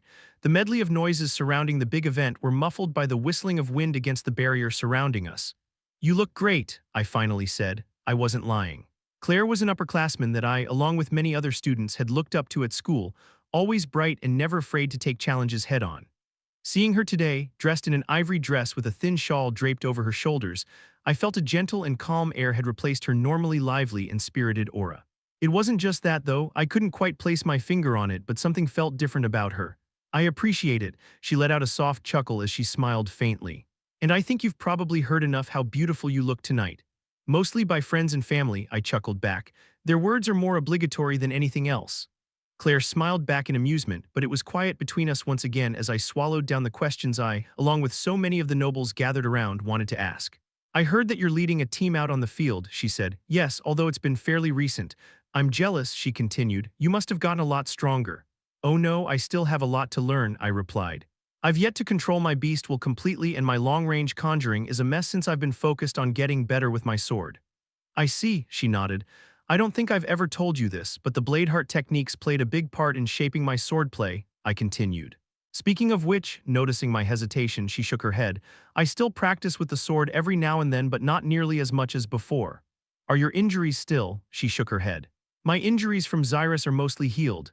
That's great, I said a little too loudly. Do you plan on taking part in the war then? No, she answered flatly. Oh, I was surprised by Claire's answer. She'd always had a strong sense of justice, which was a big part of why she was selected as the leader of the disciplinary committee. Did your family not approve because of what happened at school? It's not that. She gazed up at the stars surrounding us overhead. I don't understand, I pressed. Just a few minutes ago, it seemed like you wanted to take part in the war, and if your family is okay with it and your injuries have gotten better, my physical injuries have gotten better, she interrupted, leveling her gaze back at me. She began removing the straps of her dress, catching me off guard. She turned around so her back was to me, before lowering her dress to reveal the large scar on her lower back. While she had other scars from past wounds, none of them compared to the large disfigurement just next to her spine. Lifting her dress, she turned back to me, her expression calloused. But the one thing the emitters and medics couldn't fix was my mana core. My hand came up to my mouth as I inadvertently let out a sharp gasp. I now realized what had been different about the former disciplinary committee leader. The thing that I couldn't place my finger on. Then, she nodded, her face masked with an expression that told me she had accepted this long ago. I can't use magic anymore. Chapter 165. Center of Attention. Despite spending a large portion of my life learning how to behave properly, what to say and how to say it in various situations, I was still unable to muster up the appropriate words to respond to Claire. I could only see any sort of apology or consolation coming off as pitiful or insensitive. After all, how could I dare tell her it'll be okay, after complaining about my lack of progress in the one part of her life she'd never be able to get back, let alone improve? To my surprise, Claire breathed out a soft laugh. I'm sorry, it's just your expression. If I didn't know better, I would have thought you just swallowed a bug or something, she explained, noticing my confusion. Don't worry. I've pretty much come to terms with it. But still, I muttered. It's fine, Claire dismissed, shaking her head. I've already told my uncle this, but I plan on helping out where I can at the Bladeheart Sword Institution my family runs. I figured that training new soldiers could be my way of helping out in this war. I couldn't respond. She was the one who almost died and was now unable to practice magic, yet she was the one trying to lift the mood while I stood here disheartened. Claire, a clear voice suddenly boomed from behind. The two of us gazed up to see the eldest son of the Glader family and his sister at the top of the steps. Prince Curtis's eyes were locked onto Claire, his sharp brows furrowed in concern and frustration. Princess Catherine, wrapped in a shimmering white dress, though known for being expressionless, had red eyes lined with tears, her delicate pale hands clenched by her sides. Before Claire could even say a word, the two of them rushed down and embraced their former leader. It's nice seeing you both too, Claire puffed, struggling to breathe. Prince Curtis released Claire, his expression still a mixture of worry and anger. Do you know how worried all of us were? You being here means you're okay, right? What happened? Catherine added. I took a seat and watched the three of them catch up. Claire told Curtis and Catherine the same story she'd told me. Seeing their faces darken, I imagined that I must have looked very similar to them now. Just like me, Curtis froze, unable to form a response after Claire revealed her inability to manipulate mana. However, to my surprise, Catherine spoke up. You're very strong, she responded. She lifted her watery gaze and locked eyes with her former leader. I think that being able to overcome such a huge obstacle and move forward with a smile says much more about you than the color of a mana core ever will. Stunned at her powerful words, I shifted my gaze to see that Claire had stiffened from the princess's response. Tears began rolling down her cheeks. Surprised at her state, Claire hurriedly wiped them away with her palms, but the tears refused to stop. This is embarrassing. I can't believe I'm crying now. My chest throbbed, watching her cry as Princess Catherine embraced her once again. Curtis turned to me and dipped his head, but otherwise the two of them remained silent. Claire's sniffles soon turned to chuckles as she laughed at her own state. Look at me, I was barely presentable before and now I'm a teary, snotty mess. Who are you trying to be presentable for? I teased, eliciting a laugh out of the three of them. Like that, the ice had melted and I walked to them. Princess Tesha, Curtis smiled as he nodded politely. I apologize for not greeting you right away. Princess Tesha, Kathleen echoed, dipping her head. No problem, I smiled back. And we should be able to be a bit more comfortable with each other considering we were once schoolmates. Right, Curtis, Kathleen? You're right, Curtis grinned. And yes, it has been a while, Tesha. It's nice seeing you again, Kathleen said with a smile so faint that I'd almost mistaken it for a twitch. The three of us eventually settled around a patio table nearby. I wasn't particularly close to them, but all four of us had a mutual friend that helped us quickly bond, Arthur. The three of them had much to say about my childhood friend and soon enough, we were sharing laughs about stories involving him. He always seems so put together and mature, Claire chuckled. And then I spot him doing weird things like fighting over the meat on his plate with his bond at the cafeteria. Tell me about it. I've known him for more than a decade and I still can't always put my finger on what he's thinking, I sighed. What was Arthur like when he was younger? Kathleen asked. I had to think for a moment before answering. I remember him being much colder. He kept his distance from everyone. Even during the times we laughed together and teased each other, there always seemed to be some restraint on his part. Of course, I had no clue back then, but looking back now, Arthur has come a long way as a decent person. There have been moments when I was truly jealous of him though, Curtis admitted, scratching his cheek in embarrassment. He's certainly someone most guys would be jealous of when it comes to magic and fighting, but he's rather lacking in other aspects, I replied. And what aspects might that be? Claire grinned deviously. Is it perhaps knowing the female heart? I didn't have a specific aspect in mind. I looked away, hoping the evening sky would mask my burning cheeks. Claire turned her head to the quiet princess. Your most fearsome rival in love can't even admit to her feelings, Kathleen. What, rival in love? Curtis exclaimed, turning to his sister as well. Who, Arthur? The princess's once pale face turned such a bright shade of red I feared she might pass out. And no, I mean it doesn't matter. I think Arthur suits Princess Tesha much more. That won't do, Claire continued to tease. You can't give up without a fight. Curtis jumped in, lecturing his sister about how she's too young to date, while Kathleen denied all accusations made by Claire, taking quick peeks at me. I smiled along, but I also took a long look at the princess sitting across from me. Large, dark eyes with long, thick lashes on a face so small you could cover it with one hand. Milky complexion and such a small, delicate body that even I wanted to protect. On top of the fact that she was an extremely gifted deviant conjurer, she had no flaws. I wonder if Arthur prefers the cute, reserved type. Tesha, I snapped out of my daze at the sound of Curtis's voice. Ah, sorry, I was thinking of something else. It's okay, I was just curious where Arthur was. I haven't seen him anywhere around here. I saw him this morning, I answered. He was still recovering, so I didn't think he'd make it to the event, but it turns out he will. Arthur got hurt, Kathleen blurted, surprising her brother and Claire. I nodded. He's okay now. Supposedly it was a blunder on his part, but I feel like they're not telling me everything. Arthur isn't the type to make a blunder during a fight, Curtis noted. I wonder what happened. Claire let out a deep breath. You know. I really have come to terms with my injury, but if there's one thing I regret, it's being unable to fight by Arthur's side during this war. I'm curious as to what he'd be like too. If he's anything like how he was during the incident at Xyrus, I know it'd be worth it, Curtis said. Memories of when the soldiers and I found Arthur atop the mountain of corpses still sent chills down my spine. It was a part of Arthur I wouldn't mind not seeing ever again. We continued our conversations until it had become apparent by the drastic increase in noise level that something was going on. I think it's about time we went back to the main hall, Claire suggested, getting up. The rest of us began following her up the steps when she suddenly came to a stop. What's wrong? I called out as she stood rigidly at the top of the stairs, but my concern had been answered by the time we reached her. Donning an elegant set of armor composed only of a pauldron and greaves made of mithril was the Lance Zero Vere Ori. Traditions that dated back to when the receivers of these legendary artifacts operated in the shadows forced them to be regarded only by their aliases. After these bestowees were made public as lances, these code names were rarely used, but I always thought that they were kind of cool. Master, Kathleen immediately bowed. General Vere, I greeted. Good evening. She nodded, switching her gaze from Kathleen to her brother and back to me. I'm here to escort you three during the event. Of course, Miss Bladeheart is welcome to join. Claire, are you okay? I asked, shaking her gently. Taking a step back, she turned to me with a wry smile. Why yeah, it's just that since I can't use mana anymore, General Vere's aura, even suppressed, paralyzed me for a second. I'm fine now, she hurriedly added, seeing the concerned expressions on all three of our faces. We continued walking, but my thoughts shifted back to Claire and all of the things that she was now incapable of doing that we had all taken for granted. Even in a place like this, they stand out, a voice murmured a few feet away, pulling me away from my thoughts. You really have to put them at a whole different standard, another voice whispered, this time closer. And here I thought the girls at Calberk were pretty. You're into those prim and proper ladies, his friend replied. I've heard that the girls down at Blackbend are more willing, if you know what I mean. His friend hid a snicker behind a gloved fist but immediately petrified when he realized my eyes were on him. I suppressed the urge to rebuke them. I probably would have done so in a volume that everyone could hear in the past, but this wasn't anything new nor worth causing a scene over.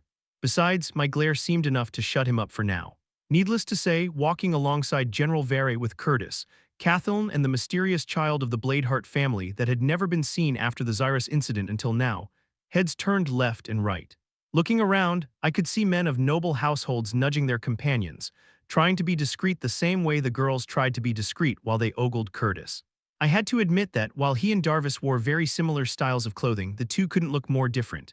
While Darvis, with his hair slicked back and attire ornamented with a bit too much gold, looked more like an overdressed thug than a noble, there was no doubt for anyone here that Curtis was royalty. Walking through the hall filled with staring nobles, I was grateful to have General Vere by our side. Even the more bold nobles didn't dare step in our direction with a lance beside us. Claire leaned toward me. How do you guys get used to getting this much attention? It's absolutely nerve-wracking. I smiled and whispered back, just don't trip over your own feet. Great, she looked down. Now I'm conscious of my own walking. Arriving near the front of the stage, I caught sight of my parents along with the rest of the council seated against the wall when the entire hall suddenly darkened. Gasps of surprise and mutters of confusion erupted.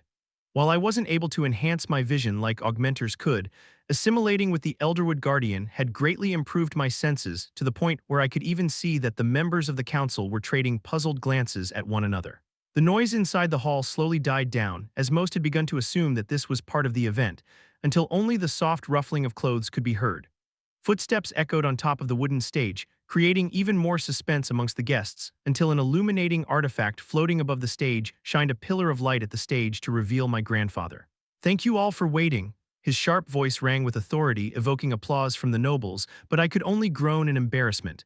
Everyone seemed to love the theatrics, but I found them tacky. My grandfather, the person with highest authority in Dicathen during this war, had certainly dressed for the part, with a rich burgundy robe embellished with gold trimming and gleaming black jewels. Even his hair seemed to shimmer like pearls, most likely with the help of the lighting, as he stood straight with his hands folded behind him. After the applause died down, my grandfather spoke. First, let me apologize to everyone here. I know that little was said about the purpose of this event. This was done intentionally, not for security and certainly not for safety. No, this was done for the sake of surprising each and every person here today. Heads turned as nobles looked to one another in confusion, making sure that they had heard right.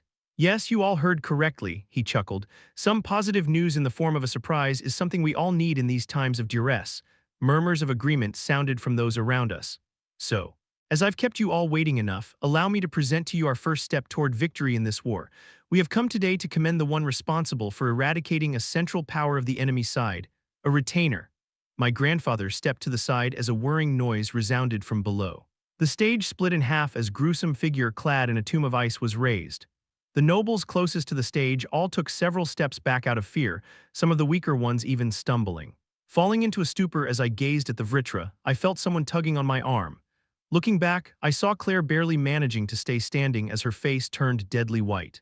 Claire, I hurriedly grabbed a hold of my friend, keeping her upright by her waist. Do you want to go further back? No, she shook her head. I need to be able to at least endure this much.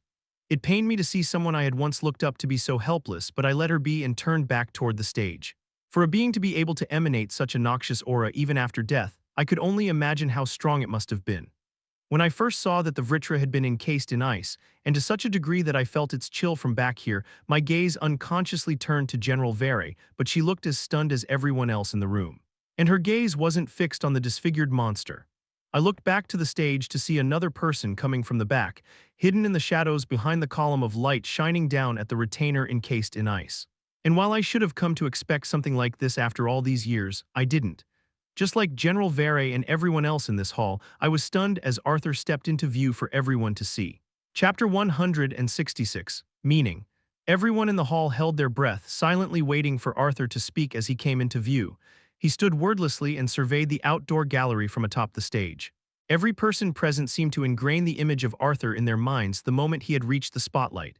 I had seen my childhood friend just hours before, so I was even more stunned by how different he looked compared to when I was with him then. His long auburn hair was tied loosely in a knot behind his head, held together by an ornamental pin. Rather than the usual formal attire of humans, he wore a silky decorative robe like us elves. However, unlike our traditional garb, the loose sleeves of his robe just barely went past his elbows, revealing thin, tight-fitting gloves that covered his entire arms. Completing his refined ensemble of clothing was a rich fur pelt, as white as snow, slung over one shoulder. It hadn't been too long since he had appeared in front of the world, adorned in an extravagant armor that dazzled everyone who had come to watch. Yet seeing him up there within the column of light in his elegant attire, he didn't just seem dazzling. He radiated an otherworldliness that I had only felt when I saw Master Aldir. Distracted by his transformation, I only realized when Arthur turned his head, peering deeply at the Vritra retainer encased in ice, that the red burns that had scarred his neck were no longer visible. He turned back to face us before talking, his voice coming out low and steady. Displaying a corpse as some sort of trophy or keepsake for the masses to gawk at is something I deeply disapprove of, but the people attending this event tonight aren't part of the masses. Each noble here has workers, civilians, and inhabitants in your lands that wait impatiently for news regarding this war, and until now, vague assumptions and baseless theories were the only things you could give them. Arthur paused, but the crowd remained quiet, faithfully waiting for him to speak again. Born from a humble background, I was able to climb to where I am now thanks to my family as well as the friends I met along the way. I am now a lance, the youngest one at that, but I'm not the strongest. The lances out there, some who are fighting battles as we speak, are echelons above me in power, yet even I was able to defeat a retainer, one of the so-called highest powers of the Alacrian army. As Arthur paused once more and excited murmurs began sounding from the crowd, I realized that these halts in his speech were intentional. He was a year younger than me, and with his background, he had been neither taught nor prepared for things like speeches or social intricacies. Yet he was able to utilize every breath, word, break, and motion to perfectly take control of the crowd. As you can see, I've sustained no injuries from my battle with this supposedly powerful force, and am healthy enough to chatter on like this amongst a crowd of nobles. He smiled, eliciting chuckles from everyone around me. Placing one of his gloved hands on the tomb of ice, he shifted his gaze to where the council was seated. This symbol is not only my offering to the council who has granted me with this role, but also a gift that I hope you all can take home and spread to your people figuratively, of course. Cheers and laughs erupted after Arthur bowed, signaling the end of his speech. The illuminating artifacts turned back on as Arthur left the stage and my grandfather came back up. Please feel free to get a closer look at the Vritra, and I hope you enjoy the rest of the evening. With that, a few guards replaced my grandfather on stage as the council came up first. While they tried to hide their astonishment, it was obvious by their expressions that it really was their first time seeing the corpse as well. I watched as my parents as well as Curtis and Cathleen's parents studied the frozen tomb. Only the dwarven elder named Radias kept his distance, his expression subtly strained. "Princess Tesha, would you like me to take you to the corpse?" General Vere asked, a rare hint of anticipation in her sharp eyes. Not wanting to disappoint the lance, Curtis, Kathleen, Claire, and I followed her toward the stage where more and more nobles began surrounding the frozen Vritra. Reaching the front of the premises where the soldiers stood guard, I examined the corpse inside. It was hard for me to look at the Vritra for too long though. Physical attribute-wise, she looked human, but staring at the two hollowed cavities where her eyes should have been filled me with a fear that couldn't be blocked by mana. Seeing Vere stare intently at all angles of the Vritra with her hands moving along the ice tomb as Claire studied the corpse wearily, I suddenly remembered. "Claire," I gently tugged on her sleeve. "Wait right here. Let me go get Arthur." "What, Tesha?" No, ignoring Claire, I quickly made my way to the back of the stage behind the curtains. "This area is off." A female guard stationed behind the stage retreated a few steps. "Princess Tesha," I smiled, quickly making up an excuse. "My grandfather is expecting me to meet with him." The guard shifted her gaze over toward the narrow staircase beside her. "General Arthur and Commander Virion had ordered no one to go down these stairs, even the rest of the council," she replied hesitantly. "I know, they told me not to tell the council that I'm here as well," I lied. "Now please, both of them are expecting me." She thought once more for a moment but stepped aside with a nod, motioning for me to go down. I didn't thank her, that would have been suspicious. I just nodded back and headed down the staircase that was wide enough for only one person at a time. The staircase seemed to spiral down endlessly. If it wasn't for the slight nuances in each of the illuminating artifacts' designs, I would have thought that there was some sort of illusory magic at work. I quieted my steps with wind magic as I went deeper down the stairs. I knew what I was doing was wrong, even if it was just Arthur and my grandfather. but I was too curious to find out what these important matters were and why they needed to even keep them a secret from the council. Once I got close enough to hear faint voices muttering behind closed doors, I withdrew my magic before walking down a few more steps. Both Grandpa and Arthur were freakishly sensitive to mana fluctuations, so if I wanted to eavesdrop, I had to rely on just my hearing. Thankfully, because of my enhanced senses after my beast's assimilation, I was able to make out what they were saying, and from the sound of it, the artificer Gideon was there as well. "Don't push yourself, brat," my grandfather grunted. "I'm fine, I didn't need to use magic, so it's just physical fatigue more than anything else," Arthur replied, his voice sounding weak compared to how it sounded up on stage. "This paste around my neck is rather stifling, though. Best not touch it or the substance will wear off more quickly," Gideon muttered. "You wouldn't want your scars showing during the party." Arthur let out what I could barely make out as a sigh. "Right, I still have to go back out there." "Of course you do, you're the star of the event," Grandpa replied. "Your speech was convincing enough, though, so it might not be necessary for you to stay until the end." "Good." "Gideon, how did the recording go?" Arthur asked. "It was a hassle trying to capture the images at the exact moments you specified, since there's still a bit of a delay between the moment I press the trigger and when the shot is taken. Hold on, let me take note of that so I can fix it." "Focus, Gideon," Arthur snapped, his voice impatient. "I know you just had your legs forcefully torn into a mess and barely put back together, but that's no excuse for being grumpy with me," Gideon grumbled. "Anyway, I was able to capture the images of Radia's face when Virion first announced the Vritra, then when Arthur first came into view, and when Arthur said he had sustained no injuries," Gideon noted. "Here, let me see that," my grandfather said. "What's Radia's looking at in this picture?" "Not what, who," Arthur answered. "He's looking at General Vere, who was in the crowd." I suggested to Tesha's father that we have the lance look after the royal children. "So Radia's thought that General Vere was the one who killed the Vritra?" Gideon asked. "Wait, is that why you froze the retainer's corpse?" "To get him to think that it was Vere," my grandfather cut in, his voice sounding surprised. "I wanted him to think that the strongest lance was responsible for killing one of the strongest forces in the Alacrian army before it was revealed that I killed him," Arthur explained. "You always have a few tricks up your sleeves, don't you?" my grandfather chuckled. "Look at Radia's face when he first saw the Vritra come up encased in ice. He's surprised and looks immediately over toward Vere," the artificer pointed out. "Then look at the image of him after Arthur comes into view, and then when he announced how he, the weakest of the lances, had kicked the retainer's ass without sustaining an injury." "There are shock and anger," my grandfather noted. "Most would be surprised and progressively grow happier to learn that the supposed weakest is stronger than one of the Alacrian powerhouses. This still doesn't prove that Radias is actively helping the Alacrians, but this does give us a good idea on his stance is on all of this," Arthur added. "We'll know for sure in the next battle when—" Arthur's voice trailed off. I couldn't hear any of them anymore. "Lord Radias is helping out the Alacrians." I needed to hear more. Just what was Arthur planning in this next battle? I inched down a few more steps to get closer, but I still couldn't hear them. Damn it. I knew it was risky, but I decided to take the chance and hope that Arthur's weakened state would allow me to use just a tiny bit of magic when a sudden surge of mana erupted from down below. I covered my face with my arms on instinct, so we had a little mouse. My stomach sank as I realized Arthur's voice was just inches away from me. "Surprise," I said weakly. "Arthur Leywin," I smirked back at my childhood friend as she mustered a smile. Virion, who followed behind me, let out a sigh as he realized it was his own granddaughter that had been eavesdropping. "You know, boys don't like girls who snoop around like this," Gideon chuckled. Tess' gaze flickered to me before looking away. I wasn't snooping. I came back here to look for Arthur and the guard let me in rather easily." "Yes, I'm sure the guard did," Virion replied before he cast a barrier around the four of us.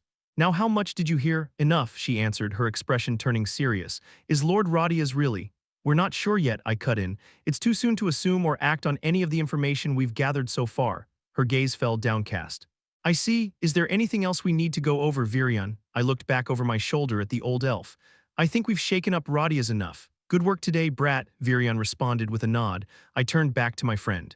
"Then would you like to accompany me for the rest of the event?" She was taken aback at first, but her lips curled up into a bright smile.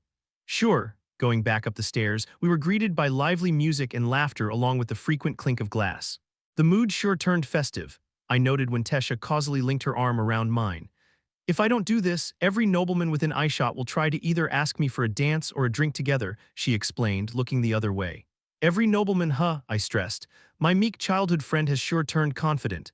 She tightened her grip around me, pinching my arm as she waved to nearby nobles that greeted her. Unable to express my pain with so many eyes watching, I casually leaned toward her, prying her fingers off of my arm as I whispered, "Same old Tesha, resorting to violence, I see." It's because only violence seems to work on someone as slow as you, General, she replied with a feigned smile.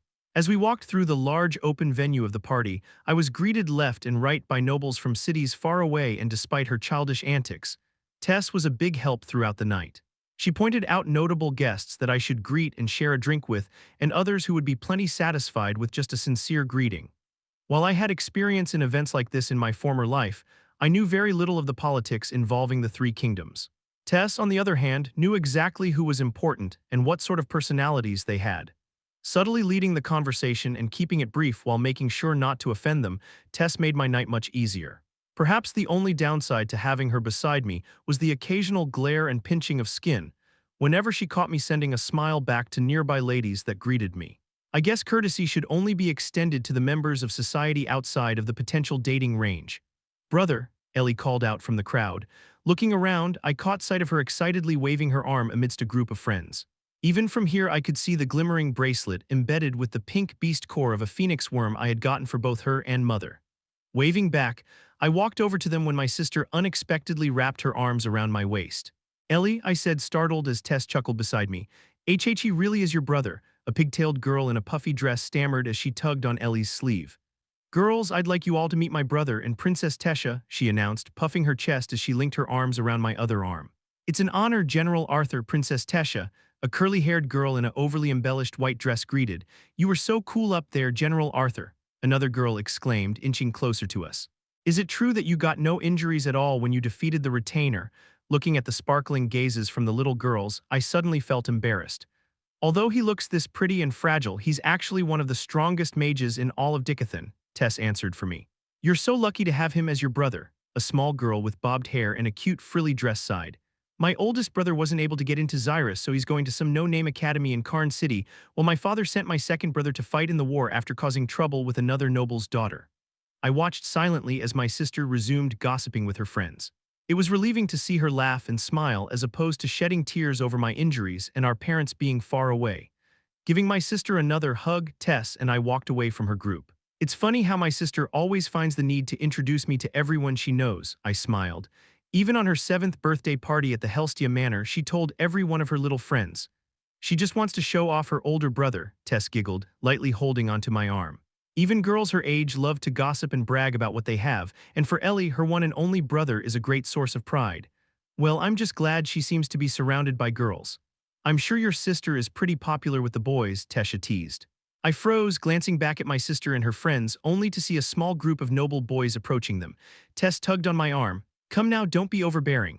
My eyes shifted toward the back of the venue, where a large brown bear was gnawing on a thick bone. Feeling my gaze, my sister's Bond stared at me with intelligent eyes. I jerked my head, pointing toward Ellie and her group. Boo turned, and after noticing the group of boys nodded once, I nodded back. He knew what had to be done. What are you doing? Tess asked. I turned back and continued walking, just in time to hear a loud growl and the frightened screams of little boys behind me. Nothing. After greeting a few more nobles, I slumped down on a chair. My legs were on the verge of shaking, but I was still pleased at how much they'd healed. I looked up to see Tess searching for someone, stretching her neck as she tiptoed to see past the crowd. Wait here, she blurted, immediately bolting off into the crowd. After some time, I spotted her walking back with General Vere beside her, a downcast look on her face. General, I greeted, getting up from my seat. General, she echoed tersely, her eyes examining me. I'm so sorry, Arthur, Tess suddenly apologized. General Vere said she left, she didn't want to see you. What are you talking about? I replied. Who didn't want to see me? Tess let out a sigh. Claire Bladeheart, she was here today. Chapter 167, The Confidence to Arthur Leywin. How many troops do you need? King Blaine asked as we all looked down at the detailed map spread across the round table. 3 no, 2 divisions should suffice, I answered. General Arthur. The western coast is where we need to be allocating most of our forces, Radias countered, placing his finger near Ediston and Telmore City. Sending nearly 20,000 troops up north will make this area too vulnerable. I have to agree with Elder Radias, King Alduin added. There are several battles near the coast that have been going on for days. Withdrawing even a single division would tip the balance in their favor. Queen Priscilla rolled the transmission scroll she'd been reading. We are still evacuating civilians from both Telmore and Ediston. If forces on the coast are withdrawn, our troops will be pushed back and the battles will take place in the cities. Commander, we can perhaps send some elven troops stationed near Assassinated City down toward the edge of the border, but 2 divisions seem feasible, Queen Muriel advised, brows knitted in concern. Virion, seated in front of me, lifted his gaze to all the lances standing upright behind their respective artifact holders. Generals, what do you think? The brat General Arthur's vague suspicion based on loose evidence of what he saw doesn't justify sacrificing a city or two, General Baron near spat out. Baron's nasty tone aside, he makes a good point, said Micah, the female dwarven lance that looked no older than my sister. Moving that many troops a few hundred miles will take time, even with the help of teleportation gates. General Aya. General Vere, General Alfred, Virion asked. Do you all agree? General Alfred, the oldest of the lances, nodded. It is too much of a risk. Sorry, General, the elven lance whispered beside me before speaking up. I also agree that it isn't wise. We all look to Vere, the only other lance that I wouldn't be confident in defeating. If General Arthur's claim is true, it'd be the right choice to send that many troops, if not more, up north, the lance answered curtly. It was surprising to have General Vere's support, but it worked against me in this case. However, Virion took advantage of her words to bring along the idea that I really wanted to go with. General Vere is right in that if what General Arthur claims is true, troops need to be sent. After all, there has only been one sighting of a retainer since the war started. If retainer and a scythe were leading this next attack, the damages would be catastrophic without appropriate measures. Everyone nodded in agreement. Therefore, Virion paused, shifting his eyes from one lance to another. I propose we send 2 lances along with General Arthur to investigate whether or not there really is going to be a major attack led by a retainer and a scythe up north. The rest of the council immediately glanced at one another, waiting for someone to come up with a reason against it. Commander, King Blaine spoke up. The lances are the center figures for the divisions out in battle right now. With them gone for too long, morale will decrease, and if a retainer or scythe show up in battle, King Glader, Virion interrupted, his sharp stare piercing through the human king. Why do you think the lances have refrained from partaking in most of the battles so far? The red-haired king remained silent. It's quite simple, it's not worth it, Virion continued. Large-scale destructive spells cast by any of our lances would kill not just their army but our own as well. Even if we had everyone retreat, this is home ground. Land will be destroyed and uninhabitable. Even if the lances withheld their power and helped the soldiers out on the field with sword in hand, there will still be casualties and deaths on top of the risk of attracting the Alacrians' retainers or scythes. Always keep in mind when fighting that our citizens have to live on this land. The goal is to win this war, but also to preserve as much of our cities as possible. Virion's authoritative gaze shifted from one king or queen to another, directing this lesson to everyone present in this room. With that being said, if sending 2 lances is all it takes to avoid a large-scale battle with both scythes and retainers fighting on the other side, then I'd say it's a small price to pay. Our troops can go a few days without their leaders holding their hands. Although expressions of reluctance were evident on the leaders' faces, they slowly nodded in agreement. Virion clasped his hands together with a smile. Good, now which 2 lances will accompany Arthur on this investigation up north? A thin hand rose from across the table. While Lord Aldir is the artifact holder for my 2 lances, since he is not here, I think it's safe to assume that I can volunteer to send them with Arthur. I resisted the urge to smile at the turn of events. Everything was going as I had planned. Virion played it cool as well, appearing as though he was pondering Radia's decision. Indeed, since Lord Aldir is not present, I think it's only natural to have the dwarven lances under Elder Radia's command, King Blaine seconded. The battles are occurring in Sapin, so I agree that sending General Alfred and General Micah would be an ideal option, Queen Muriel added. Virion slowly nodded as if almost reluctant. Very well, General Alfred and General Micah, temporarily under Elder Radia's command, shall head up north with General Arthur to investigate the possibility a retainer and scythe are planning an attack. Both the dwarven lances bowed respectfully, as did I. This is a reconnaissance mission, but I leave the situation to your best judgment. Priority is to not alert enemies, especially if a retainer or scythe is present. If circumstances permit a realistic chance in averting a full-scale battle, you may engage. Remember, our priority is to keep the battle away from civilians, Virion added.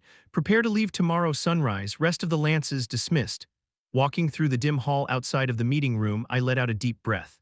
I had always hated meetings like these, always tense and full of roundabout ways to say no or give a reason not to do something that hinder your own gains. While the council appeared to be a unified front of leaders from all 3 races, deep-rooted ideals and selfishness toward their own kingdom were more apparent than anything else. King Glader, who had been too afraid to act out since Aldir had threatened him after killing the Graysunders for their betrayal, had become more outspoken. Only with Virion there did the council function even remotely well. While Virion and I got the end result we had wanted, this was just the beginning. I scratched at my neck. Gideon's concealing bandage made my skin itch profusely, but I couldn't take it off until I was alone. The trick to appear unharmed worked during the event a few hours ago, and I had somewhat enjoyed the rest of the evening, but one thing weighed heavily on my mind. Claire had been at the party, she had seen me. She had seen me, yet she didn't want me to see her. I hadn't seen her since Xyrus, and the last sight of her I remembered was her being impaled. I tried to think of reasons why she would avoid me, but the sound of footsteps behind me snapped me back to reality. "Looks like we'll be on a mission together," a high voice sounded several paces behind. "General Micah, General Alfred," I greeted politely, turning to them.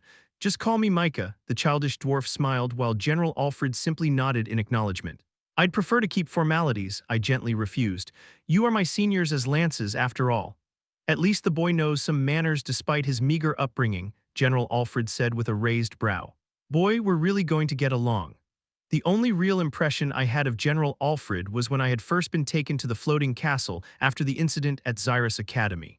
He had saved me back then from Luca's brother, General Baron. However, that was simply because he was following orders. "Well, if you'll excuse me, I should get some rest for the long journey tomorrow." I dipped my head before turning back to the main staircase. Walking up to the residential floors, I probed Sylvie's mind to see whether she was awake. Seeing that my bond was deep in slumber, I took a small detour. Reaching the room at the end of the hall, I knocked on the thick wooden door. "Coming," Tess' voice called out. The door slid open without a single creak, and on the other side was Tess. She was dressed in sleepwear, but her hair still dripping with water. "Your law, Arthur," Tess gasped. "What are you doing here?" "Sorry," I smiled. "Were you expecting someone?" "Why yeah, Carria was supposed to come over." "Arthur, what's wrong?" she asked, noticing my blank gaze. "Nothing. You just look different from when you were at the event." Tess wrapped a towel around her head as she scowled at me. "Wow, thanks for pointing that out." Realizing my mistake, I quickly shook my head. "No, I meant that in a good way. You look more like the Tesha I spent 3 years with back then." "You need to work on your flattery skills," she sighed. "Wait, no, actually, don't work on them." I let out a chuckle. "Do you want to take a little walk with me?" After putting on a thin robe over her sleepwear, she followed me down the hall toward the balcony where my sister had set up her target planks. Neither of us talked on the way there as we stood side by side. Unlike at the event, our arms weren't linked, but it somehow felt more intimate. We reached the grassy terrace surrounded by trees but continued walking until we were at the very edge. Sitting against the thick trunk of a nearby tree, I stared out at the night sky. The clouds below us moved slowly, dimly lit by the large moon overhead. "The stars are beautiful," I admired. Coming from a world where brightly lit cities masked the stars, being able to see such a serene spectacle was a blessing I had come to appreciate. "It's quiet nights like these that I sometimes wonder if there really is a war happening down below us," Tess said softly. "I sometimes come out here and imagine that the clouds below us are the ocean and I'm floating aimlessly on a boat." "Childish, right?" "I think you have the right to be a little childish at times," I said. "You're ahead of an entire unit now. You're responsible for the lives that you led, and that'll never be an easy burden to carry, no matter how much experience you gain." "You say that as if you've been one," she replied, bringing her knees close to her chest. "You're technically a general, but the lances don't really lead the soldiers." "You're right, and in that regard I have it much easier. The main duty of a lance is to single-handedly overpower an opposing enemy of their caliber." I turned to my childhood friend. "Which brings me to why I wanted to see you. Does it have something to do with what you talked about with Grandpa and Gideon? Was it that obvious? You're not the type to do something as sentimental as this without reason. You either have to go away for a long time, do something dangerous again, or both," she pointed out. I let out a chuckle. "Am I that much of an open book?" "You're more like an open chapter," Tess smiled. "There are some parts that are so obvious, yet there are times when I feel like I don't know you at all." "Such as?" She shook her head. "Well, for one thing, I want to know how you're such an expert at everything you choose to do. What's your secret?" "Secret. Magic, fighting, artificing, giving speeches, hell, even espionage and military strategy," she listed off. "I know complaining how it's unfair won't do anything. I'm just curious." I held back my tongue. The temptation to reveal everything about my past life to Tess had been growing each time I saw her, but now wasn't the time. "I just read a lot of books when I was younger. I don't know what I expected." Her gaze was full of doubt, but she didn't question me any further. "Tess, I don't know why you're in such a hurry, but you're doing fine," I comforted. "It's just frustrating," she smiled wearily. "Frustrating? I try my best to catch up to you. My mana core is just a half step behind yours. I'm a beast tamer just like you, and I've studied under some of the best teachers in the continent as well as an Usura just like you. Yet I feel like the closer I am to reaching you, the farther you slip away from my grasp.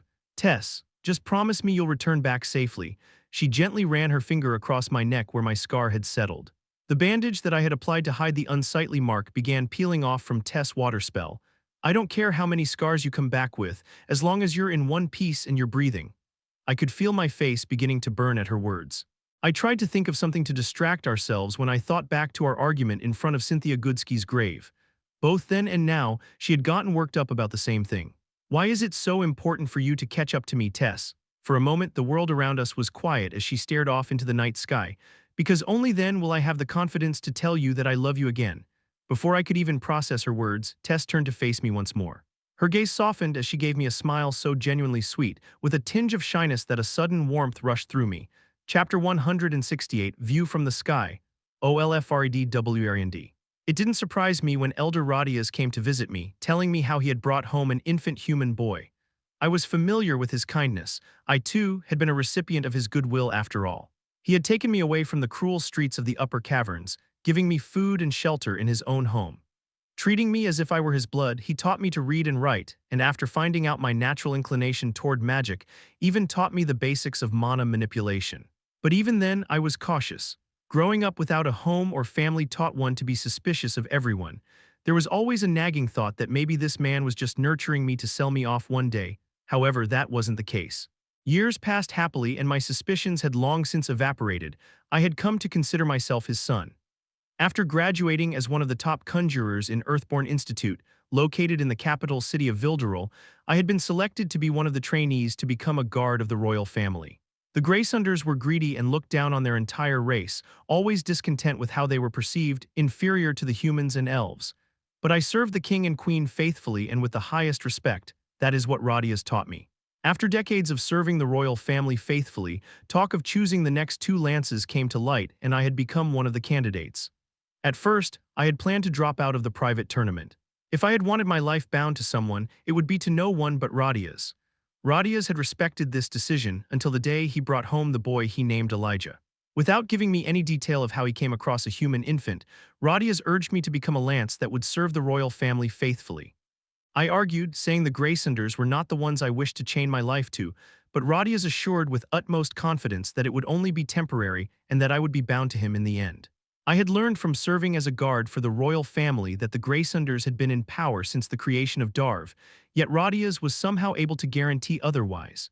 He was the man I respected as a father and savior. Even if I disobeyed the king, I wouldn't disobey Radias. Another decade passed and the human boy grew under the care of Radias, and for the first time in history, the lances were knighted in public. Radias was kind but also a man that, despite his love for his people, kept his thoughts to himself. He never told me what he meant when he said my soul bond with the Greysunders wasn't permanent. He never told me why he kept our ties a secret from the boy. He never explained who exactly it was that told him that this boy was supposed to be the savior of the dwarves. "You're quiet, Alfred," Radias said from the other side of the large circular room. "What's the matter?" "Nothing, my lord." I pried my gaze away from the window and faced the man who'd raised me. "Alfred. I told you to just call me Radias when we're alone," he scolded gently. "Now take a seat, have a drink with this old man. I have grown old as well." I took a seat across from him, receiving a goblet. "The view of the moon is magnificent, is it not?" He sighed after taking a large swig from his goblet that seemed tiny in his large hand. "It is," I agreed. "What an ignorant misconception made by humans and elves. They think that just because we live underground, we prefer caves over buildings. With those unbearable gales that cover all of Darv, did they not stop once to think that we didn't construct tall towers and buildings because we couldn't?" I nodded, looking out the window once more after taking a sip. "Ignorance leads to false assumptions and interpretations. Very true, but times of change are upon us." Radias idly traced the scar running down his left eye. "The time has come, my child." Reaching over the table, Radias gently grabbed my wrist, clasping his hand over mine. "Are there any doubts or hesitations clouding your mind?" "None, father." The word felt foreign to me. I had never said it out loud despite always thinking so. However, I knew I would regret if I didn't say it before my time came to an end. The corner of Radias's eyes crinkled in a gentle smile as he held onto my hand firmly. "Good, good, my only regret is that you won't be here to see the triumph of our people. If only you had been bound to me rather than that Usura." I shook my head. "There are some things we cannot change. But there is one thing that I wanted you to know." "What is it?" "I know your ambitions for our people, but that is not why I am doing this. Our people were the ones that had scorned me and beat me while I was on the streets. I just want you to know that the reason I can do all of this without a doubt is because it is what you desire." Closing his only able eye, Radias nodded slowly. "Good child." "Very good, Arthur Leywin." I sat down at the edge of my bed, removing the pin that held my hair up. My bond let out a soft grunt of acknowledgement before falling back asleep, leaving me to the silent peace of the night. Tess' voice echoed in my head, her words conflicting with my priorities. To tell you that I love you again, I repeated softly to myself. There were only a few things I truly wanted in this lifetime. It wasn't fame, power, or wealth. I had that and more during my previous life. What I wanted, and the reason why I was fighting this war, was simply to grow old with my loved ones, something I wasn't able to do as Grey. For that, I was willing to go against any enemies, Usuras or not. What I had trouble fighting was the temptation to throw everything away. There were times when I wanted to just escape to the edge of the beast glades with Tess and my family. Greed constantly questioned my every move. This isn't your war, Arthur. Your legs are near crippled and you have scars all over your body. Haven't you done enough? You're fighting for your people again. You did that in your last life and look where that got you. Letting out a sigh, I realized why I was constantly pushing Tess away, giving her excuses or roundabout answers for a later date. I was afraid. I was afraid that if I let her in, my greed would become uncontrollable, that I would throw away Dicathen to save the few I truly loved. Time trickled by while I was lost in my thoughts, and by the time I realized, the rising sun, covered beneath the clouds, had given the sky an orange tint. Removing the luxurious attire I had been wearing since the event last night, I slipped into a comfortable shirt and vest, tucking in the ends of my pants into my boots before draping a thick cloak over my shoulders. It's time to go, Sylv. Sylvie's bright yellow eyes fluttered open. Hopping off the bed, she walked beside me, watching me as I carefully applied the special bandage to hide the large scar on my neck. I'm ready. Before heading toward the stairs, I stopped by my sister's room and knocked on her door. Ellie, it's your brother. The door slid open, revealing my sister in mid-yawn, her hair frizzy on one side and flat on the other.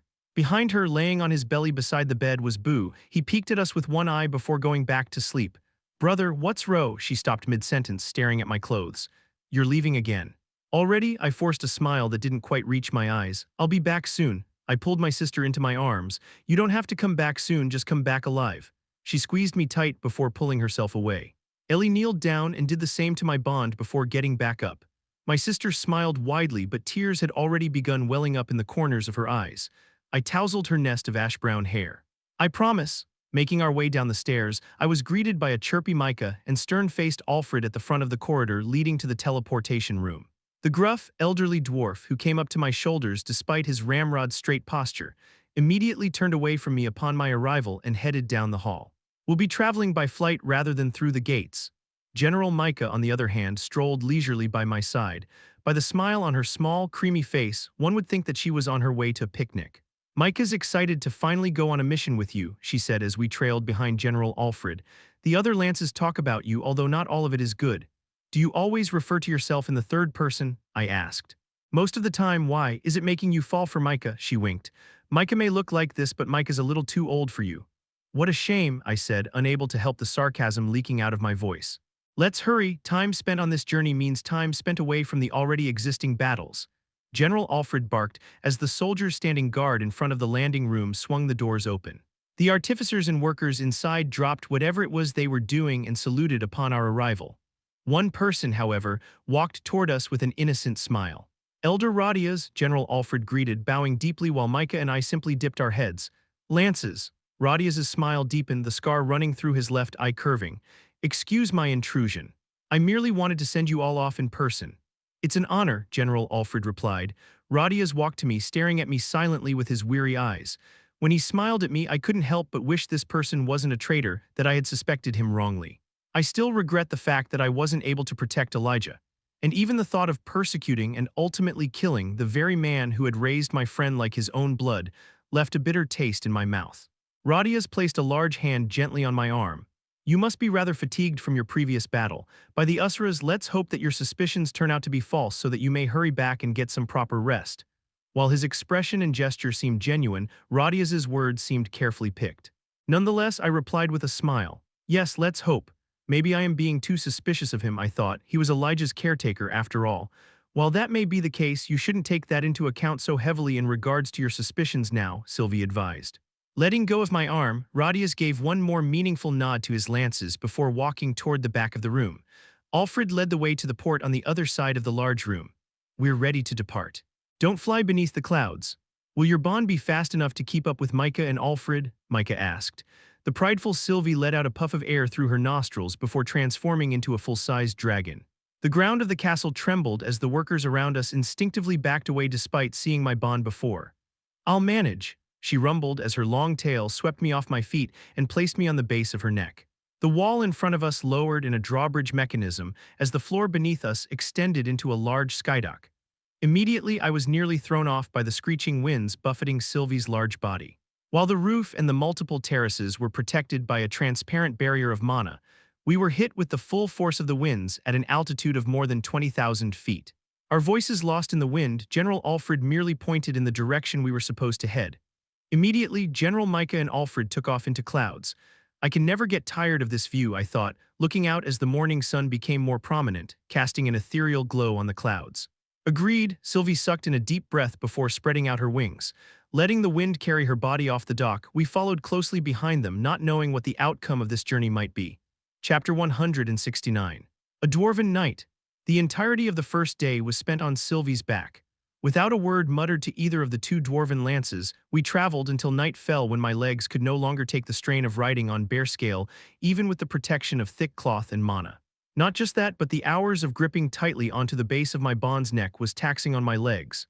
Because of me, we stopped for the night and made camp near the base of the Grand Mountains just a few miles up north of Valden City. "Please help yourself."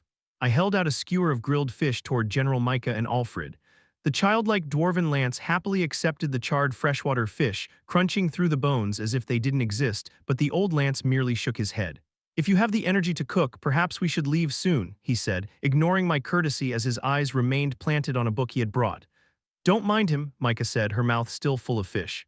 "The old man doesn't eat food given by anybody he doesn't fully trust." I nodded, throwing the fish I had grilled for General Alfred to Sylvie. With a snap of her neck, the blackened fish disappeared inside her maw. My bond remained in her original draconic form, curled up at the edge of our small camp. Because of her black scales, Sylvie seemed to almost disappear despite her large frame, the only part of her visible being her two sharp topaz eyes that seemed to hover in the dark. "These small morsels do little more than get stuck between my teeth," Sylvie grumbled in my head. "I know, but you'll have to make do with these for now." "Besides, you can easily go for weeks without eating," I replied, helping myself to a skewered fish. The fish's charred skin was filled with a smoky sweetness from the fire, filling my mouth with flavor despite it being unseasoned. "Yes, but I eat for the flavor rather than the nutrients," she retorted. "Maybe you can find some mana beasts further north. We're still too close to Valden." The rest of the meal was rather quiet except for the soft gurgle of the nearby stream where I had caught the fish and the occasional snap of a twig in the fire. Alfred didn't say a word after rejecting my fish, remaining still, almost like a statue, as he leaned back against the earthen backrest he had erected while reading his leather-bound book. The only time he actually looked away from the book was when General Micah began humming as she combed through her short, curly hair.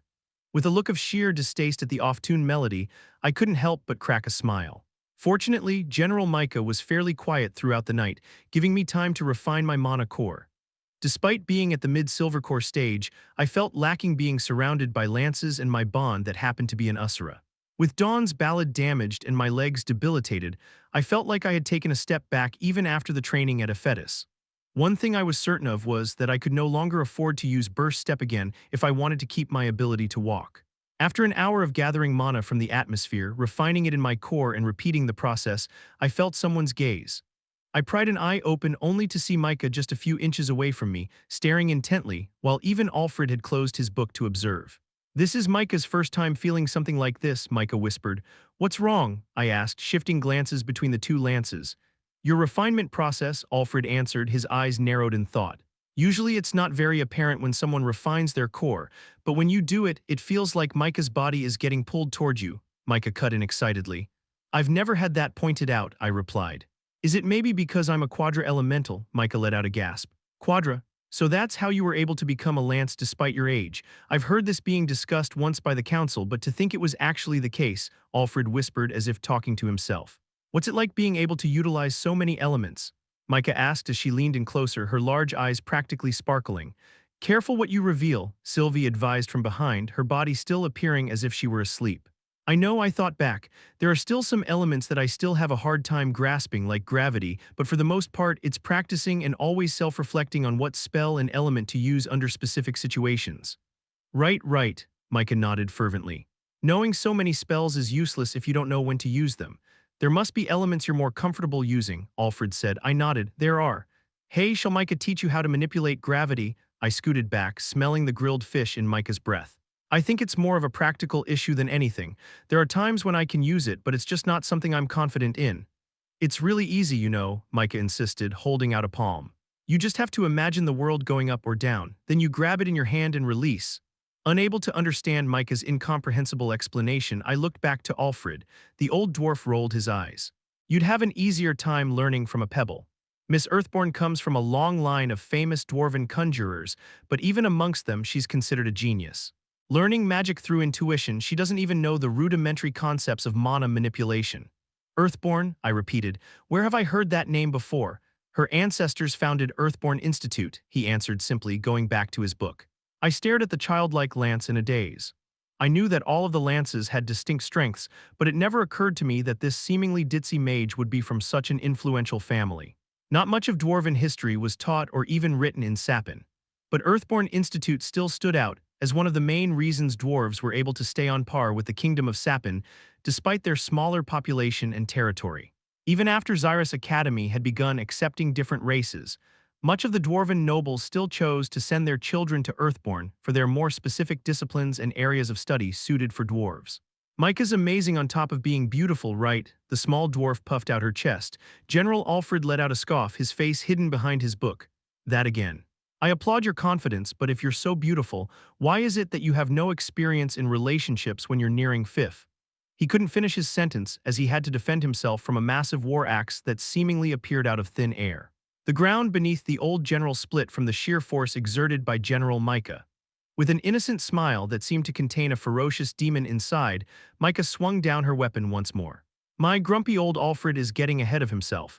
You should know best that the reason why I have yet to invest in a man is that my tastes don't suit the standard dwarves. I scooted back closer to Sylvie, not wanting to be a part of this dispute. I think I liked her more when she referred to herself in the third person, Sylvie admitted. I wholeheartedly agree. Alfred, who had instantly erected a shield of solidified earth above him to guard against his companion's weapon, let out another scoff. Please, the only reason you weren't blatantly ostracized is because of your background. Perhaps you'll find a human with a rather unique taste for little girls to sweep you off your feet. The force of gravity increased around us, and it had become hard to breathe without the help of mana to strengthen my body. The fire had gone out, the wood that had once been burning reduced to rubble. I stared at the two of them, dumbfounded at the sight of two lances, pinnacles of power in all of Dicathen, bantering like children. I let out a sigh, collecting myself. Will attract attention if the both of you keep this up. Ignoring me, General Micah swung her giant axe once more, but rather than cleave the stone golem that General Alfred had conjured, her axe obliterated the golem into pebbles. I don't see you with a lover in your arms, old Frid. The fact that you were able to become a lance with your childish antics never ceases to amaze me, Alfred grunted as he erected another golem, this time much larger. Letting out a sigh, I gathered water particles from the nearby trees and hosed the both of them until they were both dripping wet. The both of them whipped their head, eyes glaring. Are you guys done, or do you want to level a mountain while you're at it? Micah clicked her tongue. It's old Frid's fault bringing up a lady's age. Those born sipping milk from a silver goblet need to be educated of their ignorance, Alfred muttered. Fighting the urge to roll my eyes, I watched as the two of them retreated to their own corners of the camp. General Micah, with a single stomp of her tiny foot, erected a cottage from the ground. Large enough to almost fit Sylvie inside, the stone house even had textured walls and came equipped with a chimney that soon began puffing smoke. General Alfred, on the other hand, chose to build his lair underneath within the side of the cliff, just a few feet away from our camp. The earthen cliffside in front of him glowed a deep red and began melting to form a pool of molten rock. A large area almost immediately hollowed out, and I was able to catch a glimpse of the detailed stone furniture inside before the lance closed the gaping entrance he had made without even glancing back.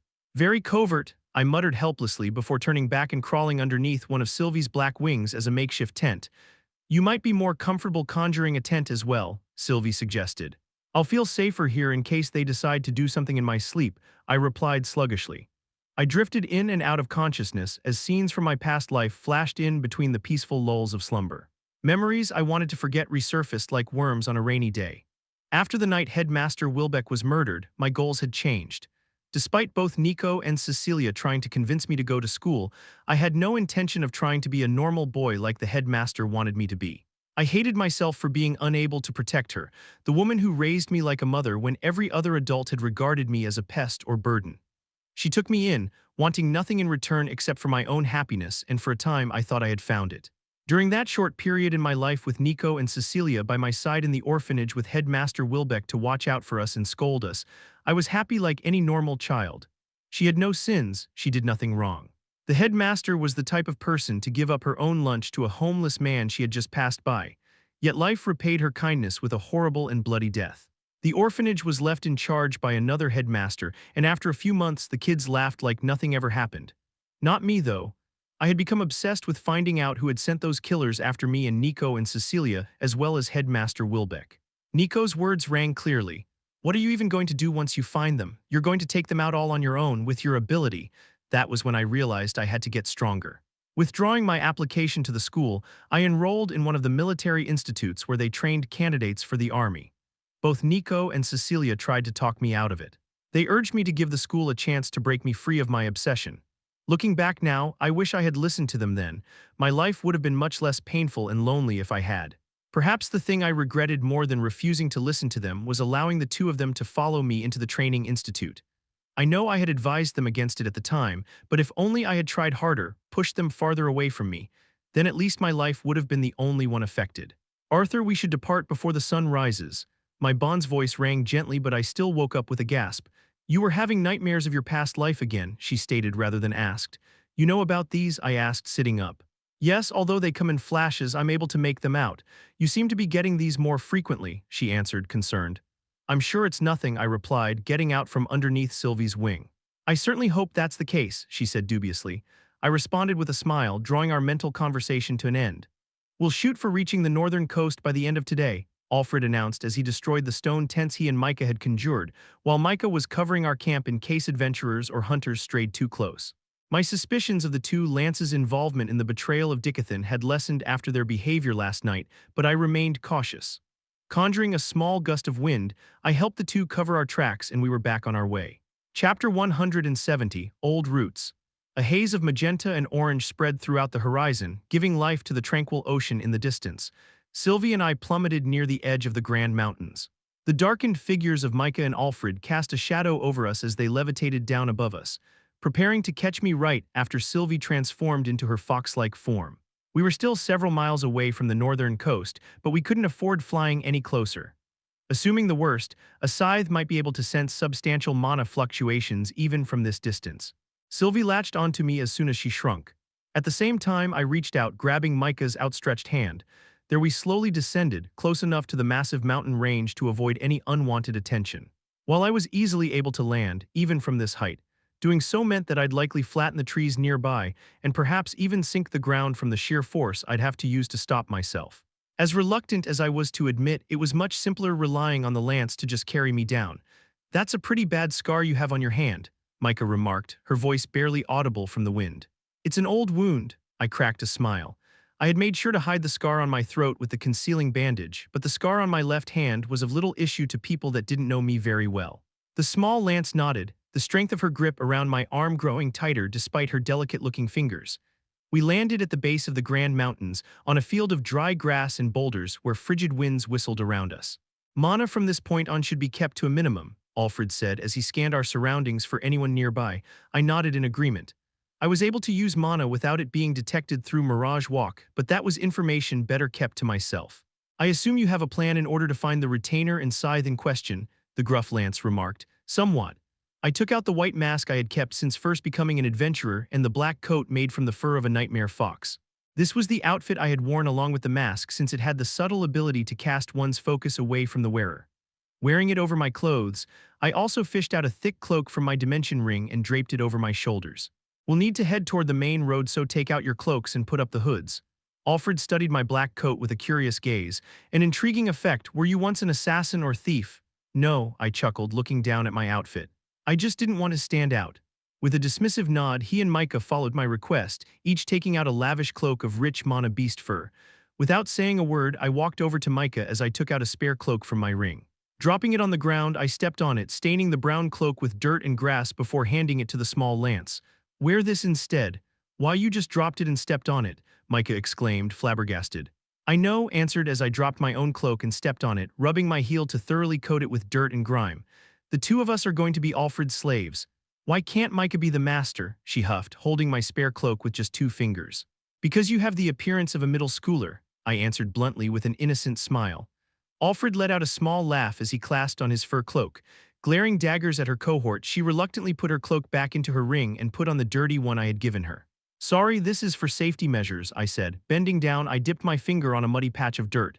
No, please, Micah begged, protecting her face with the hood of her cloak. We're slaves that have been traveling a fair distance. It'd only be natural to be dirty, and it'd be a good way to get by unnoticed. Without waiting for her consent, I pulled off her hood and smeared the moist dirt on her face before doing the same to myself. I dipped my head down and tousled my long hair until it became disheveled and covered most of my face. After putting on the hood of my cloak, I handed the mask that I was holding to Alfred. Wear this along with your cloak, and if anyone asks, it's to hide a gruesome scar you received years back. Alfred nodded, accepting the mask. As he slid it on over his face and propped up his hood, I couldn't help but be reminded of my time as an adventurer under the guise of note. The blue streak running down to the right eye hole of the mask had faded over the years, but with Alfred's height being similar to how tall I had been when I was an adventurer, along with the mask and cloak really brought back memories. The mask fits well, Alfred said, his voice sounding deeper from the effects of the mask. Oh, it has this sort of function as well. Micah wants to go home, the small dwarf sulked, her youthful face caked with dried mud while her short hair poked out in messy curls from underneath the dirty and tattered cloak. How's my disguise? I asked my bond, turning to face her. It'll have to do, although it worries me what would happen if someone looked too closely. Her small feline head nodded in approval. Why does that sound more like an insult than a compliment? It's a bit of both, her calm voice chuckled in my mind. Sylvie hopped inside my cloak since she needed to be hidden from view as I posed as a slave. You're positive no one will suspect us? Alfred's deep voice rumbled from behind the mask. No one's going to be out looking for lances, and there are quite a bit of adventurers that like to use masks, I replied, trailing next to Micah behind our temporary master. Besides, there's an old saying that the best place to hide is in plain sight. Who's going to suspect a noble and his 2 slaves that got raided by bandits on our way up north to escape the battles? While you do make a point, I've never heard of such a saying. Perhaps it's used only by humans, Alfred asked. Something like that, I chuckled, remembering now that I had learned it in my previous life. We trudged for hours silently. I constantly used Mirage Walk to strengthen my legs with mana while hiding the fluctuations, satisfied that not even Micah and Alfred were able to notice anything off. I ran the plan that Virion and I had come up with in my head with Sylvie. Assuming that both Alfred and Micah were traitors, I didn't know what they planned on doing to me. Worst case was them killing me when they had the chance, while another scenario was them taking me to the Vritra. Whatever the case, the 2 dwarves wouldn't attack me so brazenly with Sylvie around. Even if they were able to overpower us, it would be a hard fight and attract attention even in the most remote areas. If I were them, I'd lead me and Sylvie to the retainer or scythe in order to swiftly dispose or capture us. Having said that, the only real way to make sure that their plan was to lead us to their backup was to intentionally act like I could not find them. With Realm Heart, I could make use of the visible mana fluctuations to find the Vritra space. After a few days of leading them in the wrong direction, they would either give up and want to head back, in which case my suspicions would be wrong, or they would provide me with suggestions or hints to lead Sylvie and me to our demise. Your plan rests on a lot of assumptions, my bond noted, shuffling inside the pocket of my cloak. What if they forcibly lead you to the Vritras? I highly doubt they'd want to reveal their position. You can't get much better than having one of the council members as a spy. Which is why it's safe for me to assume that they'd try to avoid suspicion until they're sure they can get rid of us without drawing attention. So we'll just run away if it seems like they're trying to lead us to them, Sylvie asked, her tone doubtful. If we can head back after finding the location of the Vritra's base without fighting Alfred and Micah, that'll be the best-case scenario, I responded, following closely behind the masked noble that was posing as my master. But just in case Virion sent another lance behind us, Sylvie didn't answer, but a wave of surprise flooded my mind. You can't sense her at all, can you? No, I can't, she admitted. Is it the Elven Lance, MHM? Despite her demeanor, she was given the code name Phantasm because of her abilities to deceive and hide from opponents. An assassin, Sylvie noted. The 2 of us conversed mentally, shortening the passage of time as we trekked through the rugged plains. Throughout the way, I activated Realm Heart in brief increments, trying to catch any fluctuations of mana around us. I had to be careful to not let the 2 lances see my eyes, but my hood and long bangs were able to hide the fact that my pupils changed from blue to a light lavender. As we continued our journey northwest, trees became more abundant as the plains slowly shifted into acres of woodland. With mana rotation, the skill I learned from Sylvia, constantly replenishing my mana supply while I used Mirage Walk to conceal the mana fluctuation around me caused by using magic, the time I spent walking had become a sort of training. "We've made it," Micah sighed as we finally reached the main road. The dirt trail was wide enough to accommodate two carriages with ample space in between, and while there were wheel tracks from use, there seemed to be no carriages within sight. "Where to now, boy?" Alfred's deepened voice rang. "We follow the road to the nearest town," I simply answered. "More walking," Micah groaned in protest. "The closest town isn't too far off," I comforted. Micah and I kept our heads low as we followed behind Alfred on the side of the trail. Suddenly, I picked up the faint clack of hooves and wooden wheels. Both the lances perked up less than a second later, picking up on the sound as well. The three of us stopped and waited for the carriage to appear in our line of sight. Pulled by two brown horses, one speckled near its muzzle, the wooden carriage was driven by an older gentleman in green and brown traveling garb with a young man that appeared not much older than myself. As they got closer, it was apparent how malnourished the two horses were. Their ribcage were clearly pronounced, while their coats and manes had lost any sort of luster they would normally get from the nutrients in their food. Alfred waved his arms at the approaching carriage. "Hello there." With a swift pull of the reins, the horses and carriage came to a dusty halt. "You lost," the older man barked, his eyes scanning Alfred's garb while the younger one eyed Micah and me suspiciously. "My slaves and I were on our way up north when our carriage was attacked by some bandits," Alfred explained, his voice steady while he dramatically told a tale of woe. "They slipped my horses and tried to rob us. Luckily, my slaves were able to fight off the bandits. These two munchkins," the older man's eyes narrowed. Alfred shook his head. No, different slaves, but unfortunately they didn't last much longer from infection of the wounds." "And the mask?" the driver asked with a raised brow. He and the younger man both gripped the hilts of their sheathed daggers on their waists. By their awkwardly placed hands, it seemed that their weapons were more for intimidation. "My father insisted I hide my identity in these dangerous times," Alfred answered with a weak chuckle as he held up his hands in submission, noticing the weapons as well. "Dangerous times indeed, as you've already experienced." The older man loosened his grip on the weapon. "Fighting slaves are hard to come by and even harder to afford since the war started."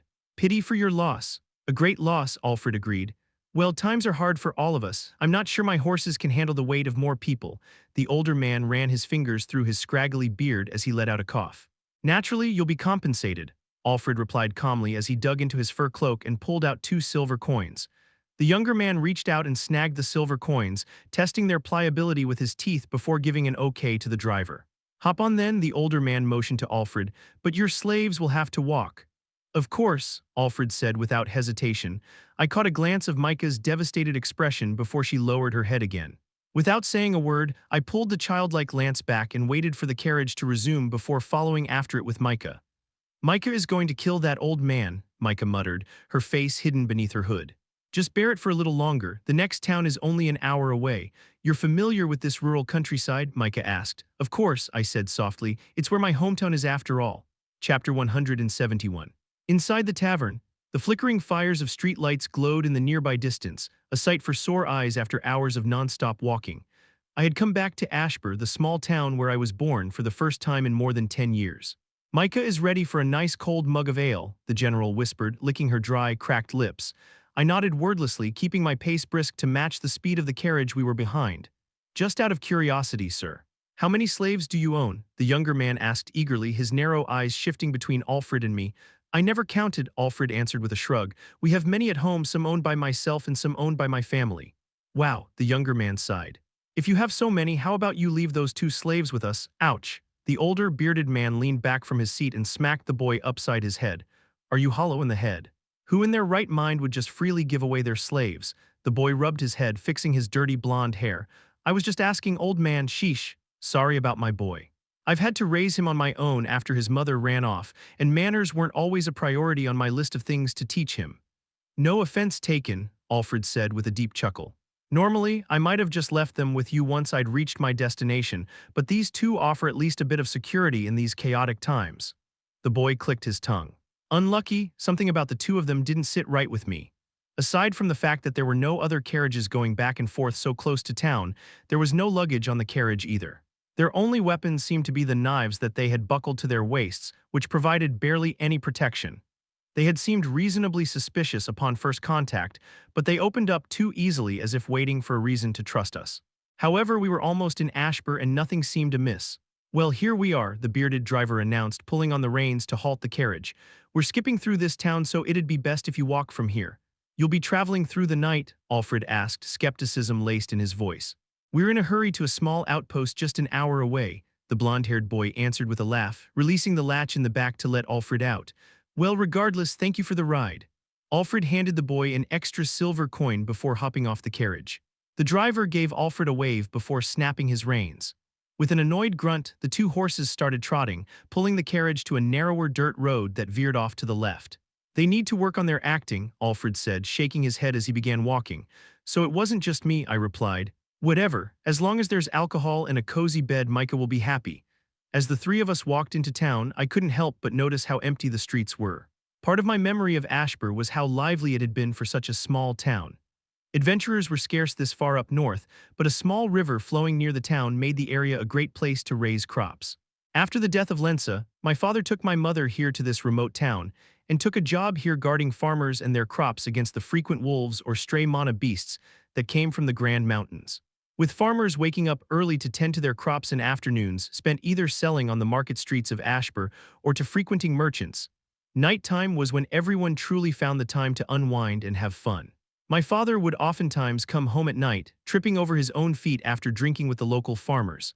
I had expected some change to have occurred from the war, but I never expected Ashbur to become such a ghost town. The street lamps that lay scattered around were burning brightly, but there were no signs of people nearby. The three of us sensed someone in the alleyway, his features hidden by shadows. After a moment, though, the person scurried off, his unrhythmic footsteps growing fainter until the only sound we heard came from ourselves. The three of us looked at one another but remained quiet. Looking around, most of the buildings were either vacant or barred. Wooden planks were nailed over windows while chains held together a store's front entrance. I activated Realm Heart to sense for mana fluctuations, not expecting much. However, I could see the distortions in the atmospheric mana all over the town. There had been mages here recently. I sense individuals scattered around, but there seems to be a congregation of 40 or so just a few blocks away, Alfred grunted. Micah sensed 43, the little lance muttered beside me. I thought we agreed not to use magic, I said, irritated. What if there are Alacrian mages or Vritras nearby that pick up on it? Mana wasn't needed to sense them, Alfred replied cryptically. What, I almost said aloud. If they were able to sense people around this accurately, my whole plan could be compromised. That's good, I lied. Looks like we'll be able to pick up on the Alacrians' hideout sooner than I'd expected. It'll probably still take some time. Micah can only sense people within a short distance, and even then it's sort of fuzzy. Same goes for Alfred, Micah explained. You're both talking too much for slaves, Alfred snapped before dropping his voice into a whisper. Just because we can't use magic does not mean our enemies are bound by the same handicap. Assume our voices will always be heard. I knew no one was nearby, at least no one that was manipulating mana, and so should Alfred, making it seem like he just wanted Micah to stop talking about their limits, but the elderly dwarf did have a point.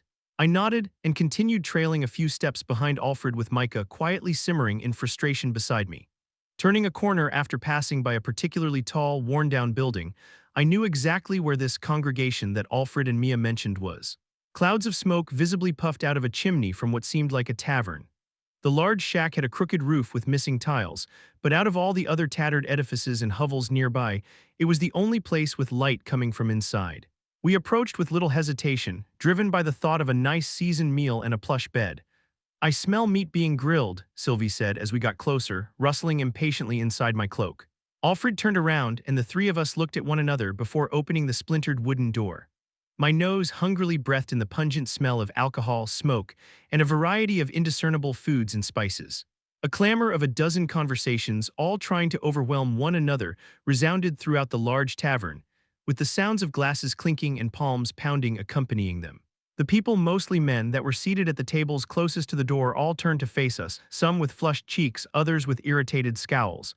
"Do we wait to get seated?" Alfred's voice sounded from behind his mask. "You're responsible for finding your own seat in establishments like these," I said, pulling my hood down to cover more of my face as I resisted the urge to chuckle. I grabbed Micah's wrist and followed behind Alfred as he weaved through the customers and tables. It was impossible not to notice the glares as we passed by. A burly man with long, tangled hair purposely leaned back, hoping to bump into one of us as an excuse to start a commotion. Never mind, it's only 42, Micah said as she pointed to a fanged hound that stood near its barrel-chested owner, drool leaking out of its flat muzzle. I raised a brow. What, 42 people, not 43 like Micah said earlier? Micah mistook that mana beast for 2 people, she explained. Only 42 people, got it, I replied. Continuing through the maze of people, I tried to pick up any bits of conversation I could that might alleviate my suspicions about this place. I was able to pick out a part of one table's dialogue amidst the clamor. We're able to reel in some fish tonight.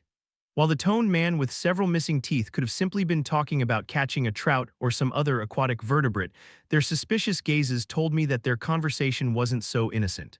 Eventually, we seated ourselves around a wobbly table in the far corner of the tavern next to the bathroom. A vile stench caused by the absence of proper plumbing assaulted my nose, getting rid of every trace of the appetite I had built up. "What'll it be for you tonight?" a barmaid asked as she nonchalantly pulled down on her dirty gown to further expose her breasts. She leaned down on the table next to Alfred, blatantly inviting his eyes toward her cleavage as she herself scanned his fine cloak. Micah and I apparently didn't exist to this server as she swayed coquettishly next to Alfred, waiting for him to order. "I'll take 3 mugs of cold ale and whatever stew you have tonight along with some bread," Alfred said, unfazed by her attempts at wooing him. "Right away," she cooed as she gently ran a finger up his arm. Whether it was another attempt at seducing him or gauging the quality of his cloak, I didn't know, but I could tell that she wasn't the only one that had noticed the potential worth of Alfred. What's the point of showing off those lumps of fat anyway?" Micah mumbled, disgusted. "For once we agree on something," Alfred said with a nod. "A woman should have a firm and muscular build and the coarse skin to match." I opted to stay out of the conversation, taking the time to sneak in glances of the tavern. With Realm Heart activated once more, I could tell that magic had been used, and it hadn't happened that long ago. A distorted aura of mana surrounded a particularly large table along the opposite wall. A robed middle-aged man stuck out from the table. Unlike his companions, he was neatly groomed. His beady eyes flickered lewdly at the 2 scantily dressed barmaids in each of his thin arms as they took turns feeding him fruits and ale. With hollow cheeks and a receding hairline, it was apparent that the 2 servers weren't cozying up to him because of his dashing good looks. Just from how loudly and haughtily he spoke, and the way his peers laughed and nodded to whatever came out of his mouth, there was no doubt the beady-eyed man was important, if not in control. By how the particles gathered around him, it seemed he had conjured a layer of mana to strengthen and protect his body. He wasn't the only one. Just from a cursory glance, I spotted a few augmenters that were expelling a thin layer of mana over their skin for protection. However, the density and purity of mana encompassing their bodies were at a level far lower than the Elasaran soldiers I had faced near the southwestern coast. If I had to guess, they were either mercenaries or lower-tiered adventurers. In comparison, the skeleton being sandwiched by 2 girls was at a far higher level. But that wasn't what had bothered me. It wasn't the subtle air of hostility in the tavern or the suspicious amount of mages present. I knew that man. Something about his beady, perverted gaze and his crooked face brought up bitter emotions, but I couldn't place my finger on why. "What's going on?" Sylvie asked, noticing my concern. "Sylvie, take a quick peek at the table to my left on the other side of the tavern. Do you recognize anyone?" My bond rustled inside my cloak before her small muzzle popped out. Her intelligent eyes scanned the room, focusing on the area I had directed when a blatant distaste leaked out of her. "He's that scoundrel that tried to use the king to forcibly take possession of me during the Helstia auction event. I believe his name was something along the lines of—" The man got up and hobbled toward the bar, keeping minimal weight on his left leg as he used a wooden staff to keep balance. As soon as I realized his injury, his name immediately flooded into my mind along with the rest of my memories of him. It's Sebastian, Chapter 172, Inside the Tavern, Part 2. "What's wrong?" Micah whispered, leaning in close with her head tilted down so only the bottom half of her face was visible. "Do you recognize someone?" Shaking my head, I turned back to my table. "No one important." A different barmaid, this one much less affectionate, arrived with our order. She placed the 3 mugs of ale in front of Alfred along with the single bowl of soup containing a piece of bread sloppily submerged inside the goopy liquid. "Please bring 2 more bowls," Alfred said as he slid a mug across the table in front of me and Micah. "There's a stall a block down to feed your slaves," she said with blatant distaste. Ignoring her attitude, Alfred simply stirred the orange stew with the piece of bread. "It's been a long journey, I'll have them eat here tonight." I didn't bother to see her reaction, but she left wordlessly. My mind was focused on the cold mug of ale bubbling in front of me. I pressed the cool rim of the mug against my dry lips, relishing the slight burn down my esophagus as the carbonated liquid reached my stomach. "Damn, that feels good," Micah almost finished her entire mug in one gulp. Her body shivered as she let out a blissful sigh. Even this cheap ale tastes heavenly to Micah right now. With a silent chuckle, I lifted my mug for another swig. Out of the corner of my eyes, though, I spotted the same barmaid whispering to one of the men sitting at the same table as Sebastian, pointing a finger toward our table. "Looks like we'll be having guests," I muttered to the two lances as I set down my drink. Sylvie rustled deeper into my cloak while I pulled the hood a bit more over my face just in case. Just a few moments later, a large man with a scraggly beard came to our table, and with him, a short, portly woman wearing a condescending smirk and clothing just as revealing as, if not more than, the barmaids here. The bearded man regarded me and Micah with a raised brow and an expectant gaze. I got up without a word, pulling Micah from her seat as well, and stood behind Alfred. The woman, seeing the two half-empty mugs, let out a snort. "You really shouldn't be spoiling your slaves like this. It makes them think they can act out." "How I treat my slaves is none of your business," Alfred replied curtly, sliding in another piece of bread underneath his mask. "Now what can I do for the two of you? I hope you can keep things succinct." "Succinct?" the man scoffed. The wooden backrest groaned in protest as he leaned back on the seat but continued to hold out. "Some fancy words you got there. You should be careful around these parts, especially if you're traveling from the south." I could see the two trying to size up Alfred. Micah could pass off as a human child, but I was worried that they might realize that Alfred wasn't human. "Thank you for the advice," Alfred responded as he continued locking eyes with the two of them. "We wanted to give you a warm welcome around," the woman said, leaning forward on her elbows. "We graciously came over after seeing the way you treated your slaves," her companion continued, shooting a pointed gaze at Micah and me. "We have a whole line of slaves for sale that I feel you'd be interested in." My jaw clenched at her words. I imagined a room full of children and adults alike, barely clothed and fed, kept only as commodities. "I'll have to politely decline," the old lance replied almost immediately. "Don't say that," the portly woman slid to the edge of her seat to be closer to Alfred. "We've got a fine line of both girls and women if you're not looking for a more practical slave. We even have dwarves and elves," the large man added, his cracked lips curled into a lewd grin. There was a beat of silence before Alfred responded. "I thought after the formation of the council, interracial slavery had been banned. That's why it'll cost you an arm and a leg if you want to buy one." The man burst into a fit of hoarse laughter at his own joke, or what he considered one. If the lance was angry, he did a good job of hiding it. Micah, on the other hand, stirred beside me. I was able to sense the minuscule amount of mana leaking from her, but even that small amount was enough to fill me with unease. Not long after the union of the three races, the leaders of all three sides made a collective effort to abolish slavery. However, getting rid of slavery in one fell swoop would not only cause dissatisfaction amongst slave owners, but there would be severe ramifications in the economy by essentially getting rid of a large portion of the kingdom's workforce. In order to remedy this, one thing that the council had been working diligently on was taking a step-by-step approach, rewarding owners who freed their slaves and heavily taxing owners who kept slaves. While slavery existed in all three kingdoms, there had always been a high demand for dwarven and particularly elven slaves from Sapin. At least that's what Vincent, the owner of the Helstia auction house, told me. Alfred gently pushed the bowl of stew away. "On second thought, perhaps I am a little curious about what you have to offer." The woman inched a bit closer, her face contorted into what she considered coquettish. "I knew you'd be interested. I'll let our boss know. Is it okay if I at least get settled into an inn somewhere nearby first?" Alfred asked. "Our journey has been somewhat rough." The woman locked eyes with her companion before she motioned him with a twitch of her head. With a nod, he waved a giant arm at an old man with a slight hunch that had been idly drying glasses with a towel. "A room for the gent and his two slaves." The woman didn't give Alfred a chance to object, leading him toward the back door with her bearded companion close behind. This time, the seated men and women in our way scooted their chairs, making a path as their gazes bore holes in us. Before going into the back hall with the hunched elder, I looked back once more at Sebastian, who was smiling in our direction, with a barmaid whispering something into his ear. Once we walked deeper into the scarcely lit hallway, much of the clamor from the tavern died down.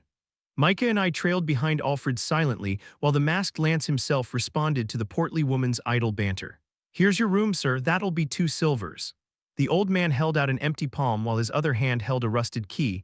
2 silvers for a dingy room up here in Ashbur. I couldn't believe it. It was reasonable to be able to buy a plot of land here with 2 silvers.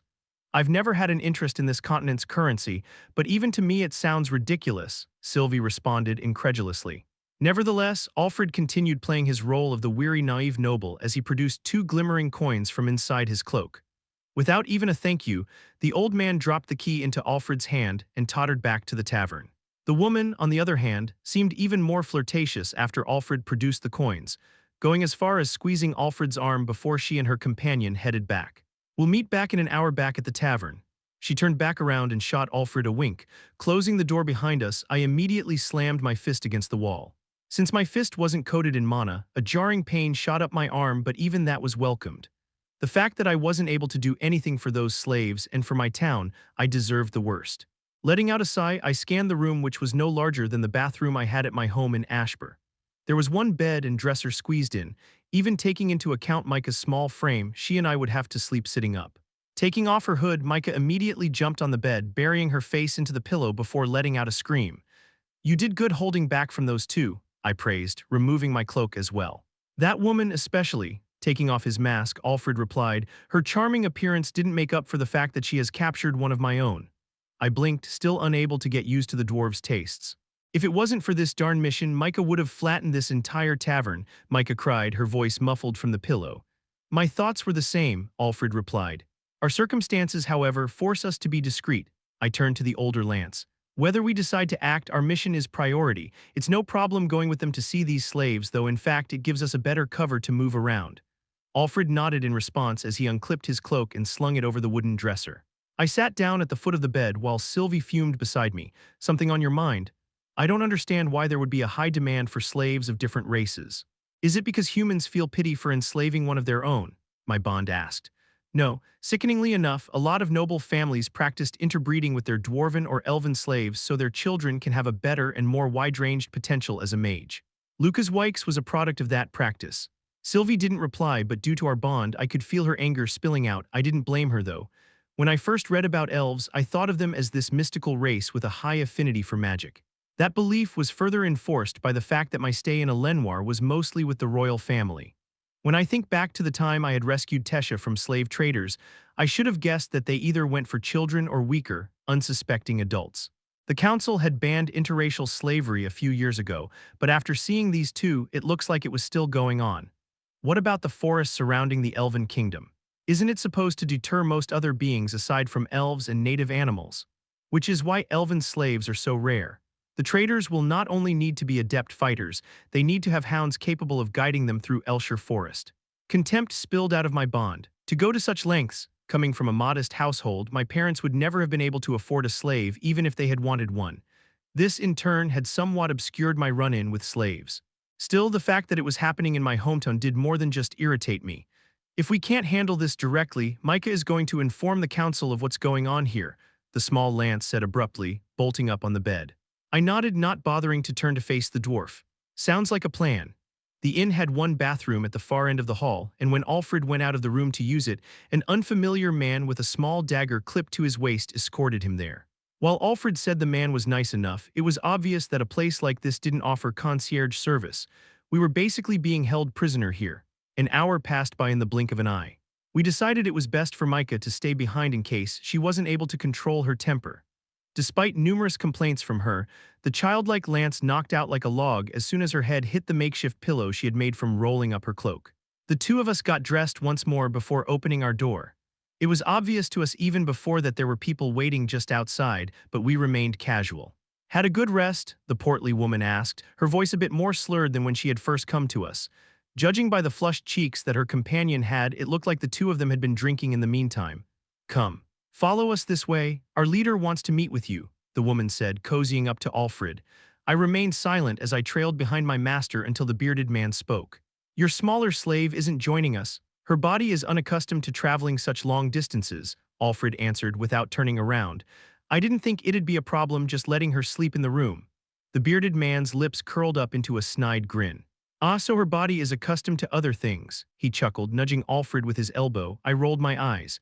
Does this ape have no sense of decency? The muffled clamor of the tavern grew louder as we approached the entrance. While the establishment was still busy, the table closest to us was left open with only one person sitting at it, Sebastian. "Leader, I brought them here," the woman spoke, the slur in her voice non-existent. "Leader." I almost said aloud, my eyes glancing upward to get a better view of the balding conjurer. I had no lingering resentment toward Sebastian. Even back then, when I was still a little boy in this world, I saw him as greedy and shameless but insignificant. The childlike desire he had for my bond, And the fact that he used the king to try and coerce me into giving her up did get on my nerves, but I'd never thought he'd be up here. Even if he had received punishment back then for his actions at the auction house, I doubt it led to anything more than a warning. He was a noble. He shouldn't have any interests in a remote town like Ashbur. You may leave. He dismissed them with a wave of his hand. Sebastian's beady eyes inspected me, and I could feel him probing for my mana core level. He wouldn't be able to sense anything, of course. Even if I wasn't at the white core stage yet, I was high enough of a level where his senses wouldn't be able to detect traces of my mana. His gaze moved upward from my sternum to my face, but upon seeing my disheveled hair and dirt-stained face, his focus turned to Alfred. "It's a pleasure," Sebastian said with a wide, seemingly innocent smile. "Allow me to welcome you to my town." Chapter 173, Conducting Business. "Nice to meet you," Alfred said with what little courtesy he could muster up. "My name is Cladence from House." Sebastian held up a palm, interrupting the masked lance. "Let me stop you right there. House names aren't necessary in ordeals like this. I'll simply refer you to as Cladence and you can call me Sebastian." "Very well," Alfred replied. "Sebastian, good." The beady-eyed conjurer nodded in approval. "Now, before we get down to business." Sebastian muttered a chant as he waved his arm ostentatiously. After a few moments, a translucent shroud covered us, dampening the clamor of the tavern.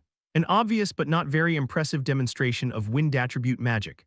Still, I played along as the naive slave and let out a breath of amazement. The conjurer's gaze shifted from me to Alfred, but seeing that his masked guest didn't show any discernible sign of awe at this demonstration, Sebastian's lips curled slightly into a frown. "It's a little rowdy in here and the folks present aren't the most well-mannered," he said, leaning forward to grab one of the mugs filled with beer in the center of the table. "Excuse me for my subordinates' behavior. Bothering you like that when you've finally sat down to rest, I'll have to reprimand them." Alfred reached forward, his large hand gripping the handle of the mug tightly. "It's not a problem. Thank you for the hospitality here at the inn." "Hospitality?" The balding conjurer looked at the masked lance incredulously before letting out a snort. "You and I both know that this sort of place is fit for mud hogs." The masked lance let out a chuckle before taking a swig from his mug. It was obvious that Sebastian was staring at Alfred's head, trying to get a peek at what his face looked like underneath the mask. "Is something the matter?" the lance replied after noticing. Sebastian shrugged nonchalantly as he sipped from his mug as well. "Just curious about the story behind your mask. I've seen adventurers wear them from time to time, but never nobles." Alfred scratched his head. "Is it very obvious that I'm a noble?" "Well, it takes one to know one," Sebastian said proudly. "I figured," the lance nodded. "Judging by your kempt appearance and magical prowess, you seemed out of place here as well." Compared to the nasty men, most of whom were dressed in rags, Sebastian really did look off with his richly dyed doublet and hose. Sebastian's eyes twinkled in delight at Alfred's flattery. "Indeed, I'd take it to offense if you had thought of me as the same as those imps." The masked lance banged his mug back on the table. "I'd be a fool if I did." Throughout the rest of the conversation, it seemed as though the two of them had really hit it off. Whether Alfred was really good at acting or he actually found Sebastian amiable, I wasn't sure, but after a few more mugs of ale, Sebastian was a red, hiccuping mess. That's when his true personality came out. "So, what kind of girl are you looking for?" Sebastian asked, his eyes glazed. "What makes you think I'm looking for a girl?" Alfred responded with one head practically glued to a mug of alcohol. The balding conjurer let out a giggle as he pointed a finger at the masked lance. "Please, my subordinates told me how you practically lit up when they mentioned I had elves and dwarves in stock." Alfred paused for a moment, and I was almost afraid the lance was going to say something he shouldn't. "And what if I am?" Alfred replied, his deep voice coming out slurred. Sebastian held up both his hands in a placating gesture. "I don't judge. What's the point of having money and power if you can't splurge it on what you want?" "Of course." Alfred slammed his mug on the wooden table but then let out a deep sigh. "It's because of those damned entitled noble women looking down on me." Where is he going with this? Leaning forward on the table, Alfred pointed at his mask. "Do you know the real reason why I wear this stifling mask? It's because I have scars all over my face from a house fire." "Oh, really now?" Sebastian asked, intrigued. "Yeah, and the worst thing is that incident happened to me when I was still a teen. The injuries I got to my legs stunted my growth, so not only is my face disfigured, but I'm now even a head shorter than my own damned slave." Alfred shot a finger at me as I stood there, baffled. Even while knowing Alfred's true identity, I couldn't help but second-guess whether this incident had really happened at some point in the lance's life. "He's very believable," Sylvie commented, overhearing their conversation, I'll say. "Don't even get me started." Sebastian finished off another mug of ale and set it down before wiping the foam around his lips. "When I was serving the royal family, women rushed at the chance to get in bed with me, but after being relieved from the position, those same tramps treated me like some sort of insect." "You served the royal family?" Alfred exclaimed. Why did you retire? Sebastian gnashed his teeth, his knuckles turning white from how hard he was gripping the mug. Because of that damned brat. Brat, what brat? Alfred asked. The beady-eyed mage threw his mug on the ground, which shattered upon impact. This drew wary gazes from the nearby tables. The rest of the tavern that was once blurred from Sebastian's noise-dampening spell grew clearer because of his inebriated state. I'm a dual-attribute conjurer, almost at the solid orange stage, yet the only respect I can get is from these dirty primitives, he exclaimed, waving his arm at the vile-looking men and the few women who didn't look much better inside the tavern. Alfred raised his glass in the air. To those shallow and wretched snakes, may they wrinkle and sag like the loose rags they are. Sebastian snorted gleefully as he laughed at the lance's toast. I knew I found a good man when I saw you coming in through those doors. Now let's get you some brand new toys to play with. The two of them staggered out of the tavern. Sebastian was barely able to walk with the limp on his leg that I had broken when I was still a child. Hey you, come over here. He gestured at me as he leaned against the wall of the tavern. I silently abided and walked over to the intoxicated conjurer when he suddenly flung his arm around my shoulder, leaning heavily against me. You don't mind if I use your slave as a walking stick, do you, Cladence? Of course not. That's what slaves are for, Alfred replied as I swallowed the ever-growing urge to break Sebastian's other leg. This man is really testing my patience, Sylvie said with a simmering anger that matched mine. The three of us walked out of the tavern with the portly woman and bearded man trailing closely behind. I practically had to carry the lanky conjurer as his limp leg dragged on the ground. You know, it took me months to be able to tolerate this tawdry outpost, but I don't miss my old standing, Sebastian droned as we made our way down the dim streets of Ashbur. The people here, they do more than just respect me, they fear me. I'm a god to them. The drunk conjurer patted my cheek condescendingly as he gazed upward to see my face from within my hood. You saw my magic earlier, right? I can kill you with the snap of my fingers. Endure it, Arthur, just for now. When I didn't respond, Sebastian continued to hit my cheeks with his palm, each slap getting a little stronger. Are you deaf or are you disrespecting me because of my leg? Don't mind him, Alfred said, putting a hand on Sebastian's shoulder. The boy can't speak. Bah, Cladence, what's the use of keeping damaged goods like him? The balding conjurer spat. How about I do you a favor and buy him off of you? I have a few gents that have a thing for boys like him. Tempting, the lance replied, stumbling on his own legs, but he's not mine. He's my father's, and the last time I pawned off one of his things, he cut me off from his money for a whole month. SC, Sebastian hiccuped. That's the kind of thing I don't miss. Family money is good and all, but it's not truly yours. My wealth is my own, 100% mine, Alfred nodded, truly enviable. We traveled toward the other end of town through unnamed streets littered with worn-down hovels and alleyways filled with piles of garbage. Throughout the way, the drunk conjurer tripped countlessly on the neglected streets filled with cracks and potholes, and each time he would let loose a string of curses at me. Thank the heavens that you weren't my slave. Something about you just pisses me off. He spat as he glared at me through glossed eyes, unaware that if he had been sober and bothered to look carefully, he might have recognized who I was. I could feel a violent fury building up, but it wasn't mine. Sylvie, still hidden in the depths of my cloak, was on the verge of exploding when we had finally arrived. In front of us was a wide single-story building of solid stone. Just from a cursory glance, the structure appeared over 200 feet across and several dozens of feet wide. There were two guards lazily sitting against the wall beside the front entrance. I was sure a building this big hadn't existed in Ashbur when I lived here, which raised the questions. Did Sebastian have this built? And if he did, how many slaves did he capture for him to require such a large prison? The guards scrambled up to their feet, awkwardly saluting out of sync. Sir, their gazes flickered in suspicion between me, their boss that was leaning heavily against me, and the masked Alfred. One of the guards had his hand already gripping the hilt of his crude machete-like sword that was strapped to his back. Open the damn doors, useless fools, Sebastian barked. We have a customer. Yes, sir, they answered in sync this time before pulling apart the two sliding metal doors. I guess I'll find out just how many slaves he's holding here soon enough, I thought as I lugged Sebastian in through the entrance with Alfred just beside me. The smell hit me first. A concoction of foul odors was amplified by the damp, sticky air caused by a lack of proper ventilation. Even Alfred noticeably recoiled from the stench, while Sebastian merely waved his hands in front of his nose. There was little visible beside the flickering lights and the trapdoor on the ground a few yards to our right. Something doesn't feel right, Sylvie warned. I feel it too, but then again, if you think about where we are, it'd be weird for it to seem normal, I replied, taking another step. My chest tightened and the hair on my skin stood on end, but I ignored my body's protest. If I was going to come back and save the people held here, I had to know its layout and approximately how many were imprisoned. Did someone die in here again? He said angrily. A thin, scraggly man uniformed in overalls and a dirty apron came running out from one of the dimly lit aisles of cells. "Sir, my apologies for the smell. I was just cleaning up." Sebastian finally pried himself away from me, standing on his own with the wooden cane that the portly woman had been carrying for him. "What's happened?" The beady-eyed conjurer began limping down the center aisle, checking on each of the prison cells that I assumed had slaves inside. It was eerie how silent this place was. There were no wails of sorrow or cries for help. I studied every one of them as I followed behind Sebastian with Alfred. Every one of them was clothed in rags, huddled in the far corner of their cell. When they looked over at us, I got shivers from the dark, vacant eyes they all shared. "Don't look," I sent to Sylvie as she rustled up from the inside of my cloak. "It's that bad," Sylvie replied, more so as a statement than a question. I grit my teeth. "They're treated worse than livestock." "It was one of the pregnant women," the cleaner replied as he put down the mop that he had been holding before following after his boss. "She died giving birth. The baby."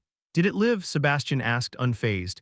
"We'll have to wait a few more days to know for sure, but the newborn girl seems healthy as of now." Sebastian nodded in approval. "Excellent. The newborn will be worth more than that tramp anyway."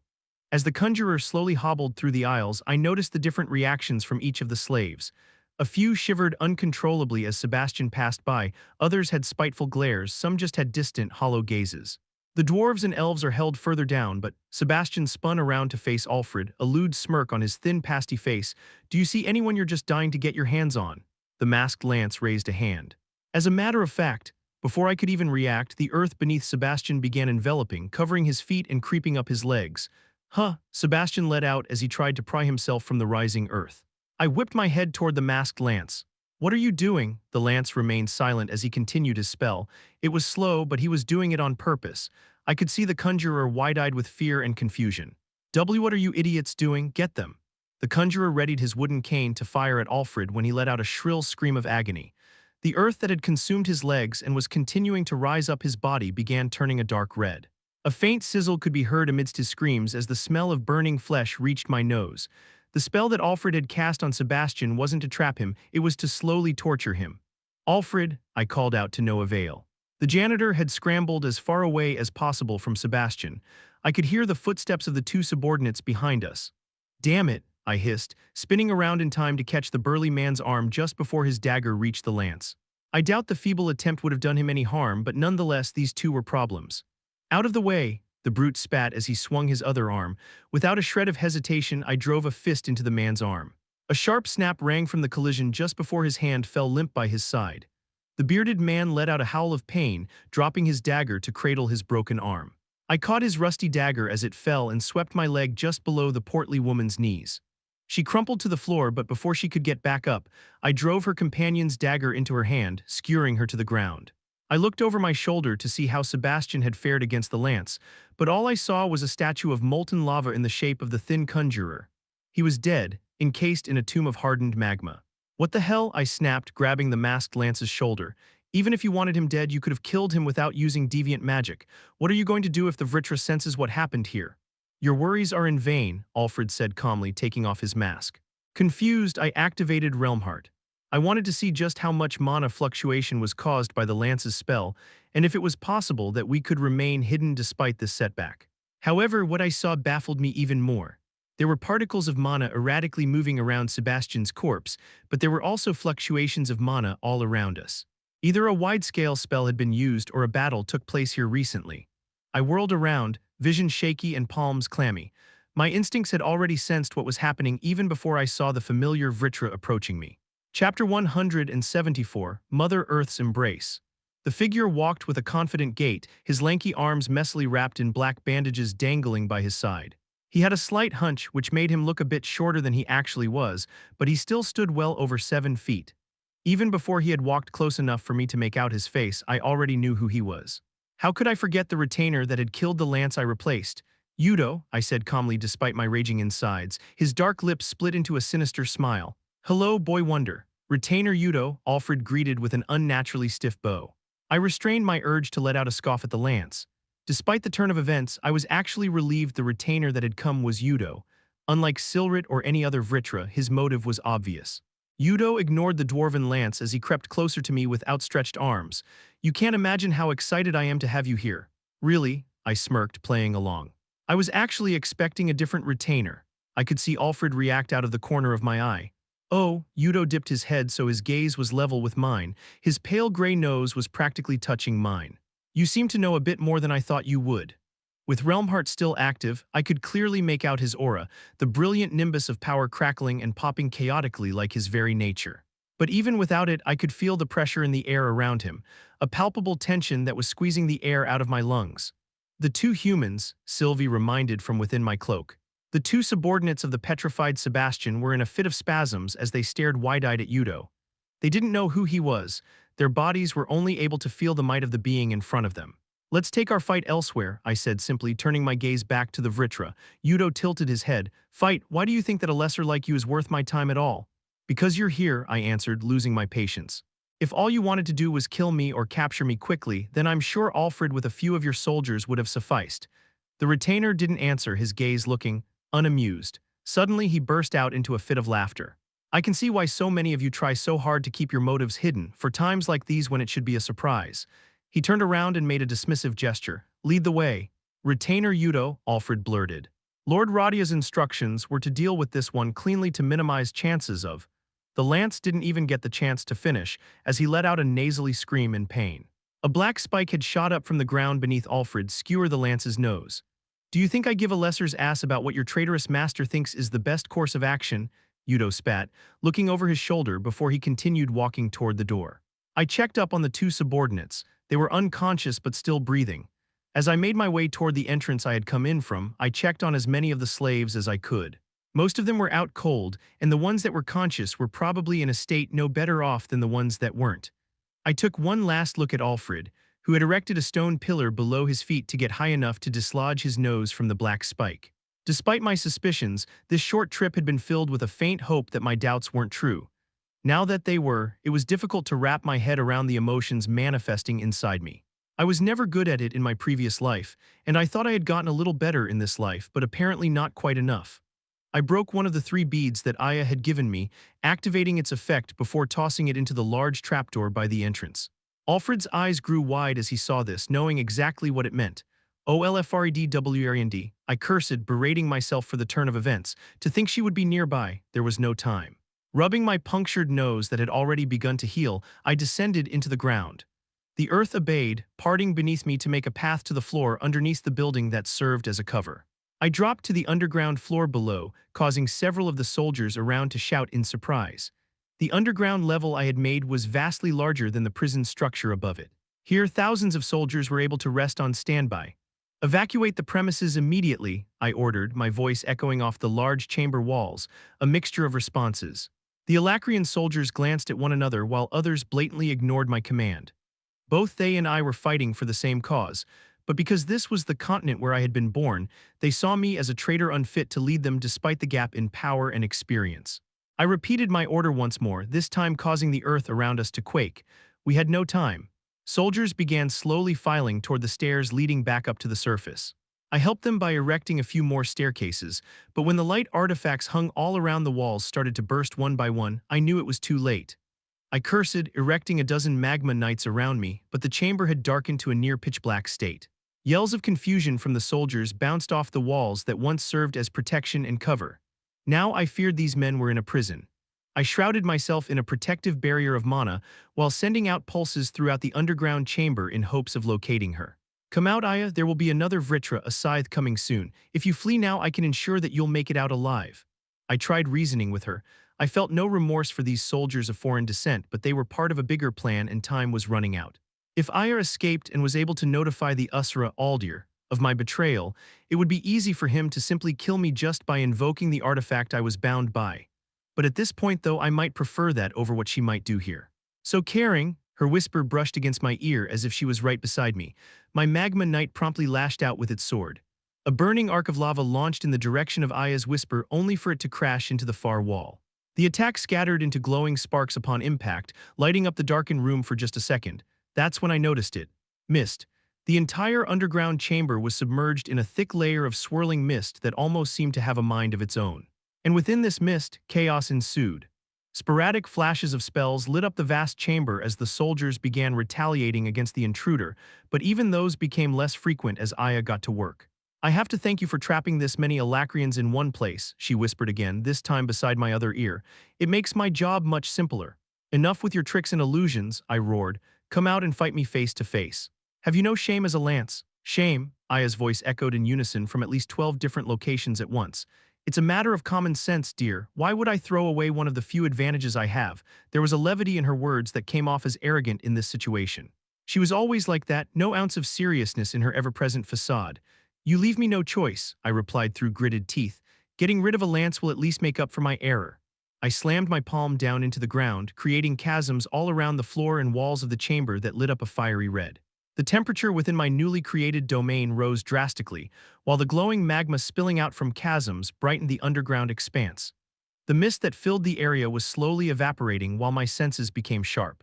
Aya's spell worked much like the mist present in the forest of Elshire, except it also served as an anchor for her to freely and near-instantly traverse. Despite the increasing amounts of fire and earth mana surrounding me, it didn't look good. My first instinct would have been to escape into an open space where I could at least escape from the mist, but that would mean abandoning the 1,000 or so soldiers trapped here. I was tempted to just raise the entire underground chamber to the surface, but that would mean destroying the building above us. I would not shed innocent blood, especially that of my own kind. I scanned my surroundings. Much of what I could make out was obscured by the mist, but the earth told me how many were at least on their feet and how many lay either dead or incapacitated. In this short time, more than a fourth had already fallen. I cursed once more, but regretted doing so immediately after when an airy chuckle resounded beside me. Is the impregnable mental fortress of Alfred Wernde slowly crumbling? Aya whispered behind me this time. A group of soldiers in a defensive position was firing out spells before each began dropping to the ground, clutching their necks. I won't be able to protect anyone at this rate, I thought just before a stampede of horned worms suddenly appeared in deadly fervor. I ignored the illusions. Instead, I willed 3 of the rifts on the ground to erupt. 3 blasts of molten lava coalesced into a fiery collision where I had sensed Aya's mana fluctuation. My spell hit, as expected. Can't let my guard down against you, she chuckled, shimmering into view. Aya was clutching her burned arm. Meanwhile, screams of horror and shock echoed from the soldiers who weren't able to distinguish between what was real and what were her sick illusions. Your illusions are as sadistic as always, Aya, I spat in disgust. That sick habit of torturing your victims is why you are always ostracized, even amongst your own people. I saw that lovely statue you made up there, Aya replied, fading from view. If you ask me, I'd much rather have my breath sucked out of my lungs than be slowly burned to death in a molten tomb. That filth deserved it. I erected another magma knight in the location of her voice. I gave him the same fate as those he chose to enslave for monetary gains. Is that the same logic that led you to betray Dicathen? Her tone was sharp, which was rare for Aya. You elves have never understood the hardships that our people go through. Even after your war with the humans, dwarves are still treated as lower class. Just because our people would rather hone our magical abilities to create rather than to destroy, we are belittled and taken advantage of. I trust the decision Lord Radias chose to make in joining arms with the Vritra and their Alacrian army. Do you think the Vritra would care for Radias and your people? The Vritras and all the other Usuras call us lessers because we're nothing to them, she hissed with more emotion than I'd ever seen her display. You've read the report we were given, weren't you? How the Vritra experimented with the Alacrians in order to enhance their army to fight against the other Usura clans. They want to do the same here to our people, dwarves, humans, and elves alike. Now, I siphoned as much mana as I could afford, creating a devastating blast of fire and stone around me. The illusory mist dissipated to reveal the elven lance. She tilted her head. Did you give up on protecting the Elasarans? The ones left are dead. The others have escaped through the tunnels I created while you were so busy lecturing me, I answered. Aya still wore her mask of apathy, but I could tell by the slight twitch in her brow that she had miscalculated. Without hesitation, I rushed toward her. Aya retaliated, dashing back while hurling crescents of compressed air at me. However, I was no longer in a situation where I had others to protect. Slabs of lava from the ground and walls around us began gravitating around me, enveloping me to form a protective suit of molten armor. The compressed blades of air chipped away at my magical armor, but new slabs of molten rock filled in the gaps. The magma lances I had summoned all dashed toward the elven lance, their weapons ablaze, but Aya was too fast. Even without the mist shrouding her movements, she was able to easily outmaneuver the golems and reduce them to pebbles at the same time. Time seemed to slow as we fought. I couldn't match her speed, but she couldn't overcome my defenses. It seems we're at a stalemate, I said as I regenerated another crack in my armor. Aya had patches of raw skin from where my magma had managed to burn through her defensive aura, but she was still relatively unwounded. Well, if this duel goes on for another hour or so, you might actually have the upper hand, she said with a cheery smile that didn't quite reach her eyes. Like I said before, another Vritra is coming soon. It's not too late for you to run away, she replied by hurling a barrage of air blades from all directions. Ignoring the damage to my armor that was already repairing itself, I shaped the magma in my left arm into a jagged lance. I struck at Aya while simultaneously conjuring spikes of lava from the ground beneath and wall behind her. For a moment, I thought that my attack had landed successfully until her body faded into wisps of air. Curse her illusions. The battle continued, but it seemed like Aya had no intention of beating me. Her attacks grew less confident. It seemed like she was losing mana, but my instincts kept me cautious. She was planning something. I let my guard down purposely, hoping she'd get in closer range. She took the bait, flickering right above me with a whirlwind of air concentrated into a spear-like point around her arm.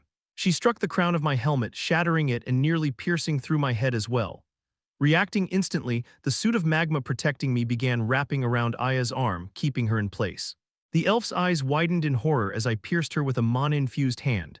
Aya tried to talk, but only stuttered gasps came out as I twisted my bloodied arm inside to ensure she wouldn't survive.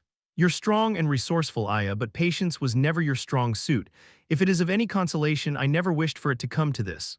I tugged back my arm, but it wouldn't budge. That's when I saw it, the thin hair-like strands of mana attached all over my suit. I immediately tried to sever the thin strands of mana, but my attacks went straight through them. You're right, Aya's voice whispered beside me. This time it was really her. I am rather resourceful. She had mentioned to me once about a spell she had been developing, but to think she was able to do this. The strands of mana glowed and I felt the air in my lungs convulse. I was still breathing only because she willed it.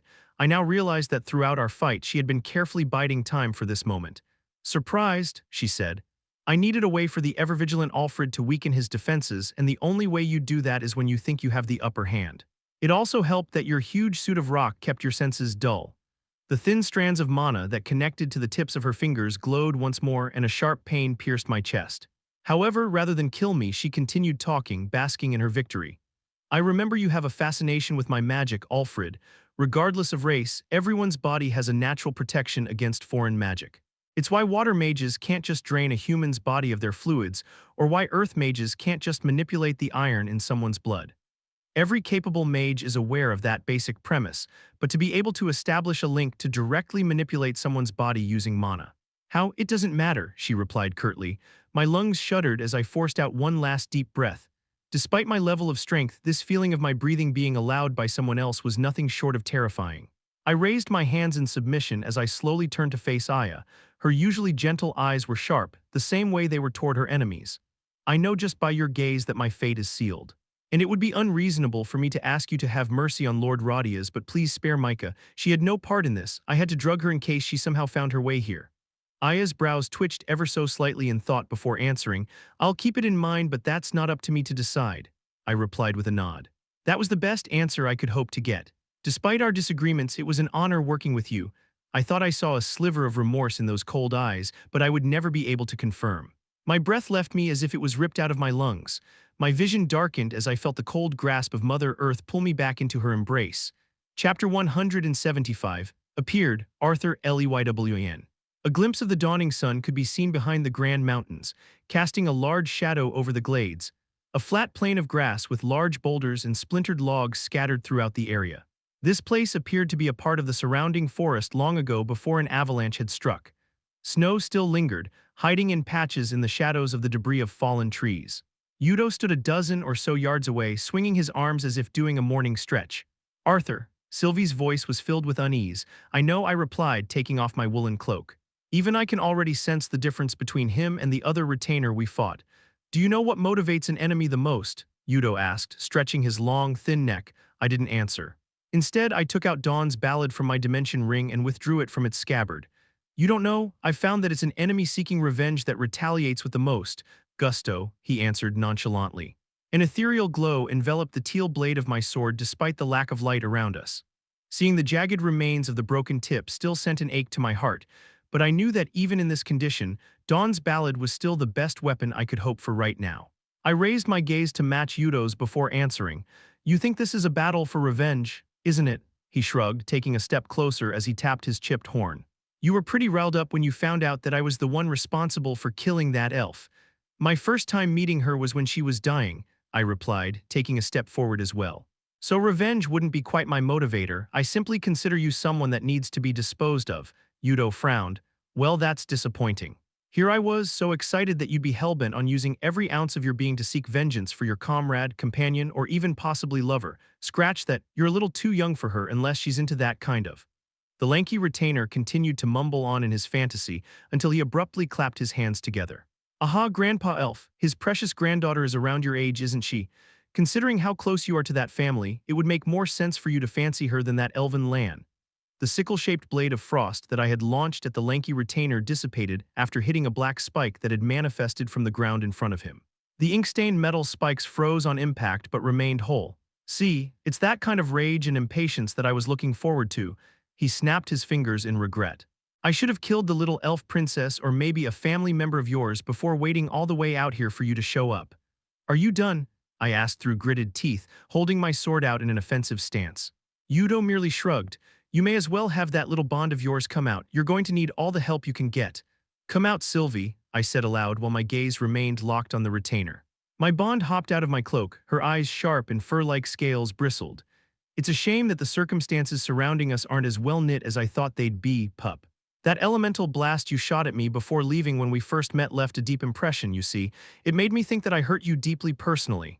Yudo let out a deep, exaggerated breath. No matter. Let's see if you can humor me for at least a few minutes. Yudo took a step forward, but unlike the casual saunter he had before, the space around him suddenly distorted. His presence became almost palpable in the air as each step sent ripples of vibrations into the ground. I immediately unleashed Realmheart while Sylvie shifted into her draconic form. A wyvern? Yudo asked, tilting his head. With Sylvie's powers sealed since birth by Sylvia, she just resembled a very powerful mana beast, but no more than that. I had stayed cautious since the war, but it was a relief seeing how even a retainer couldn't tell. Why? Does that scare you? I pushed.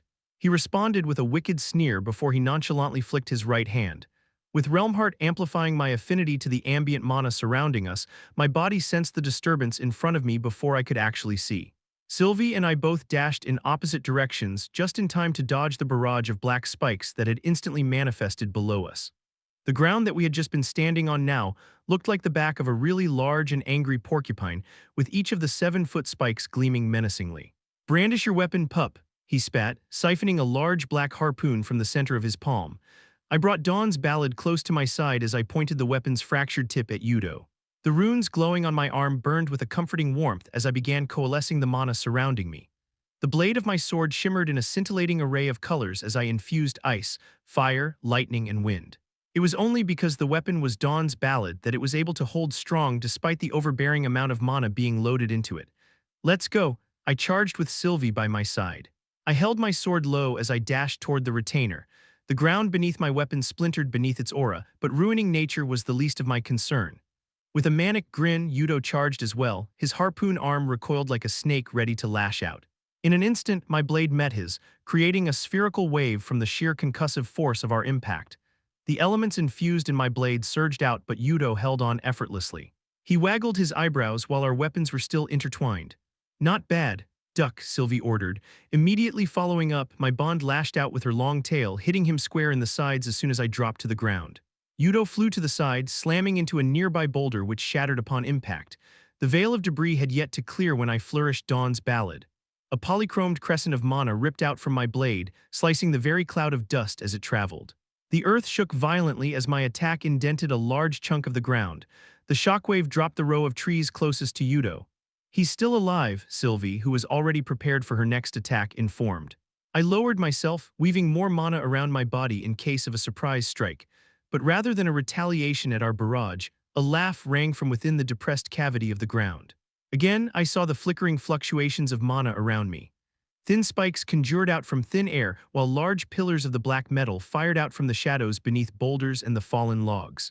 I parried the thin spikes with Dawn's ballad, which sent a jarring amount of force up my arms. Meanwhile, Sylvie knocked aside the thick pillars that had sprouted from the darker shadows. Her thick scales managed to withstand most of the attack, but the sheer volume and intensity of Yudo's sudden barrage left both of us wounded and bleeding. Don't heal us, I ordered when Sylvie gathered mana into her breath. Not yet, at least. Fortunately, the spikes weren't laced with poison, but it was almost unfair how the retainer was able to conjure them out of thin air. Even advanced earth mages had to shape the earth around them before firing them out. Yudo seemed to be able to just manifest his attacks wherever he pleased. I expected more, pup, Yudo sighed, as he walked out of the depression of earth that I had created from my last attack. Defend my back, I sent Sylvie, siphoning more mana out of my mana core and into my body. I could see my long hair turn white as I fell deeper into the Realm Heart physique. The runes became more complex and I could feel its mark branded on my back as well. The mana around me seemed eager to obey my thoughts. They twirled around me, forming seamlessly into spells that would normally take immense concentration. Dawn's Ballad was emblazoned in a silver aura of frost while my left fist crackled with tendrils of black lightning. Yudo's brows were knitted, but he had no time for thoughts as I soon arrived, unleashing a torrent of attacks. My crystalline sword was no more than a blur, leaving only streaks of silver in its path. I weaved in punches, elbows, knees, and kicks like how Cordry had taught me in our years of training. For every time I swung Dawn's Ballad, he instantly countered with a black spike, which froze and shattered on impact. Meanwhile, Sylvie stayed close behind, her limbs a flurry of scales and claws as she hacked and ripped away at the never-ending barrage of black spikes Yudo conjured. Soon the area around us became a ruin of frozen rubble and severed spikes of black metal. "This isn't good, Arthur. Yudo's attacks are firing in greater volume," Sylvie grunted. My eyes remained locked on the retainer, who had yet to receive a single wound. Every time it seemed like I was about to land an attack, a black slate of metal would form around the area, protecting his body. I'll have to kick it up a notch. The thick tendrils of black lightning coiled around my arm receded at my beckon. I internalized the lightning magic, heightening my reaction time by reinforcing my very neurons with lightning magic. The very world seemed to slow. My senses were heightened, almost overwhelming. Colors seemed to pop while the tiny particles of mana visible through Realm Heart came alive. I swung Dawn's Ballad once more as I easily dipped under Yudo's thrust. Just as my blade was about to connect with Yudo's exposed side, I saw it. I saw the retainer's black spike magic that once seemed instant, rapidly coalesce just where my attack was about to hit. Immediately, I redirected my strike upward just below his arm. I could see the ghastly mana moving, reacting to my new attack, but it didn't reach in time. I feigned my attack once more, instead driving my fist into his sternum. The retainer buckled over from the attack. He took a step back to keep himself upright while a thin trail of fluid too dark to be blood trickled down the side of his mouth. Surprised that my attack had actually connected, I paused for a beat before lunging forward with another strike. "It's in the shadows, Sylve," I screamed internally. "Those black spikes can only manifest in areas of darkness. That's why his spells are always more powerful when they come out from darker places, like from underneath a boulder or a log." Yudo's hand blurred. It blurred. Despite being in Realm Heart and having Thunderclap Impulse heightening my reactions, I couldn't fully see his strike. His fist hit me like a train. Even with the density of mana protecting my body, I felt myself flicker in and out of consciousness. By the time I had collected myself, I was 20 feet from my previous position with my back up against the shattered trunk of a tree. Sylvie was holding Yudo off, the blood from her fresh wounds coating her black scales. With her abilities sealed by Sylvia, she wasn't able to keep up with Yudo any more than I was able to, even with her superior defenses.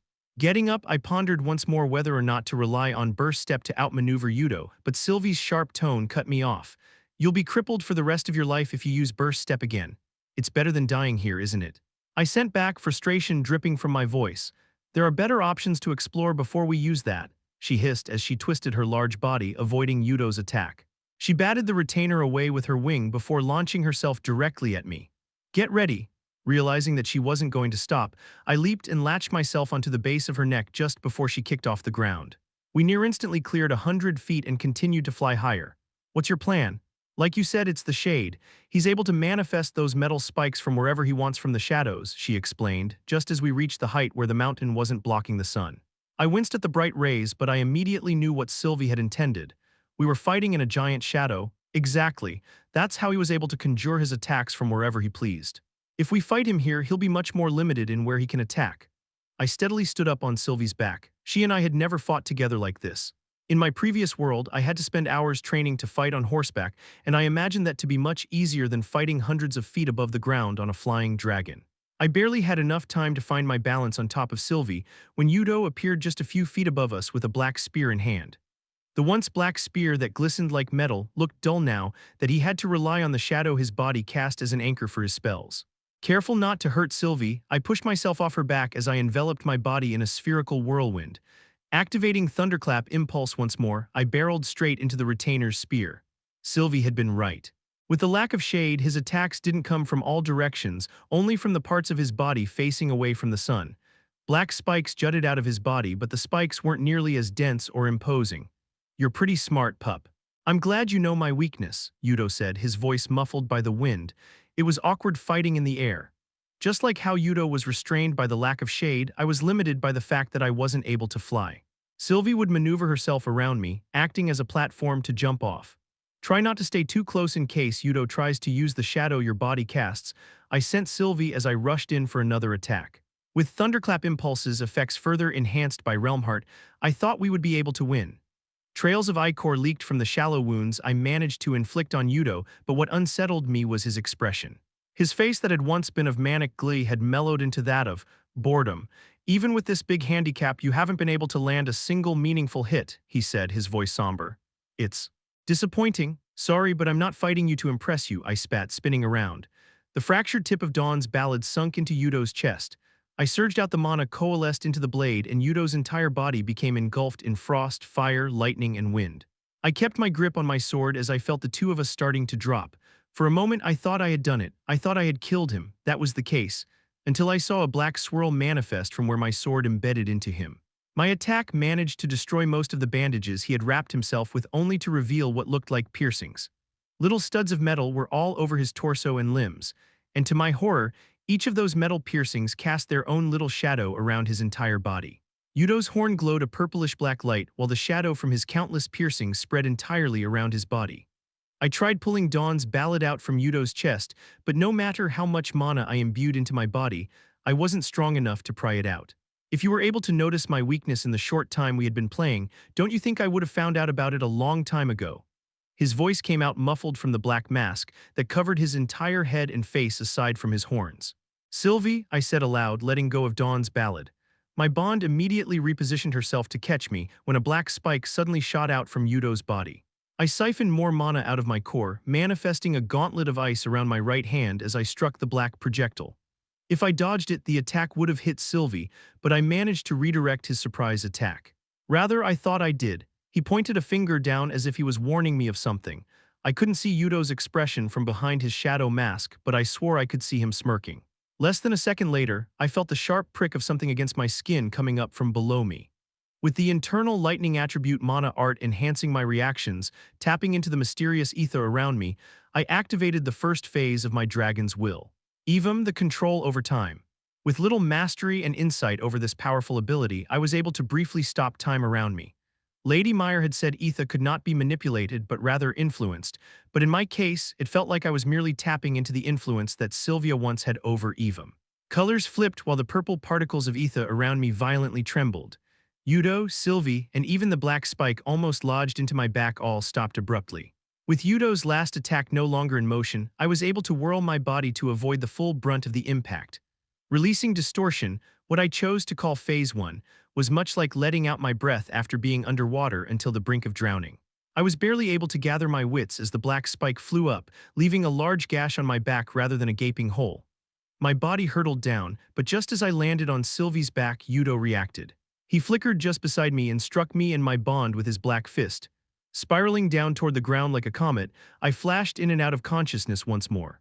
My entire body was a bundle of agony, so I had a hard time discerning which part of me was exactly broken. Without even the luxury of screaming from the pain, I desperately tried to protect myself and my bond using magic. "Change into your fox form," I cried desperately, but rather than obey, she scrunched her body into a ball, covering me with her arms, neck, body, and wings. I could feel the warmth of her underbelly as she gripped me harder. She let out a growl. "You don't have enough mana to take the impact. At least my body will be able to block some of the force." "Fool," I replied. Even in my thoughts I sounded weak. I braced myself for the impact, but it never came. Rather, I never felt it. By the time I regained consciousness, I was in the center of a crater, even more exhausted. "Sylv," I tried to get up, but my body refused to listen. "Sylvie," I sent out once more, no response. A weak moan escaped my mouth as I turned my body to see that Sylvie's body was still underneath me, but her limbs were splayed out and there were black spikes everywhere beneath us. Broken, some jutting out of her. No, I shook my bond. Sylvie, wake up. I shook harder. This isn't funny anymore, Sylvie. I rolled off her body, scratching myself on a nearby spike. Sylvie, please. My vision swam and I could feel my heart trying to burst out of my chest. A wave of panic rushed over me, numbing me from all of my pain. I crawled desperately, trying to lodge her arm out of a large black spike. I grit my teeth, holding back sobs while trying to think of a way to help my bond. Etha, I muttered breathlessly as I held my hands against her body. It was a long shot, but I had to try. I activated Realm Heart once more. Every inch of my body screamed in pain from the backlash, but I held on. With the particles of mana and ether visible, I desperately tried to somehow guide the purple particles into Sylvie's body. Please, I begged. The purple particles of ether around Sylvie began quivering, as if answering my desperate cry for help. The bits of ether swirled and seeped slowly into Sylvie's body. I didn't know what would happen. I thought that since Sylvie was able to heal me through ether, her body would be able to heal herself through ether as well. Unable to keep Realm Heart active any longer, I sank to my knees, my face against the base of Sylvie's neck. You're going to be okay, I breathed. You have to be okay. Several black spikes had pierced through Sylvie's body and limbs, but I didn't have the strength to pull them out. I tried striking the black spike that had impaled her, hoping it would come loose from the ground. I striked again. I striked until I couldn't condense mana anymore and my knuckles bled. Your beast will live, a female voice sounded nearby. The voice was calm and mature. Aya, desperate and hopeful, I turned around and looked up, except it wasn't her, far from it. It was a girl, but it wasn't Aya. It was the girl I had seen at the cavern in Darv, the scythe, except in her hand was Yudo and he appeared dead. Chapter 176, the first scythe. I stared silently at her. Sweat drenched my skin and my entire head throbbed. My tongue felt like a rag wrung dry, my body felt fear, but my brain was lost in a web of thoughts. I could feel the gears turning as my brain tried to come up with a scenario in response to this change in events. The conclusion that it came to, however, there was no way out. With no mana left in my core, my body on the brink of collapsing from backlash and my bond incapacitated, I did the only thing I could do. I waited.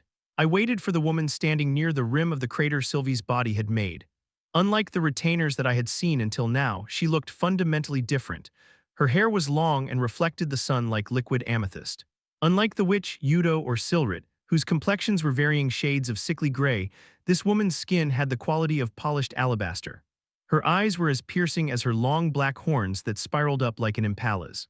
Aside from her unnaturally striking appearance, what struck me the most was her aura, or rather, lack of aura.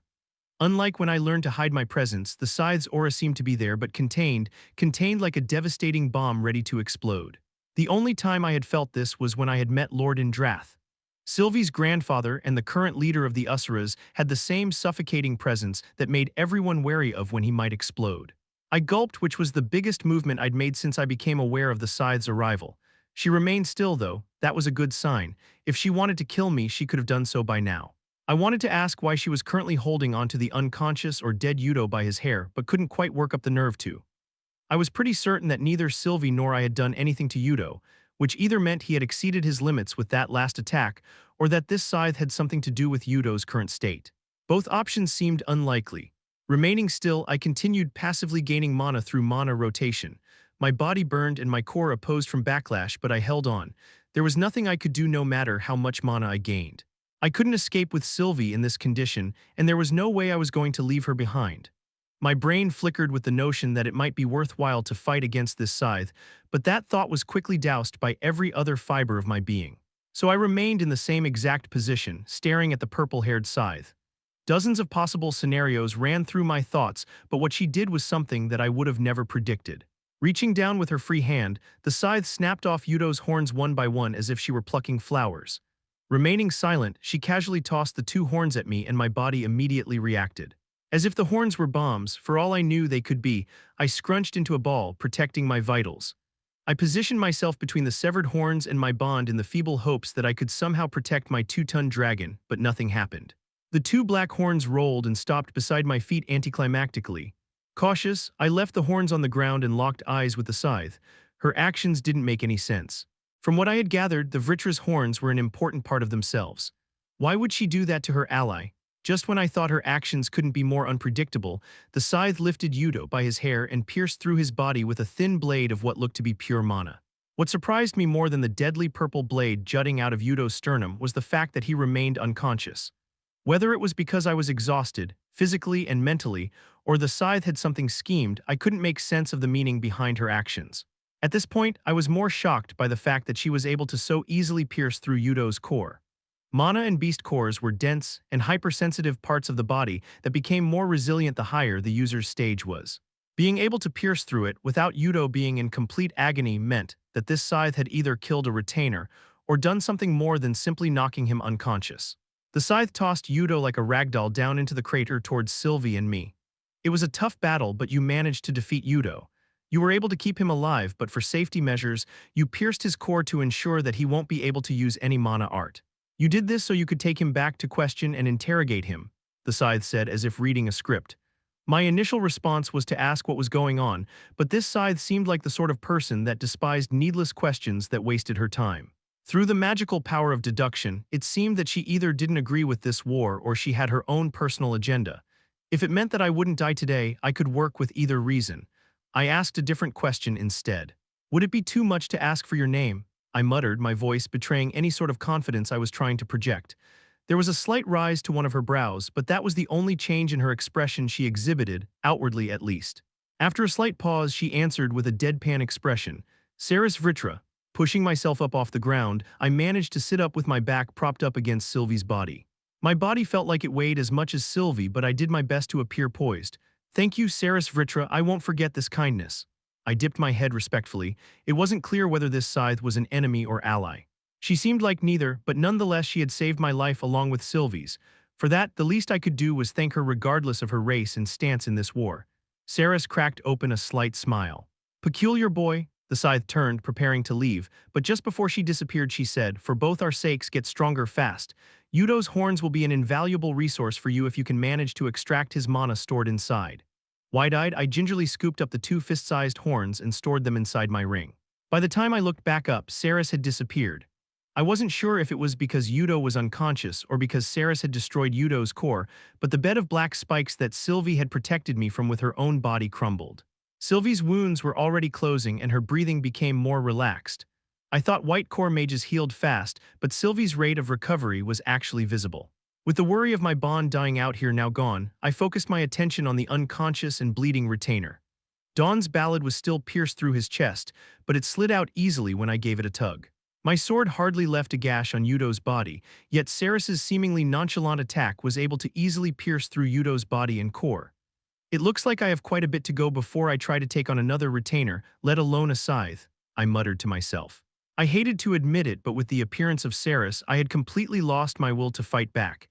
It had been a while since I had felt so helpless, and this time as well, it wasn't a good feeling. With enough mana gathered, I attempted to use magic. When I did, my core churned, sending me in a fit of agony. Mana burned as I channeled it through my body, but I was able to encase Yudo's body in ice. Despite almost dying on several different occasions just moments ago, there was a sense of calm that surrounded me. There were things that I should have been doing right now. Helping Aya if her battle hadn't already ended, informing Micah about Alfred's betrayal, but right now I couldn't. In this weakened state, I couldn't help them even if I wanted to, so I relented to my body's wish and rested. I leaned my back heavily against Sylvie's body, her rhythmic breathing almost therapeutic. I usually never let myself fall into delusions and thoughts of wistful fantasies, but right now, I felt like I deserved it. Letting my thoughts drift, I allowed myself to imagine my life after the war. I allowed myself some happy thoughts, even if they wouldn't necessarily come true. Thoughts of myself grown up, maybe even sporting a beard with a family of my own. Tess' face popped into my mind, and immediately I resisted the urge to continue my reverie. But I deserved this little fantastical break, so I let the scenes continue. Tess looked older, more mature, but still dazzlingly beautiful. She smiled brightly at something I just said, her cheeks with just a slight tinge of red. She tucked a loose strand of hair behind her ear before glancing upward at me with a coy gaze. She took a single step toward me, but suddenly we were chest to chest. Tess got on her toes as she closed her eyes. Her blush deepened and her long lashes quivered. Just as she pursed her lips, Tessia was suddenly ripped out of my arms. I was surrounded by darkness, but I was able to vaguely make out the figure of the person standing in front of me just a few feet away. It was me, the former me. What makes you think you can have this happiness, that you deserve this happiness? The former me spoke, or rather, a formless voice echoed from its location. After what you did to them, do you think you can just forget and move on? They died because of your choices. They paid the price for your selfishness. Whether you're King Grey or Arthur Leywin, you can only exist alone. Whether you're King Grey or Arthur, Arthur, I jolted awake. In front of me was Aya, her expression immediately untensed and a flicker of relief shone in her eyes. You wouldn't wake up no matter how hard I shook you. I was beginning to worry that something happened during the fight. I'm just a bit tired. I mustered a smile to reassure her. Aya nodded. I'm glad you're okay. Staring at the elven lance, I noticed that her face was much paler than it usually was, but besides that there weren't any visible wounds. How did it go on your side? Aya's expression darkened. A few of the Alacrian soldiers were able to escape. As for the traitor, I was able to execute him. Traitor, execute. I mulled over the elf's choice of words. It was as if she was distancing herself from the fact that she had killed a former comrade. I couldn't blame her. Alfred's death left a bitter taste in my mouth, but Aya had worked alongside Alfred longer than I had. What about Micah? I asked. Aya shook her head. I came here straight after finishing my job at the Alacrians' hidden base to help you, but I see that it was unnecessary. For a brief moment, I thought of telling the lance about Saris and how she had helped me, but I chose not to. There was no hard reasoning behind it, but I wanted to know more about Saris before saying anything. It was a hard battle, but I was able to defeat him with Sylvie's help. There was a flash of doubt in Aya's eyes, but she immediately recovered with a curt nod. I'm glad the both of you got through this in one piece. We've won. Thanks, I said, petting Sylvie's body. It doesn't feel like we won, though. We managed to bring down a retainer, but along with it, a member of the council and a lance, maybe even two. I think it's safe to leave it at just one lance, Aya replied as she idly stared at Yudo, whose frozen body I had left upright. So Micah wasn't a part of it? Aya shook her head. She still needs to be questioned, but I highly doubt it. I let out a sigh, resting my head against Sylvie's body. I could feel my bond in my thoughts again, a mixture of emotions that she was feeling inside her dreams. With Radia's arrest and Micah's questioning along with this retainer's interrogation, it's going to be hectic when we get back to the castle, I said, more to myself than to Aya. The lance let out a soft chuckle as she stretched. It definitely will be, so get some rest here while you can. I smiled weakly at Aya, thinking there would be too much on my mind to rest, what to think about Sarah's actions, how to utilize the horns to get stronger, and how to explain the recurring nightmares about my past life. However, in the battle between my body and mind, my body prevailed and I succumbed to the compelling lull of sleep. Chapter 177, Graying Glimpse. Next, Cadet Gray, no surname, please step onto the platform, said the male researcher with the immaculate lab coat on the other side of the glass. The researcher's half-closed eyes never left his clipboard. Please place your dominant hand on the globe and wait for further instructions. I did as instructed while broadening my shoulders and puffing out my chest, as if my posture was going to somehow help me on this test. Now, Cadet Gray, the globe is a sensor that will measure your Chi level. Please imbue your Chi into the sensor until you are given the signal to stop. Taking a deep breath, I siphoned the Chi out of my sternum and let it flow up and through my right arm into the glass sphere. My Chi, which was being measured inside the sensor, looked like droplets of ink inside water. Swirling and expanding inside, I saw the researchers jot down notes with looks of disappointment. Barely a minute had passed and I was already sweating profusely, my hand trembling on top of the globe. You may stop, the same researcher notified through the intercom, his voice sounding even less impressed than it had in the beginning. Please proceed to the training grounds for the final part of your assessment. I walked out of the door I had come in through, taking a peek back as the researchers discussed my score behind their glass window. The one that had given me the instructions let out a sigh and shook his head. Walking through the brightly lit corridor, I stopped at the back of a line that had formed from cadets waiting their turn for the final portion of the assessment. Hey, do you know what the last test will be? The large, bulky young man in front of me in line asked nervously. We went through tests that measured our mental acuity, physical strength, and just now our Chi. Just by process of elimination, this last one can only be that. The muscular teen's eyes lit up in realization before he grinned smugly. Oh, that, haha, I'm good at that. I let out a small laugh in amusement at the simpleton's change in attitude. It was the same for me, I was also good at that. The line started moving again and we filed into a large auditorium with a ceiling at least 100 feet high. There were already a fair amount of cadets gathered in designated locations with an instructor leading each group. My eyes scanned the area in hopes of finding Nico or Cecilia, but I couldn't find either of them. There was also an instructor at the front of our line, guiding each of the new cadets to a different group. The instructor pointed to his right at a crowd of nervous cadets near the far corner, and the bulky boy in front of me confidently swaggered to his assigned group. Cadet Gray, no surname, the instructor read. I stifled the urge to scowl every time a faculty member pointed out the fact that I had no family name. Why did that matter here? Proceed to Group 4C halfway to the far left corner of the auditorium. The floor is marked for your convenience, the instructor said, pointing to the appropriate location. I gave him a curt nod and walked to my group, which was a hodgepodge of approximately a dozen men and women of all different sizes and builds. A petite girl that looked around my age stood confidently with her arms crossed. She purposely leaked traces of her kai so everyone around her could feel it. A toned boy with neatly cropped hair stood tall with an arrogant smirk. Judging by the crest pinned to his chest pocket, he was from a military family. No doubt he was raised to be a prominent member of the military, perhaps even a contender to challenge the spot for king. Amidst the group was our instructor, a heavy-set man that looked to be in his 40s with a mustache better groomed than his thinning hair. "Cadet Gray?" the instructor asked with a raised brow as he read off his clipboard. "Yes, sir," I nodded respectfully. No point in being brusque with the man responsible for determining my stature inside this military academy. "Okay.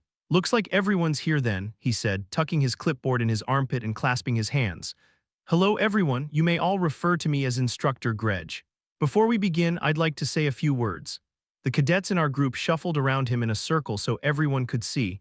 As many of you might have guessed, this last portion of the entry exam will be practical combat. I have every one of this group's Kai level results here, and while I will not disclose anyone's Kai level, I'll tell you now that they all differ. Part of practical combat means that you will not always have the luxury of being able to fight someone with the same level of Kai as you. Sometimes you will be lucky and be faced with an opponent that can barely strengthen his fist. A few cadets in our group snickered at that. Other times, you will come across situations where the opponent has a much larger Kai pool than you do, the instructor continued, holding up his clipboard once more. Regardless, you will be judged on your ability to adapt accordingly and, most importantly, prevail. We exchanged glances amongst our group before a scrawny teen that looked a few years older than me raised his arm and spoke. "Are the rumors that cadets can die during this test true?" Instructor Greg scratched his beard. "Highly unlikely. The weapons here are blunted and softened. Also, I'll be carefully monitoring the fights and intervene when necessary." There were a few cadets in the group that were still anxious despite the instructor's reassurance. I couldn't blame them. The difference in Kai levels made a huge difference in strength and agility, enough that even a softened weapon could be deadly. The instructor cleared his throat to get our attention. "As all of you know, the entry exam is important in determining and securing a cadet's future in this academy. Those who do well here will be well supported by the academy and be given resources to further their skills, while those who fail will be neglected and eventually expelled. It's unfair, but that's also the way of life. I'd ask if any of you have any questions, but we're short on time, so let's begin." Our plump instructor waved his hand, motioning for some of the stray cadets in our group to get out of the way. He then dug out a key from his pocket and inserted it into the wall. That was when I noticed the faint seams in the ground. The wall slid open to reveal a weapon rack, while at the same time, panes of glass-like material erected from the thin seams in the ground. Within seconds, an area of roughly 30 square feet was enclosed by the clear walls that rose dozens of feet high. First up will be Cadet Janice Crescott against Cadet Twain Burr. Pick out a weapon of your choice and enter the arena. Instructor Greg motioned at the door and the panes slid open. The small-framed girl that was flaunting her Kai picked out a blunted spear while the scrawny teen that had just asked the instructor whether it was possible to die carefully handled a shield and sword. The two of them followed the instructor inside the enclosed area, the panes closing behind him. Glancing blows will be ignored and I will judge whether or not the match will stop or not. Until then, fight to your heart's content. Our instructor placed himself in between Janice and the anxious Twain. "Begin." Twain jumped back and immediately fell into a defensive stance, holding his fiberglass shield up while keeping his blunted sword close to his body. Janice, on the other hand, lunged at her opponent. A muted thud resounded as her spear clashed with Twain's shield, but she didn't relent. With no regard for her safety, she let loose a wild set of thrusts, pushing back Twain with each one. The petite girl lashed out like a cat, quick and agile but too emotional.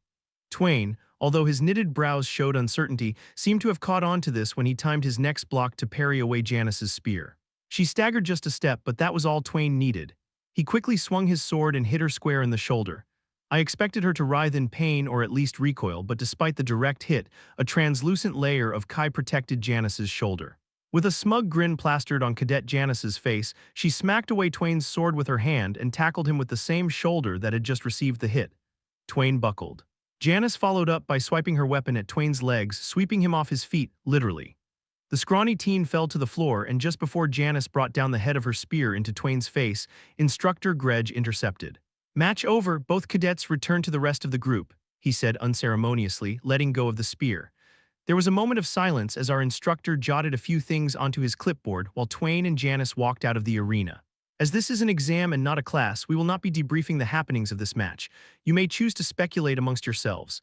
In the meantime, Cadet Gray and Cadet Vlare of House Ambrose, please pick out a weapon from the rack and come.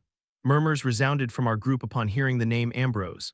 The toned, good-looking boy that looked just around my age walked over to Janice.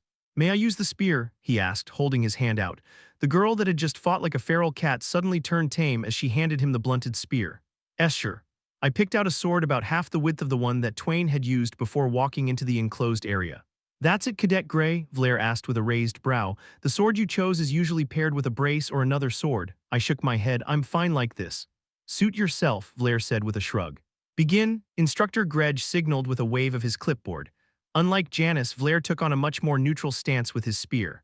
I wasn't all too familiar with forms for the particular weapon, but just on instinct alone, I knew he was much better trained with the weapon than Janice was.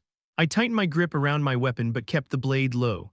Vlare's eyes narrowed, almost as if he was insulted that I hadn't taken a proper stance. With a scoff, my opponent dashed forward. His weapon became a blur, but my body knew where it was going to be. I dodged his first thrust with just the slightest twitch of my head, and I ducked underneath the quick swipe that followed after. The following minute continued with Vlare unable to land a single hit on me. I knew that a single hit would probably be the end of me for this duel, but I had to save my limited Kai for when I could actually attack. Meanwhile, Vlare had a consistent aura of Kai enveloping his body and weapon, which was impressive. The previous cadets were able to protect themselves with Kai to a certain extent, Janice more so than Twain, but to be able to extend his Kai into his weapon at our age was something that came with both talent and hard work. His blunted spear whistled past my cheek with practiced precision, but I allowed my body to do its work. His movements were blurred, and he seemed to be using a technique that bent and curved his spear for a wider range of attacks, but he was still slow, at least to me. Unlike the attackers that tried to kidnap Cecilia, he lacked the fear-inducing ferocity that they had. Despite growing used to this sensation over the years, it was still odd the way my body moved seamlessly with my thoughts. I knew this was an unfair skill to have, but I saw it more as evening out the playing field for my ever-shallow Kai pool. As Mr. Ambrose kept attacking, his precise combination of attacks soon became laced with emotions. Frustration and impatience took over, dulling his attacks and leaving his body more open. I took advantage of that fact and went in. Strengthening the ball of my foot with Kai, I dashed forward after redirecting his spear up so his ribs were exposed on his right side. I swung my sword, hitting him cleanly just below his armpit. Vlare's body reeled from the impact, but I could tell by the sensation just now that it didn't do much because of the rich layer of Kai protecting him. "Enough." "Match over," Instructor Gredge declared. "What, that hit barely tickled, I can still fight," Vlare retorted, anger in his eyes. "There is no victory in these matches, Cadet Ambrose. I have seen enough from both of you, which is why I'm concluding this match," our instructor said, annoyance evident in his tone. He glanced at me. "I disagree that you've seen enough. The kid just landed a lucky blow." Instructor Gredge shook his head. "The lucky blow was made after you failed to land a single hit for exactly 1 minute and 8 seconds. Now before you are docked even more points, please make your way out of the arena so the other cadets can have a chance." Vlare stared daggers at both me and our instructor, but walked out after tossing his spear on the ground. The exams ended soon after, giving the cadets some time to rest and eat while the results board was uploaded. "Is this seat taken?" "Of course it isn't," a familiar voice asked and answered from behind. Nico nudged me with his elbow before sitting down across from me, his hands carrying the same tray of food that I had received and was currently eating from.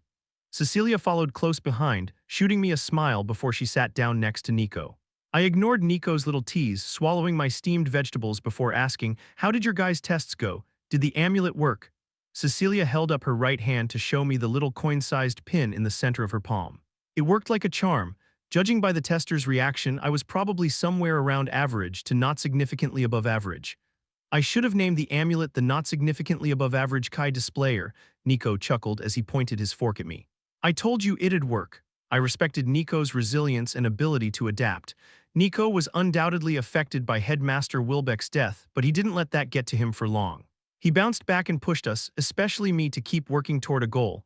I know that oftentimes he jokes to cover his emotions, but I think that his wittiness was much needed in our group. I nodded. "I'm glad it did. Although I still think it would have been best if you two went into a regular school. It's not too late, I thought, and I told you that we're sticking together," Nico cut in. His eyes flickered with intensity for a moment but then loosened. "Besides, this place has a research facility and several workshops available to the engineering department students." "Nico's right," Cecilia chimed in, fiddling with but not really eating her food. "We all have things we can learn by being here." "Fine, but we have to be careful." I lowered my voice and scooted closer to my friends. We don't know exactly what group or organization was after Cecilia. You're worrying too much, Nico dismissed. The new Kai restrainer that I built should last long enough for me to scrounge around for a few parts here and make a more stable one. We talked for a bit longer, but our eyes kept shifting back to the large clock above the kitchen. It wasn't just us, everyone was anxious for the announcement. Nico pushed away his tray of food. Well, I can't eat any more of this rat turd. Want to just head to the board now? Sure, I said. We might be able to get a better spot. We made our way out of the hall and back outside. The sun shined brightly overhead, but with only buildings and artificial trees and shrubs surrounding us, the academy felt stifling. Are the engineering cadets separated into divisions as well? I asked Nico on our way. My friend swayed his head side to side. Yes and no. We, the more intellectual cadets, still have to use Kai to create tools and gadgets, so there is priority given to those who have a large Kai pool, but it's not as heavily weighed as you martial cadets. I'll either be placed in First Division, which is the fast track, or Second Division. I wish it was that simple for us, Cecilia sighed. Why is it that martial cadets have divisions that go all the way down to 5? Nico shrugged. The way of life. Anyway, I hope you two get into the same division if not the same class. That way, Gray, you can mess up any boy who comes too close to Cecilia. I couldn't help but smile at that. Nico said it lightly, but I could tell he was embarrassed at his words. Even after all these years, Nico still hasn't said anything about his feelings for Cecilia. By the time we arrived at the large courtyard where the board would be updated, there was already a large crowd of cadets trying to inch as close to the board as possible. Looks like everyone here had the same idea as us, Cecilia muttered. No choice but to plow through, Nico said as he pushed me forward. Lead the way, cadet. After 10 minutes of squeezing through hundreds of cadets, we made it close enough to the board where we could read the large words being loaded up onto the screen. Nico, your bottom lip is bleeding, Cecilia exclaimed. Did you get hit? Alas, I did not come out unscathed after taking a stray elbow to my face in order to protect you, Nico said dramatically. I shook my head. Nico chews his lip when he's nervous, frustrated, concentrating, or all of the above. He probably bit down too hard. Nico clicked his tongue. Smartass. Just then, the screen flickered and lit up. Words, names, and numbers appeared on the screen in rows. The cadets behind us pushed us forward as they all tried to get as close as possible to find their names. I found Nico's fairly easily. He was placed in Division 1, Class 1, the highest tier. I saw Vlaire Ambrose's name next. He was Division 1, Class 5 of the Martial Cadet list, meaning he had barely made it to First Division. Cecilia's name came into view next, but the restrained squeal of delight she had let out told me she had found her name as well. I looked down, searching for my name, but my heart sank the lower my line of sight fell, since the lower the name appeared, the lower their division in class was. Cecilia's name had appeared fairly early since she had been placed in Division 2, Class 4. But by the time I found my name, I knew my goal of excelling in the academy and getting strong enough to find and take down the people or group that killed Headmaster Wilbeck was going to be much harder than I thought. I mumbled my name and division, saying it over and over just in case I had read wrong. Gray, Division 4, Class 1, Arthur Leywin. My eyes crept open to see the familiar ceiling of my room back in the floating castle. I was thankful that I hadn't experienced another nightmare, but this dream still left an incredibly bitter taste in my mouth. Time to get up, Sil, I stopped myself, remembering that my bond was in the medical ward of the castle. Yesterday seemed more like a dream than the dream that I actually just had. Fortunately, the journey back was only to the nearest major city that had a teleportation gate. Several soldiers had to help carry Sylvie from the site of our battle through the gate, but she was able to safely make it back and get treated. I wasn't able to see Micah at all since she had been taken into custody for questioning. Varian Baron had gone to meet with the Dwarven Lance in case she chose to fight back, but she came back here willingly. By the time I had come back here midday, Radias had already been placed into one of the cells to be interrogated at a later time along with Yudo. Staring outside as I stood in the shower, I realized that it was early morning, which meant that I had slept through the rest of the day and through the night. My body still felt sluggish and hot from backlash, but sleeping for over 18 hours seemed to have done wonders for me. As I got out of the shower, I heard footsteps stopping in front of my room. The person didn't even have the chance to knock when I called out, "Who is it?" An unfamiliar woman's voice sounded from the other side of the door. General Arthur. I was given instructions to help you get ready and escort you to the meeting hall. Looking down at my dripping body covered in scars, I suddenly felt uncomfortable at the thought of someone staring at them. The scars on my neck and left hand the witch-like retainer had left me with were the worst, but they were just two of many that littered my body. Mana and Sylvie's dragon will help my recovery rate tremendously, but it just meant that scars formed faster to seal the wounds, not make skin pearly new. I'm almost done, so wait outside for just a minute. I said, hurriedly putting on trousers and a tunic with a high collar before covering my hands with thin gloves. It wasn't necessary to hide my scars since the traitors had been captured, but I felt better doing so. Making sure Dawn's ballad was safely inside my dimension ring along with Yudo's severed horns, I readied my mind for the endless strategic meetings and questioning soon to come. Chapter 178, Strategic Conduct. The short walk to the meeting room was filled with an awkward silence between me and the immaculately dressed elven secretary. I wanted to stop by my sister's room, but the elf insisted that the meeting take precedence. My eyes drifted and I found myself looking for anyone familiar, mostly Tess. It was probably because of that damned scene I imagined of us hugging each other, about to kiss. To my disappointment and worry, the secretary informed me that Tesha and her team had gone back to their post in the Beast Glades. When did they leave? I asked. They departed yesterday at sunrise, General Arthur, she replied almost robotically just before stopping in front of the closed meeting room. The guard on each side of the wooden door immediately stepped aside, sliding open the entrance upon seeing the two of us approach. The two guards thumped the hilts of their spears on the ground in salute. General, I walked into the circular room after dismissing the secretary, meeting the gaze of the council and the other lances. It didn't take long for the meeting to begin once we had all gathered, minus Aldir, our missing ambassador for the Usuras. However, with Radias and Alfred no longer in the council, the once cramped meeting room seemed eerily spacious. We had barely taken our seats when King Glader unleashed his anger. Slamming his fists on the circular table we were currently sitting around, the burly king roared, "What was the point of Lord Aldir taking control of the artifact if he was just going to run off to who knows where? This isn't the time to be blowing up on something we can't change," Alduin snapped in irritation. "He's right," Priscilla Glader agreed. "There are more urgent things we need to cover if we are to recover ourselves from this setback." Blaine looked at his wife incredulously, but the queen ignored her husband's gaze. Muriel, who sat beside her husband, finally peeled her eyes off of the stack of parchment she had been going through and spoke. "I've gathered and read through several accounts of what transpired, one of which was from Aya, but I think it's best we start with Arthur's account of what happened." "I agree," Virion spoke, turning his tired gaze to me. The man had been old for as long as I had known him, but these past few years had really taken a toll on his body and psyche. This was evidenced by the deep dark bags under his eyes and the way his face had contorted into a perpetual frown. Blaine's deep red hair was practically ablaze as he leaned back in his seat, simmering like a flame eager to be fed the fuel to unleash his anger once more. "Sure," I said, resting my arms on the table. Normally, the lances stood behind their respective artifact holder, but with the extra seats available, and the fact that even standing took a toll on my fatigued body, I was allowed to sit down. Recapping the events starting from the day Alfred, Micah and I set off on our mission didn't take long.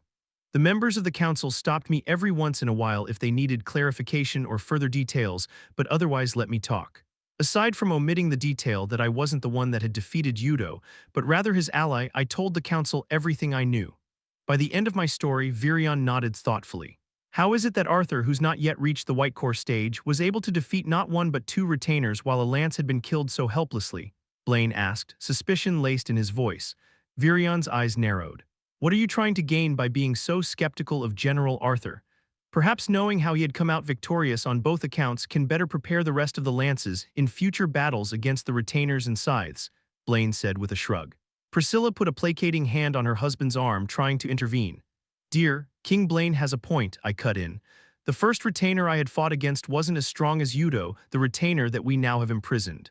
Even then, I came out with these scars and a broken sword that had been forged by an Usura." Everyone besides Virion showed some form of surprise on their face when I took off the glove on my left hand and pulled down on my tunic to expose my neck, but none of them said a word. I continued. "Yudo, on the other hand, had the ability to kill me and Sylvie on sight, but that wasn't what he was after. That particular Vritra's only motivation seemed to be enjoying a good battle. When I didn't seem to be that much of a threat, he lowered his guard to try and incite me into a fit of rage by threatening to kill those close to me. Sylvie and I were able to capitalize on his carelessness and destroy his horns." "How did you know that destroying of Vritra's horns would have any effect on their ability to fight?" A clear voice rang from behind Priscilla. The one to ask the question was Vere Ori. I shook my head. I doubt even the Usuras knew, otherwise they would have told us, but I remember the late Lance Aaliyah mentioning how furious Yudo had gotten when she chipped off a fragment of his horn.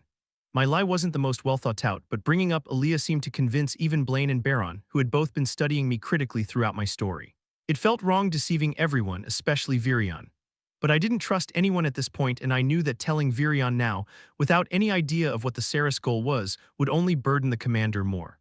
The retainer's power seemed to diminish significantly after we destroyed his horns. I emphasized destroyed, and we were soon able to barely overpower him. After securing Udo, the only thing I remember is General Aya waking me up. "Thank you for the explanation," Virion said after a brief pause. "Queen Priscilla, would you like to go over the next matter of business?"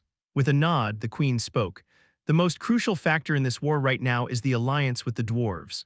With Radias imprisoned and held for questioning, we have no one to effectively lead the dwarves. Furthermore, after General Arthur's reconnaissance in Darv, it's obvious that either a faction or multiple factions are willfully assisting the Alacrian army. What if we send some military forces from Sapin into Darv to oversee the dwarves?" Alduin suggested. King Blaine, who had since calmed down, shook his head. "Military presence from the humans would only frighten the dwarves more into thinking that we want to control them. Things will get even more out of hand if we force our way into this." An idea flickered in my mind, but seeing the rest of the lances relatively silent, I wasn't sure whether I had the authority to weigh in. It might have just been that the three lances present weren't knowledgeable in wide-scale military and political tactics given their focus on combat. Regardless, I started off with a question. "Was Radia's capture made public?" King Blaine raised a brow. "No, it wasn't. Part of this meeting was to discuss how to handle the traitor and the fact that we're down one lance and can't replace him because our ambassador of the Usuras has gone on a little vacation." "Then why not use that to our advantage?" I suggested, hoping someone would catch on. Thankfully, Virion did. His face lit up the way it had when Tesha and I were just children. "Brilliant. Arthur, remind me never to fight a war against you." Virion didn't have to explain much before everyone else in the room caught on and even offered insights on how to actualize my inkling of an idea. The people here were smart after all. Basically, the council would put on the guise that Radias was never captured. They would have to make Radias spill how he communicated with his people, but after doing so, they'd be able to send out orders as if it were from Radias himself. We wouldn't be able to do anything radical like have them immediately go against the Alacrians, since Radias had been so adamant on helping them, but we can at least secure information by posing as him," Muriel said excitedly. The atmosphere in the room became a bit lighter as hope slowly bubbled up. The next list on the agenda was discussing how to proceed with General Micah's questioning and Udo's interrogation. "General Micah's questioning will be held by me, while General Aya will be handling the Vritra we have imprisoned," Virion announced. "However, Radia's interrogation should take precedence at this point to secure the dwarves' allegiance." "Anyone think otherwise?" The rest of us shook our heads. We all agreed getting control of Darv was crucial in winning this war. "Good," Virion continued. "Then we'll discuss the details regarding General Micah's and the retainers' questioning in our next meeting." The council continued, covering several more items on the agenda, most of which pertained to the condition of a particular city. Muriel, who had been organizing the stacks of parchment around her area, pulled out the next subject to discuss. Her glance flickered to me as she hesitated a second before handing the piece of paper to her father-in-law. Virion's lips were in a grim line while reading the report, but by the time he had finished reading, there was a look of relief on his face. "The next order of business is the supply road. There was another attack on one of our carriages transporting supplies to the wall. Thankfully, the carriage had been close enough to Blackbend City that reinforcements were able to get there in time." "How many deaths?" Priscilla asked. 3 deaths and 4 injured, all of whom were merchants employed by the Helstia group," Muriel read aloud. "Damn those dwarves," King Blaine muttered angrily. "As if the Elasarans weren't a pain in the ass to begin with. Because of them, our enemies have access to their underground network that leads to who knows how far up the southern border of my kingdom." A bad feeling crept in at the mention of the Helstia name, but all things considered, the damage could have been worse. "Well, thankfully they were able to get back up in time." Muriel looked up at me and paused for a beat. "Yes, it also helped that the party tasked with protecting the carriage had an emitter with them, Alice Leywin." I thought I had misheard for a moment, but by the tense gazes of those around me, I knew I hadn't. Virion spoke first in a reassuring tone. "Like the report said, none of the twin horns were killed. The only thing I was able to muster at that point was a weary nod." The old elf's voice sounded muffled against the throbbing of the blood rushing to my head. Virion had just said my parents and the twin horns were alive, but it felt like I was overcome with a feeling of just barely avoiding death. Suddenly, those 3 deaths that Muriel had read aloud sounded much more real. It could have been them, and I wouldn't have been able to do anything about it. "Arthur," a concerned voice rang. Snapping out of my daze, I looked back at the commander. "Sorry, I'm okay, please continue." I had 1,000 questions, but they were all personal. My parents and I had had a less than ideal parting. My selfishness of wanting them hidden safely within the castle hadn't helped to mend our still healing relationship after I had revealed my secret. They had told me they wanted to help out in the war, but the thought of them actually being in danger had never resurfaced until now. The temptation of just leaving this room and going down to the surface to meet my parents grew, but I knew they would disapprove of me abandoning my duties to just check in on them. Reluctantly, I focused my attention back on the matter at hand. The council was discussing a better way to optimize the supply routes from Blackbend, the major city near the southeast corner of Sapin, to the wall. How about an underground route? King Alduin suggested, pointing near the center of the map that they had just unrolled. King Blaine shook his head, leaning forward and pointing below the area where Blackbend was located. The city is too close to the Kingdom of Darv. There will probably already be dozens of underground passages that the dwarves have dug in over time. It'll be too dangerous to try that until we secure our alliance with them. What's Blackbend like? I asked, taking a close look at the map. The economy in Blackbend centers around potato farmers from nearby villages and adventurers because of how close it is to the Beast Glades. The city is currently responsible for the supply of rations as well as the manufacturing of weapons, mainly arrows for the soldiers, which is why it's crucial for there to be a secure mode of transport to the wall, Queen Priscilla answered seriously. The terrain around it is mostly flat farmland, which makes it hard for carriages carrying supplies to go unnoticed, Baron added, speaking for the first time in this meeting. Thank you, I said to them both. The Queen's knowledge was informative, but it also made me realize that my question was vague. Baron's answer was what I needed to know. As the council discussed more ideas on how to better secure the supply route, my mind drifted to ways the people of this world wouldn't be able to consider. Thinking back to the ship that I had helped Gideon design a few years back, I looked at the map. Unfortunately, there was no river near the wall or Blackbend City, but it gave me an idea. King Blaine, I called out, interrupting their discussion. How many dwarves adept in metal manipulation do you have that can help us? There are numerous metal mages, or metal shapers as they call themselves, among the dwarves, but ones that are trustworthy enough for a large task. The king paused to think for a second. A handful, maybe. Queen Priscilla nodded in agreement. Without pause, I turned to Tess' father. King Alduin, how many elves adept in nature magic can you gather? The elven king looked at his wife as he rubbed his cleanly shaven chin. Muriel began looking through another pile of papers when Aya spoke up. 4 currently on standby, the rest are currently on missions. What's this about? Virion asked. Let me get back to you once I sort out the logistics of this idea with Gideon, I said absent-mindedly, the gears in my mind working furiously as I reasoned how this plan would ultimately speed up the process of transporting supplies as well as keep the passengers and workers, mainly my parents and the Twin Horns, safe. The meeting concluded soon after, and I got up to leave the stifling room when Virion held me back. Before we depart, I wanted to address something. I stood silently waiting for him to continue, curious. During times of war, it's impossible to reward every deed accomplished. However, I think that slaying not one but 2 retainers, the commander shifted his gaze from me to Aya, as well as eliminating a dangerous traitor and subduing a scheme that could have potentially killed thousands of civilians, calls for a reward of some kind. Thank you, Commander Virion, Aya said politely. But what I did was to help us win this war, not for a personal reward. Virion nodded. General Arthur, what about you? I'd learned from my past life that in situations like this, it's best to dismiss the reward and just thank him for his kindness, but this was also the perfect opportunity to address something that had been weighing on my mind since this last battle against Yudo. Actually, there is something that I would like, rather a few things, I said innocently. The 2 kings and queens looked at me in surprise, but Virion simply let out a chuckle. Very well, let me hear them.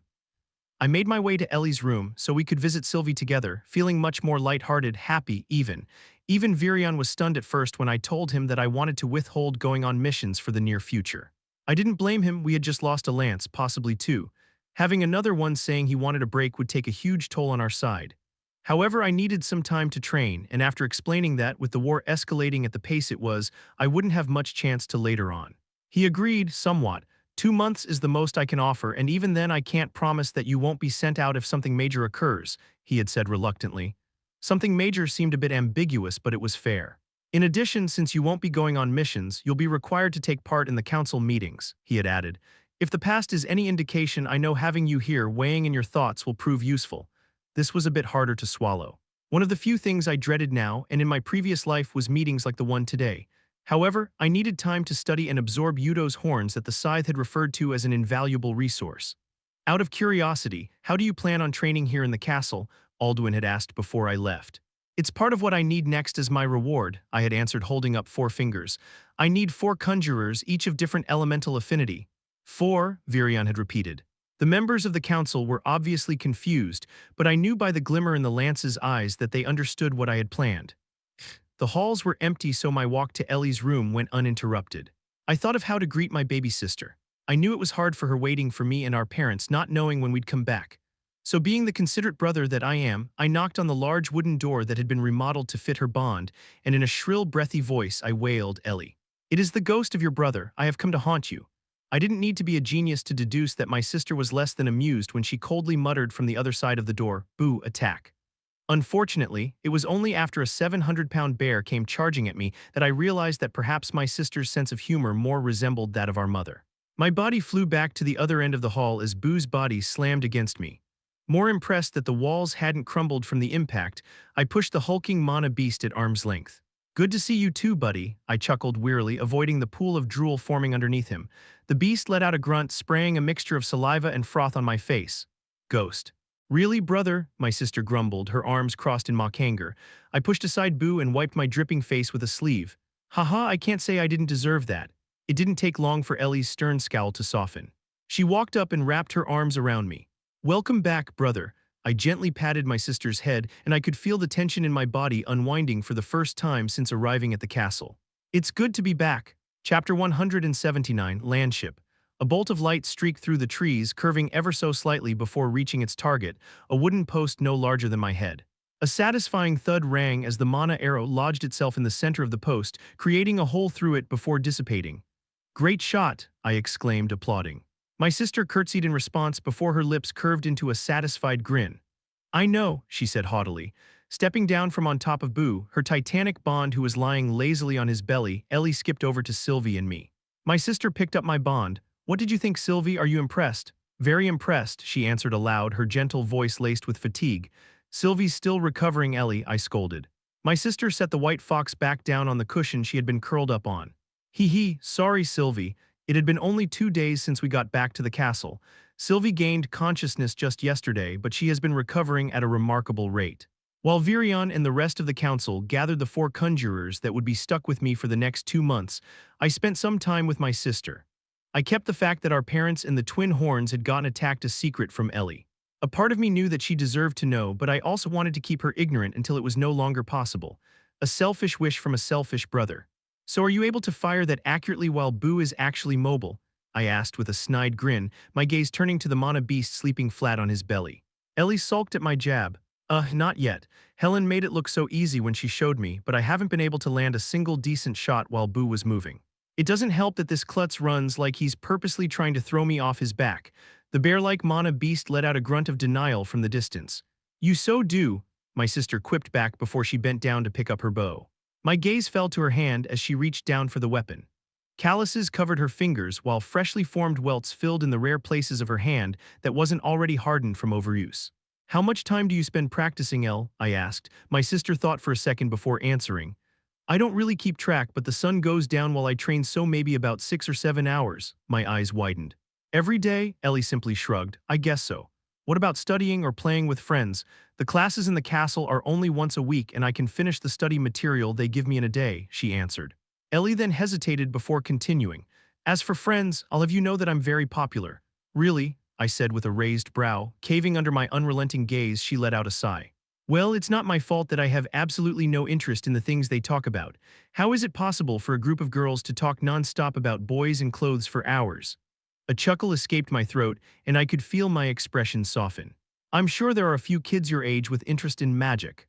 Realizing that our conversation wasn't going to end soon, my sister pulled out a chair and sat down. "Well, there were a few, but when they awakened, their parents moved out of the castle, or just sent their kids to one of the major cities to have them board a magic school. Not all the children would have had the connections my sister had to get taught by a mage in this castle. It was understandable that the parents would want their children to still be taught how to utilize their newly formed core, even with the potential danger of the war reaching them. I looked at my sister as she fiddled with the string of her bow before carefully asking, "Did you want to attend a magic academy as well?" "Of course," she answered without hesitation, "but I know you mom and dad would all worry." I winced at my sister's words. She was only 12, but her words reflected a maturity that I wasn't quite sure I wanted her to have. Speaking from my own experience, I knew what it was like to grow up too fast. It was yet another selfish wish of mine that my sister remain the cute, innocent girl that worried only about what to wear to her friend's birthday party. Pushing aside my thoughts, I shot my sister a gentle smile. I'll talk to Mom and Dad when I get the chance and ask them about sending you to school. Ellie's eyes widened. Really? Assuming they give you the okay, I'll still want to send a guard with you to protect you in case anything happens. I know it might be a bit stifling to have someone with you at all times, so I'll try to find someone you'll be comfortable with. But my sister barreled straight into me in a firm embrace. Thanks, brother. Don't get your hopes up too much, I replied, my voice coming out as a wheeze from how hard she was squeezing me. Too late, she giggled, unlatching her grasp on me before picking up her bow. I'm going to have to practice harder if I want to beat those snooty nobles. I continued my role as an enthusiastic spectator, relishing the clear skies and the sweet scent of morning dew on the grass field. Ellie continued to fire off more mana arrows at faraway targets with uncanny accuracy. It would be a long time before she would get as comfortable with the bow as Helen Shard, but she had her own strength that the leader of the Twin Horns couldn't hope to replicate. Ellie had yet to develop an affinity toward an element, so she was limited to firing pure mana. It was a shame that there wasn't much I could do to help her develop an affinity since that was mostly dependent on her own insights, but it was exciting seeing her grow and develop. Your thoughts make it seem like you wish to have offspring of your own. Sylvie's voice suddenly intruding my head startled me. Offspring, I said aloud, scaring my sister. Ellie's mana arrow arched off course at the sky, dissipating before it hit the castle barrier. What? It's nothing, I smiled, sneaking a sharp glare at my bond as my sister turned back. Sylvie shifted in her cushion, looking at me with a shrewd expression of amusement on her vulpine face. Go back to sleep, I sent, grumbling in my mind. I continued watching the seemingly repetitive motions of Ellie murmuring, drawing her bow while a translucent arrow formed between her two fingers, steadying her aim, then firing. She skipped the chanting process for types of arrows she was more versed in, but other times, she needed to describe the kind of arrow she wanted to shape the mana accurately. By the 30th time she fired her arrow, I wondered how Boo was able to sleep so easily with Ellie on his back. General Arthur, a voice rang from behind. My eyes snapped open and I turned around to see an elf holding a clipboard, garbed in a white attire that oddly resembled a lab coat from my former world. What caught my attention was the color of her eyes, or rather, colors. A ring of bright pink surrounded each of her pupils, then shifted into a bright blue on the outer ends of her irises. Noticing my fixed gaze, she bowed, thinking I was expecting a formal greeting. The elf stood as if her back was glued to a wooden plank while she then announced, Artificer Gideon has arrived at the castle and is expecting you. You're going? My sister asked, slinging her bow over her shoulder. Yup, I have some things to discuss with the old man, I replied. Turning back as I followed behind the unusual elf, I said to my sister, I most likely won't be able to eat dinner with you, so don't wait up. My sister nodded. Gotcha, say hi to Emily for me if you get the chance to see her. Will do. I'll stay here with a leaner, Sylvie said groggily. Sure, I'll update you when I get back, Sylv. I trailed silently beside the elven secretary as she led the way with confident steps. Is there a name I can address you by? I asked. The elf stopped abruptly, bowing deeply so that her blonde hair tied firmly into a ponytail flipped over her head. Forgive me for not introducing myself. My name is Alanis Emiria and I have been personally assigned by Commander Virion to be your attendant. I dipped my head in response to her greeting. Well, Alanis. It's nice to meet you, but I'm having a hard time believing that you're merely an attendant judging by the amount of mana you have concealed. The middle-aged elf blinked, her multicolored eyes shining but otherwise looked unfazed. As expected of a lance, allow me to clarify. I have been assigned by Commander Virion to be your attendant while you undergo your training here. It was my wish to meet you as soon as possible. I didn't quite understand what her role entailed as my attendant during training, but before I had the chance to ask, I spotted the familiar frame of Gideon running toward us in a sweaty mess. I came as soon as I heard from Commander Virion, he huffed excitedly, his voice echoing in throughout the narrow halls. What sort of ingenious idea do you have in that God-sent cranium of yours? The old artificer could hardly wait until we made it into one of the empty rooms used for meetings by nobles or military leaders. Out with it, boy, Gideon gushed as soon as Alanis closed the door behind us. And is it all right for the elf to be hearing this? The elven attendant cast a disapproving gaze toward Gideon at his less-than-casual address, but remained mute. I couldn't help but smile watching the old artificer fidget in his seat in anticipation. Taking a close look at him, it was hard to imagine that I'd known this old grandpa for more than 10 years. The wrinkles between his brows and around his mouth had deepened in that time, no doubt because of how much time he spent frowning or scowling in frustration. Everyone's going to know sooner or later, and she's apparently my personal attendant starting today, so it's better to have her informed, right? I asked, turning to Alanis. Part of my job will be to lessen other burdens while you focus on training, so yes, it would be helpful for me to stay informed, she said, her pink and blue eyes seeming to change shades. More training. What more can you train after being personally taught by gods Usuras I mean, he pondered, rubbing his stubbly chin. There's always room for training, I dismissed. But getting back on topic, what are the states of the current mines that were used to excavate the fuel source needed for our ships? Gideon's eyes lit. Oh, you mean the combustium mines. There are 5 major ones still being excavated. I raised a brow. Combustium? I made the name myself, the artificer grinned. You told me I would need a mineral with set characteristics capable of fueling the steam engine we designed. I think you called it coal. Anyway, out of the minerals currently known, which aren't many, only one of them produced the amount of energy needed to power an entire ship efficiently. The characteristics are a bit different from the coal you mentioned, so I decided to name it something else. Anyway, this stuff is amazing. 10 pounds of combustium can power an entire ship for about a dozen miles at full speed. That's great to hear, I said, cutting Gideon off. Afraid he'd go deeper into a tangent, I went straight to the point. What I have planned involves using Koa combustium for a different mode of transportation, specifically a ship that'll be used to travel land. A land ship, I nodded. Except I was thinking of calling it a train. Train, Gideon echoed incredulously. From what poor mana beast's ass did you pull a name like that out from? Do you want the blueprints or not? I scoffed.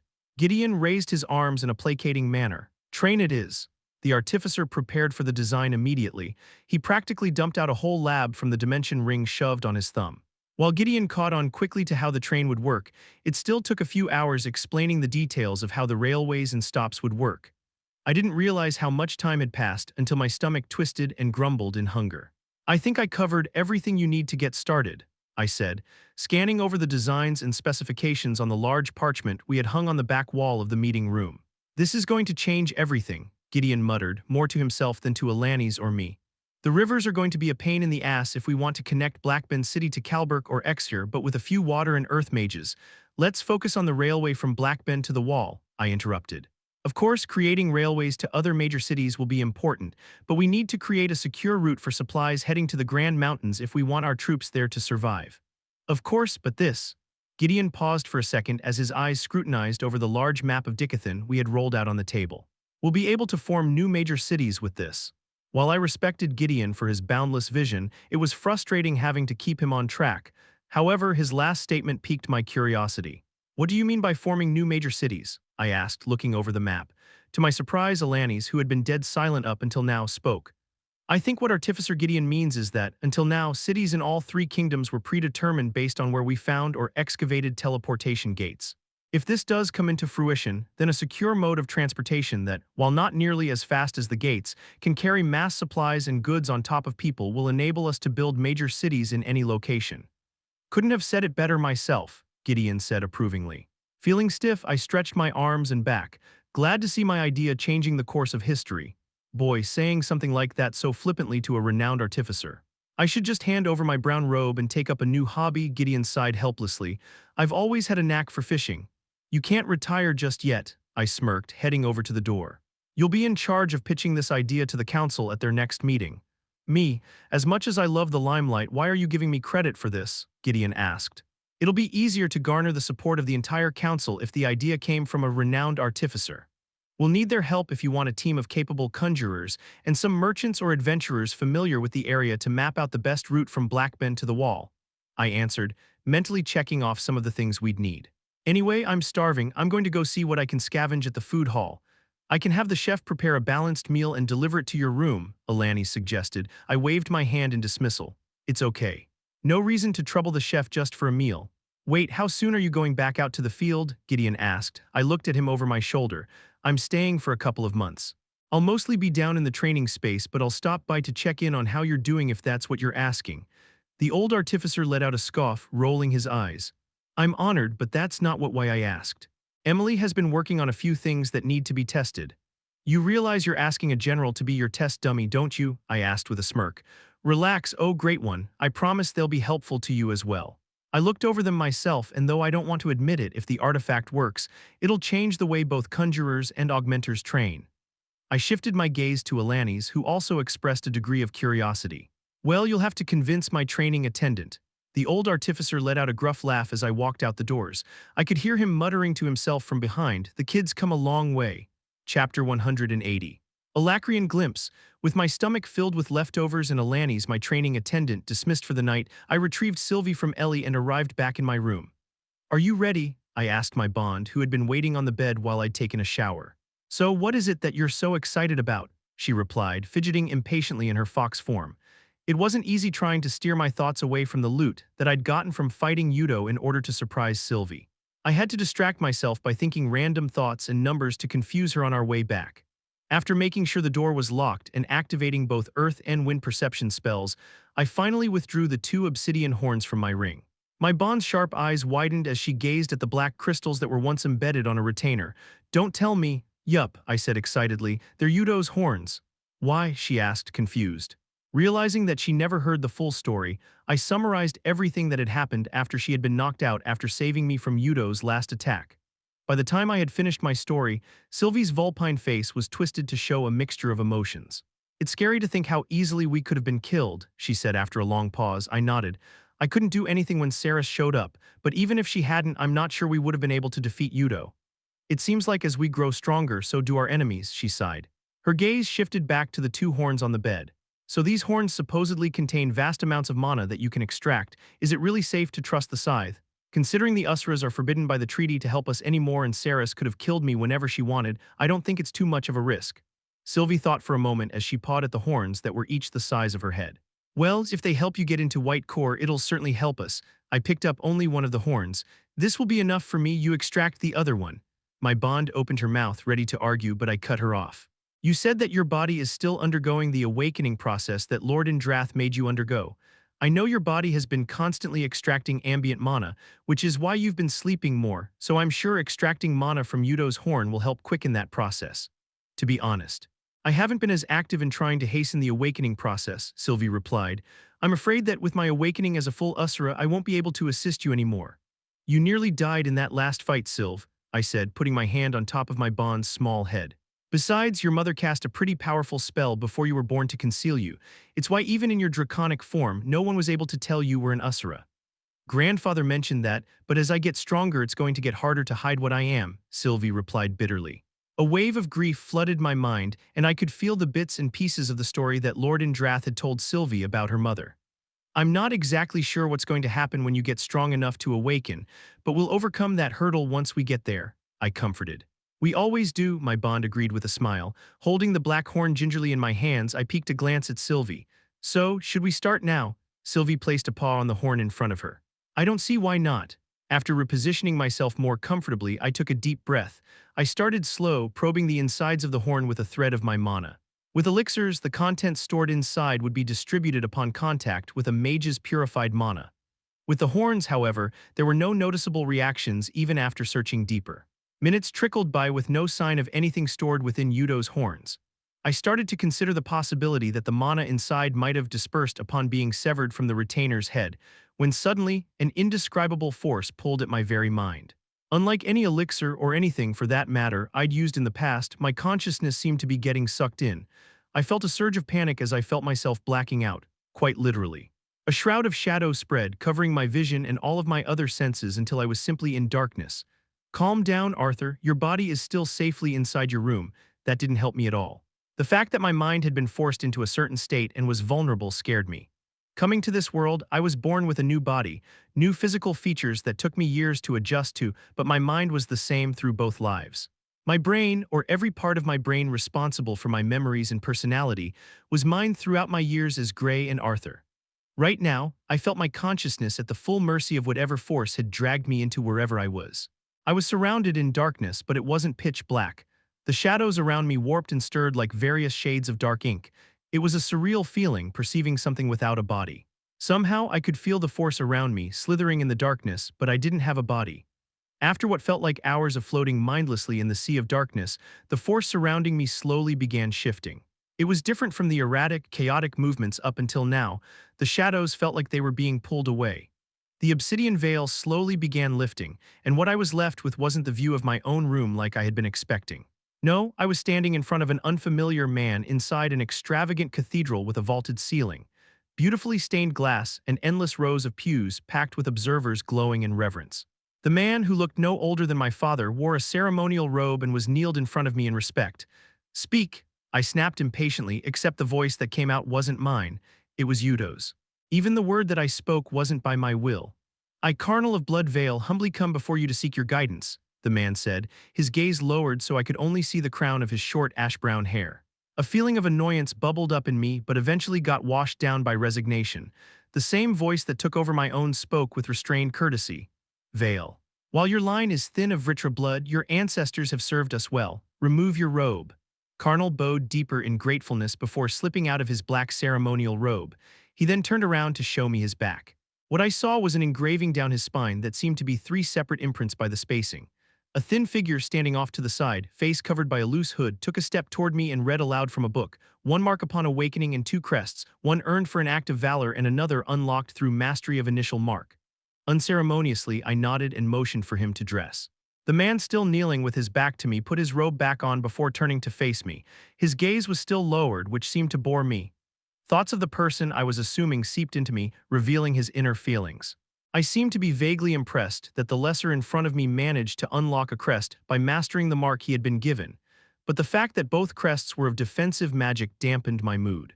Letting out a muted sigh, I declared, through your loyalty to the nation of Vetcher by excelling in the last battle against the nation of Saizklar, Ayudo, retainer of Kiros Vritra, grant your entry into the Obsidian Vault for a chance to earn an emblem. The crowd gathered to watch the mundane spectacle burst into applause and cheer.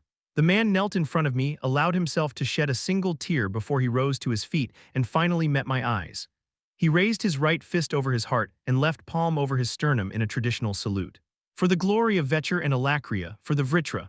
For the glory of Vetcher and Alacria, for the Vritra, the audience behind him roared in unison. The scene distorted and I found myself sitting back on my bed.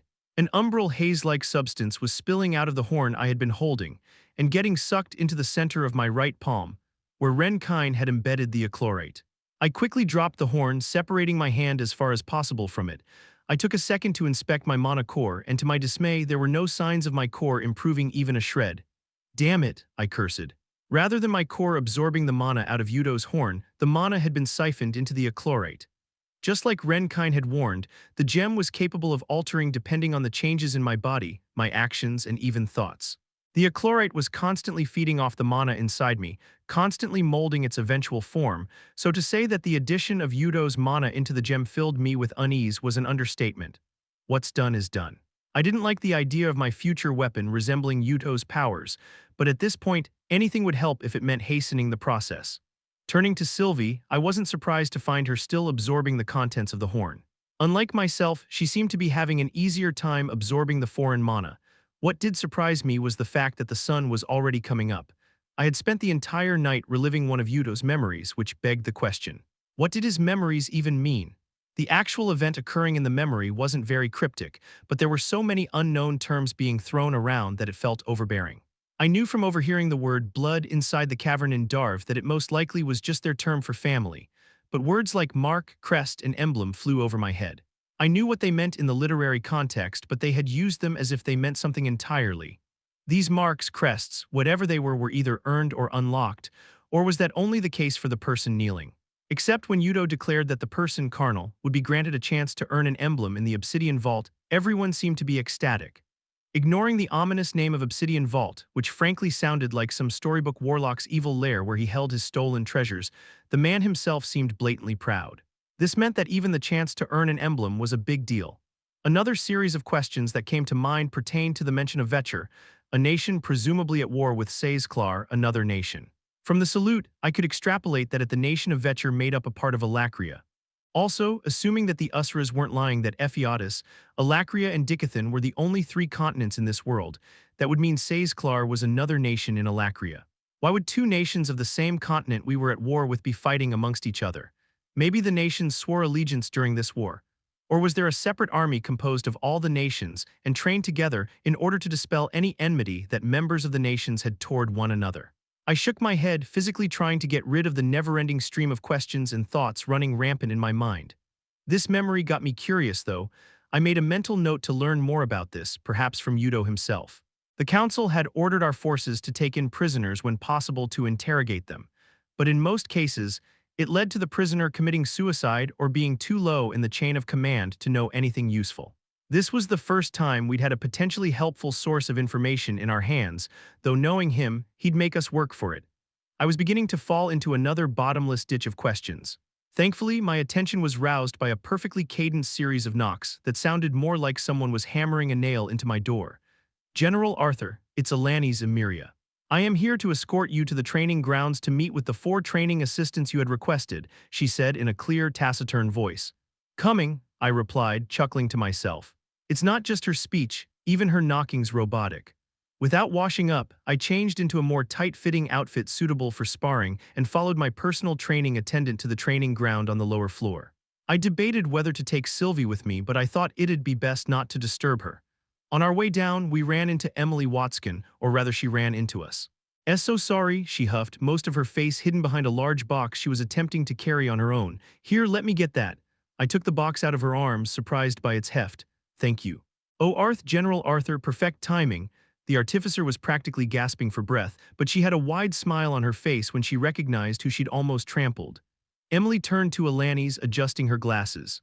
You must be Alanis, it's a pleasure to meet you. Likewise, the elf replied, but in no way indicated. I take it that you are Emily Watskin. I was informed we would be collaborating in our efforts to assist in General Arthur's training.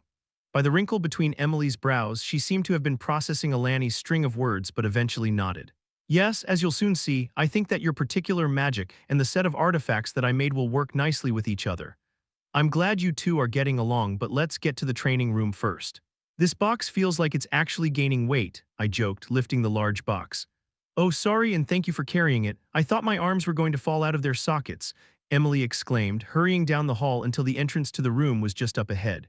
Come on, everyone's waiting. Chapter 181, Gadgets and Magic. I didn't know what to expect of my sparring partners. My request had been fairly last minute, so somewhere in the back of my head, I was just imagining the soldiers inside the castle to be present. There were quite a few conjurers and augmenters here that were assigned as a precaution to keep the residents inside safe. I noticed quite early on that many of them were quite capable, so asking for some training partners out of any one of them seemed reasonable. What I didn't expect was the heavy presence of 3, obviously powerful, elders inside the training grounds alongside Dicathen and a smug-looking Virion. Ah, you're here. Virion bolted up to his feet, taking the box from my hands and setting it on the ground before guiding me toward the group. I want you to meet everyone. I looked back over my shoulder to see Emily waving me goodbye like a mother sending her son off to a battlefield. I know the 2 of you are already acquainted, Virion said, motioning to Dicathen. But for formality's sake, this is Princess Dicathen of the Royal Glader House and her guardian, Hester Flamesworth. The elderly woman with gray hair pulled tightly back into a bun dipped her head in a formal greeting. Flamesworth, I blurted, surprised. Ah, so you're familiar with my family, the woman said, a hint of pride in her voice. Yes, fairly familiar, actually, I replied. The surname had caught my attention, but I dismissed any questions stirring in my mind and focused on the princess. A pleasant surprise to see you, Dicathen, but what are you doing here? I asked. Princess Dicathen is an accomplished ice affinity conjurer now in the Dark Yellow core stage, Hester answered. I had been asked by Commander Virion to help you, General Arthur, with your training, but my primary job is to keep the princess safe at all times. By being here together, we are essentially achieving 2 goals at once. I glanced back at Dicathen, who nodded shyly in agreement. Nothing much else to do besides my occasional training with Master Vary, so I'm here to help. The princess and a knight. Classic pair, the gruff dwarf sitting on a raised stone pillar smirked.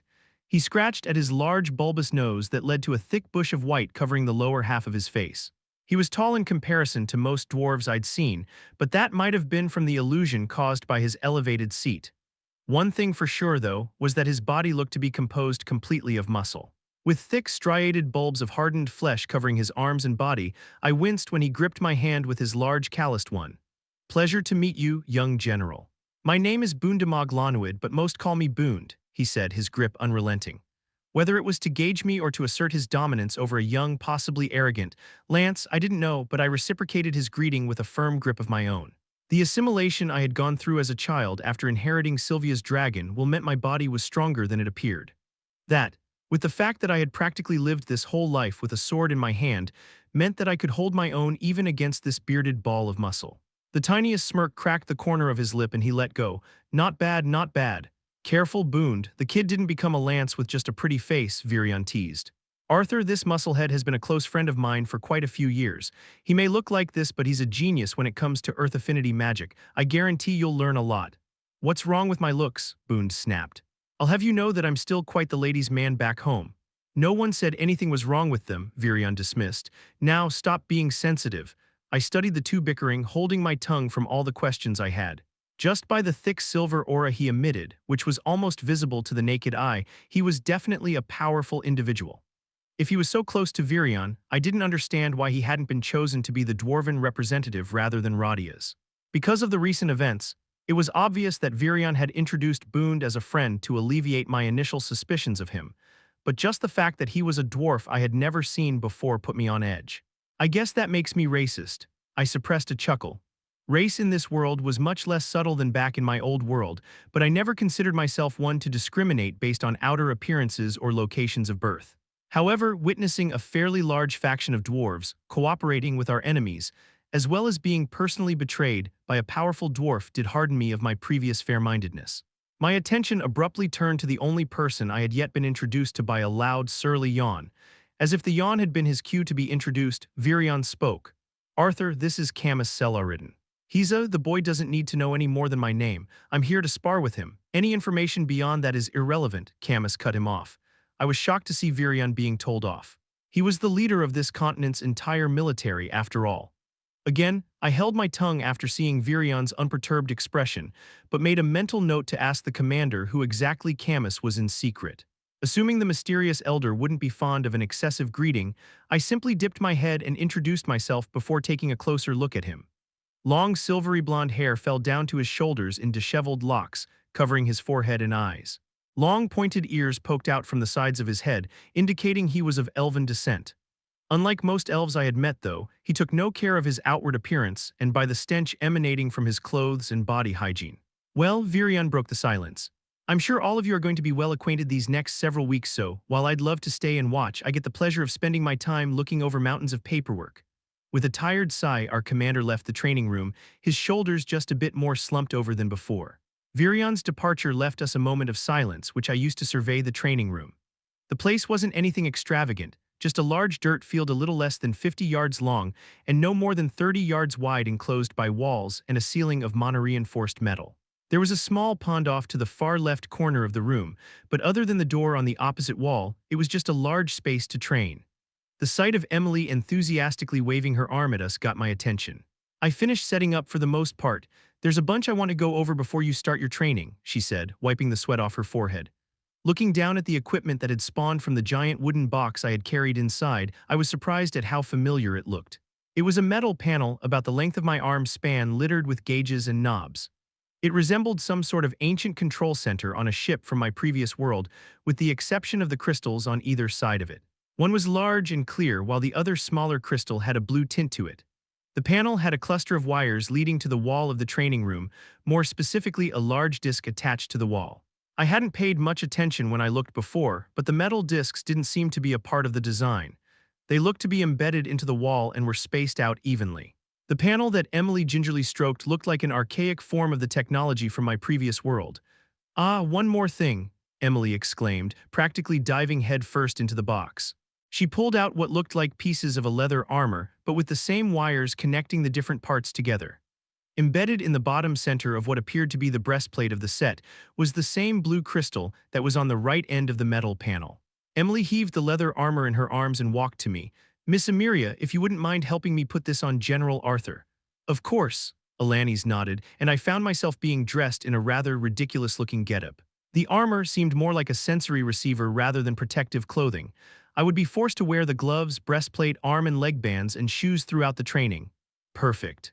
You look great," Emily said approvingly, adjusting my breastplate so that the blue crystal embedded on there would be directly over my sternum, the area where my mana core was located.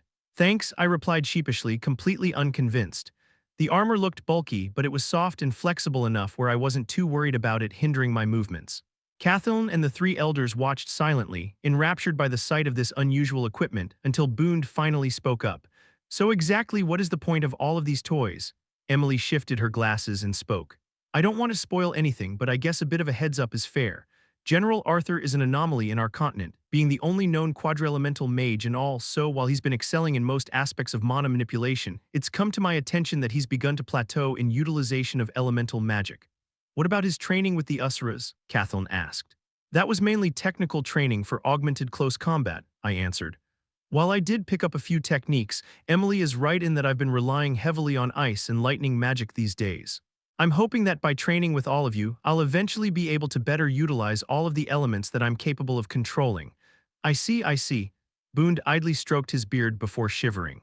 Yeah, even thinking about using one other element gives me a headache. To be a quadri-elemental on top of being able to use ice and lightning. Uh. General Arthur's mental capacity isn't as restricted as yours is, so I'm sure he'll learn, Hester chimed, a smirk etched onto her wrinkled face. Boone whipped his head. What you say, Grandma, my mental capacity is fully unrestricted. The fire maid shook her head, letting out a sigh. Now, Emily carried the metal panel and gently set it on the ground near us.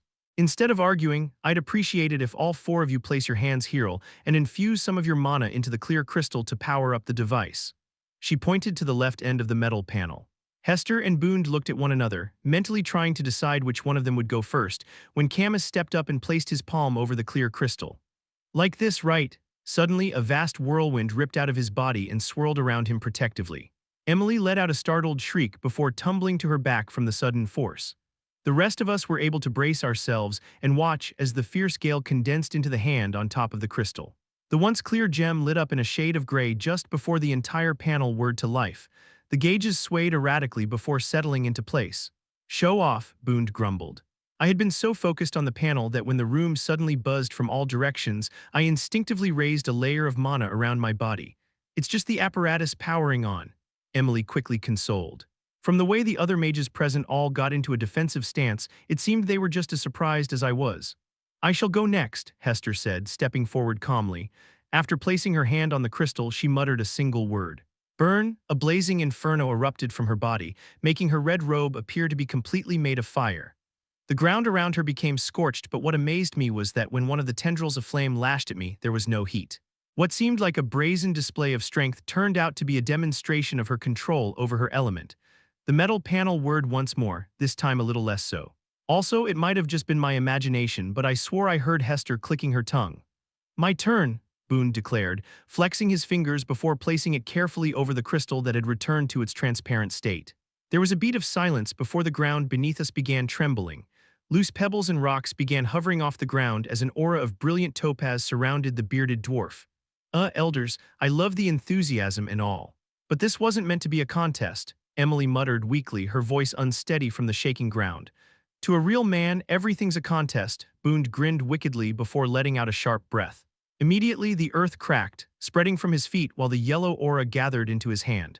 The panel trembled and made its familiar noise before the crystal sucked up and transferred the mana that Boone had supplied. The muscular dwarf let out a satisfied grunt and stepped away. Emily immediately inspected her apparatus to see if any of the elders had damaged it. Princess Dicathen, she called, if you would please. I think just a little bit more will be enough. The princess nodded, tucking a strand of black hair behind her ear before sending out a wave of mana as well.